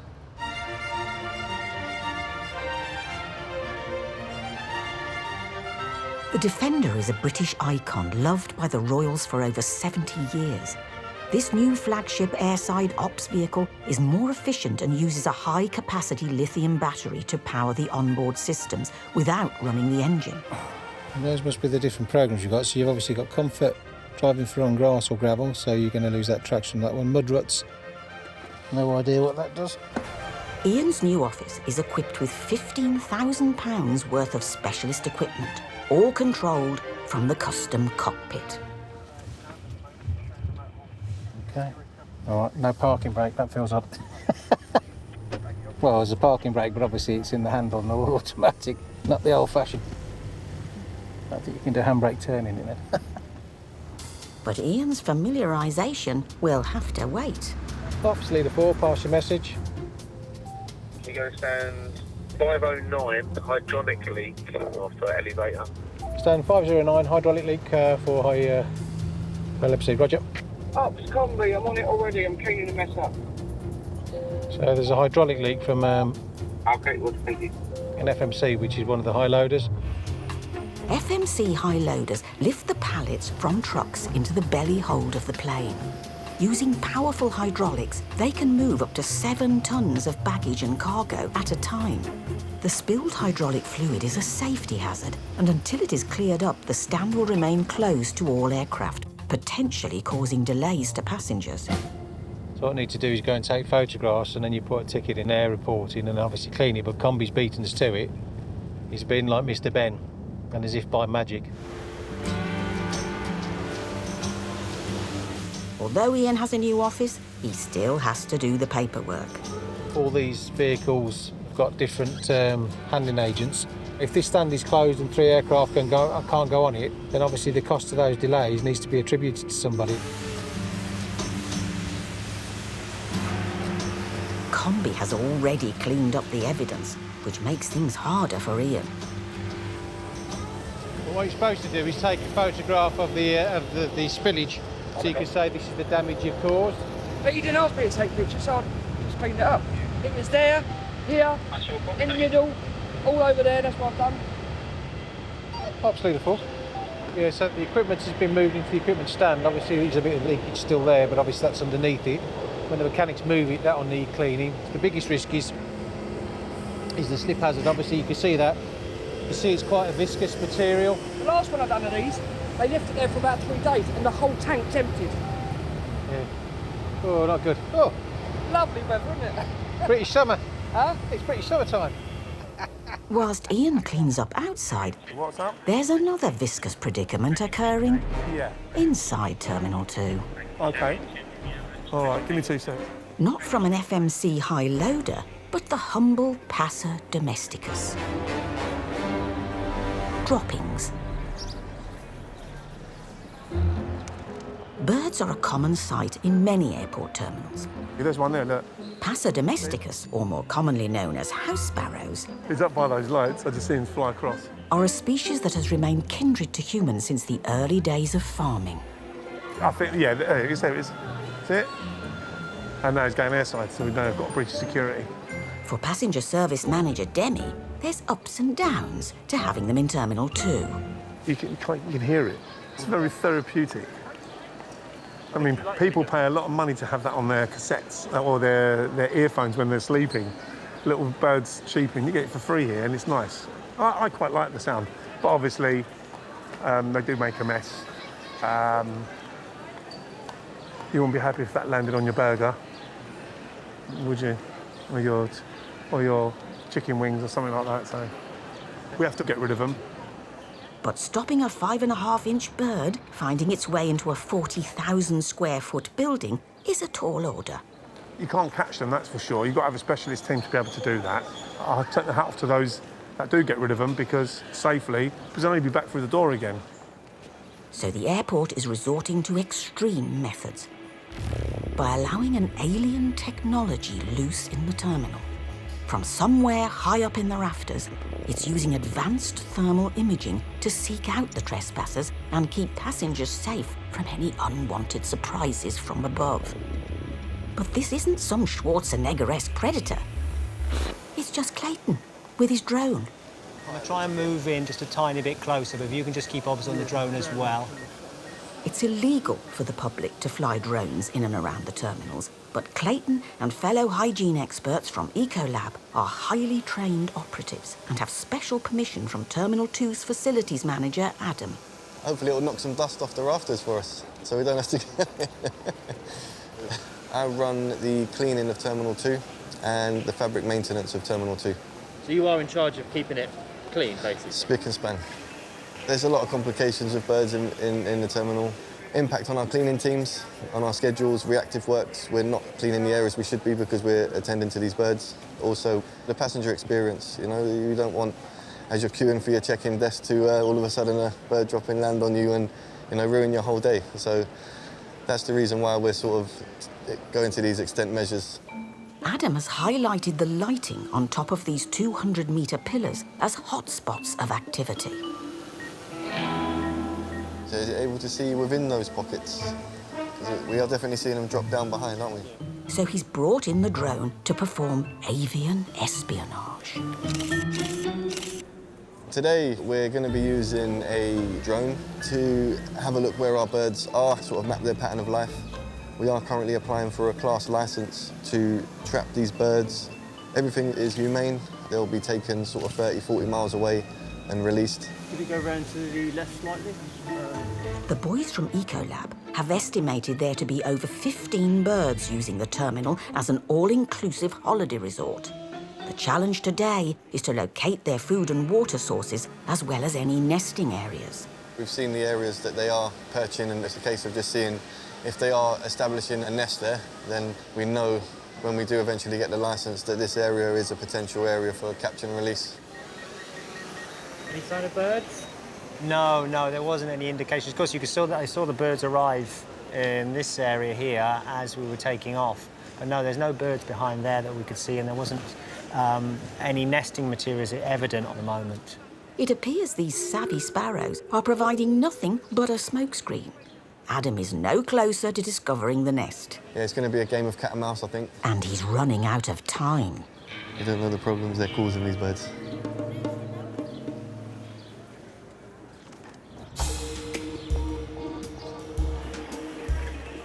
These house sparrows in Terminal 2 may look lost, but don't be fooled. This species are at their happiest when close to humans. You'd be surprised how many passengers do actually feed them and keep them healthy. For facilities manager Adam, whose job it is to keep the terminal sparkling clean, they're a nuisance. Yeah, I've seen it myself. You know, they'll be sitting on the benches. The birds come down. They're actually sort of acclimatised to people now. They'll come close, you know, and the people just, you know, they break their bread or whatever and give them a piece. So that doesn't help.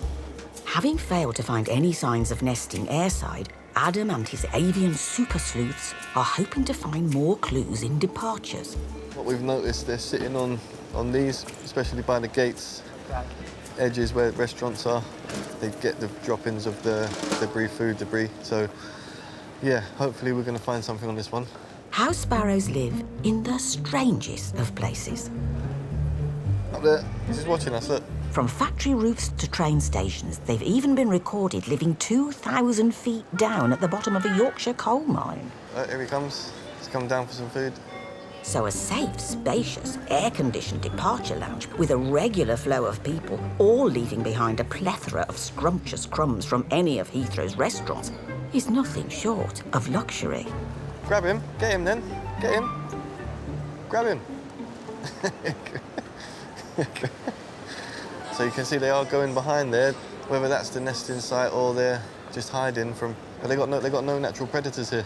With an eyeball on a potential sparrow safe house, OK for takeoff? Clayton launches into action. So it's just a case of following the pattern like we did the other side, finding the nest areas within the pillars, and hopefully we'll get something.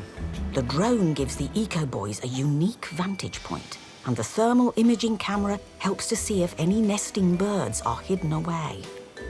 Temperature is detected via the different levels of infrared light that objects emit. The camera then displays those objects through colour. Blue, purple and green represent cool temperatures, while red, orange and yellow represent heat. Yeah, I don't see a lot of action behind there, really. Despite all the technological superiority, the surreptitious sparrows have done it again. We'll do that pillar and then they'll fly over to that pillar. They're just mocking us now, look. They're absolutely mocking us, look. No nest areas yet. So our plan now, we're going to go up on the mez level. We're going to see if there's any locations up there of a water source that they're using or potential entrance points that they're coming in. Birds need water for drinking and bathing, and during the height of summer, it may not be readily available. So if Adam can find a source, it could be a main attraction for the sparrows. Okay. So we're on the mez level yet, just sort of sub-roof above the departure lounge. And there is an actual bird there, isn't he? Yeah. He's having a bath, look. To you, me, and any airport terminal engineer, this may be just an overflow outlet from one of the premium lounge showers, but to a sparrow, it's their very own spa. Yeah, we've accommodated them very well. Yeah, definitely. They've got a bath, they've got food. I think if we can get that pipe extended down through the netting, then it gives them no reason to be up here then looking for that water source. Yeah, 'cause it wouldn't splash anywhere either, would it? It would be. Nope, it goes straight down, so that's deep enough, yeah. While no nests have been found, restricting their water supply will give the sparrows one less reason to be in the terminal. For Adam, it's a good day. I think it's been successful, but yeah, we'll continue to find these areas and we'll eventually find the nesting, and once the permit comes through, we'll be in a better position to deter the birds from the building. So, ongoing battle, but we're hot on the heels.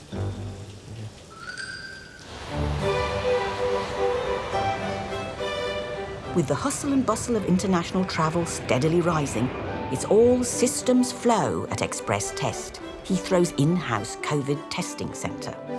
If you've got your QR code, you can head straight down. You can usually sense when they're toilet passengers or test passengers. It's a sixth sense of mine. And at the helm of this operation is its gallant on-site manager, Joel, tirelessly on the lookout for passengers in need. Hello. How are you? Yeah. I'm stressed. Oh yeah, no, I'm not surprised. It's stressful times, isn't it? It was all systems go for this family yesterday, on course to fly to Malta with crystal clear PCR tests. We thought that you had to be COVID-free for getting on the flight, but the Maltese government have recently changed their outlines. We got to the check-in and they said, sorry, when you touch down in your destination, the COVID test will have expired, which meant we couldn't enter Malta when we got there. And the only way to get there was to pay out for another flight and a second round of tests, timed to the nth degree. We're hoping to get on today's flight because we'll lose everything otherwise. It's really disheartening. We did everything according to the Maltese outlines. So it's Joel once more onto the breach. It's touch and go. Their flight's half an hour. The problem is that the rules and the regulations change so often that people don't exactly know what they're meant to be doing. But obviously, you know, we try our best for people because we don't want people to miss flights, but equally, the science takes a certain amount of time. Just on the phone to our lab at the moment, trying to see what we can do. You might feel a crystal ball gives you the best chance for a simple trip abroad these days, but actually it's a stockpile of dosh that's becoming more of an indispensable accessory. We've already lost the hotel money, so it's extra hundreds of pounds. It doesn't matter in the big scheme of things, but there's so many stressed families here, young families who can't afford the tests. After the US, the UK is the second most expensive country for PCR tests in the world. A family of 4 can expect to shell out around an additional £500 before they even set foot on a plane. If we don't get the test results in time for the flight, we'll have to go home. It's very hard to stay calm, but we're doing our best. Over to you, Joel. So the next one is exactly the same vial number, but with 3 on the end instead of 2. Will these passengers be plating up a pasticci on the promenade? Okay. Or staring at tail lights on the M25? So they are all negative, good news. Just got to get them resulted now. Better save up those appetites. Let's go let them know. So you are all negative. I've spoken to one of my tech guys. Yeah. He's pushing the results out for you now. It'll be about 15 minutes. Fine. So hopefully you make your flight. Much. So It's looking a little bit more hopeful than when we did when we set off. They've come through. you've got them? Yeah. Yeah. Excellent. But thank you so much. No, you're absolutely welcome. It's nice to be able to deliver good news rather than Great. sorry you're going to miss the flight. It's my birthday next Monday as well, Oh, so I'll be no. in Malta for my birthday now. Oh, lovely. You'll come back with a nice tan. Hopefully. Thank you very much. Cheers. Enjoy. Do you know what? That's exactly what we're here for. All it takes is a phone call, get them there on their flight. So good feeling, and I'm sure there'll be plenty more today. While this family finally has the green light to take to the skies, the same can't be said for some planes on the apron. So Airside Ian is going to make sure they're stored away safely. Can you go to stand 576 right, please? Contingency parking, stand 576 on the right. Uniform Alpha. Roger. Although flights at Heathrow this summer have increased by 48%, demand is still below pre-pandemic levels. Contingency parking is used when airlines want to store planes that won't be needed immediately. These stands come at a premium and can cost almost £5,000 a day. So it helps if you can get your money's worth. Okay, so 576, there's 3 aircraft heading there. The first one is actually going to be on the centre line, that's Papa November, just centre Delta now. Uniform Alpha is behind that on the right, and then Uniform Echo is coming behind that on the left. Yeah, looking at the map, they're coming in that order. Oh, Roger, understood. That's how you can park them, you see, so you get them up all on one stand. So we're going to bring you up onto that point there. Okay. Squeezing 3 planes onto one stand is a tall order. But if anyone can do it, Airside Ian can.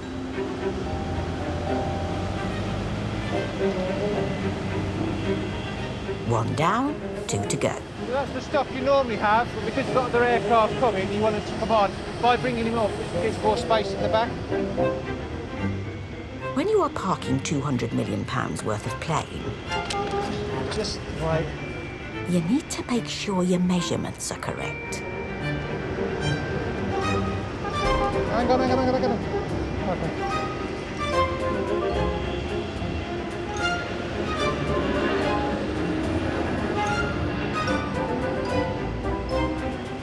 That's 2 down.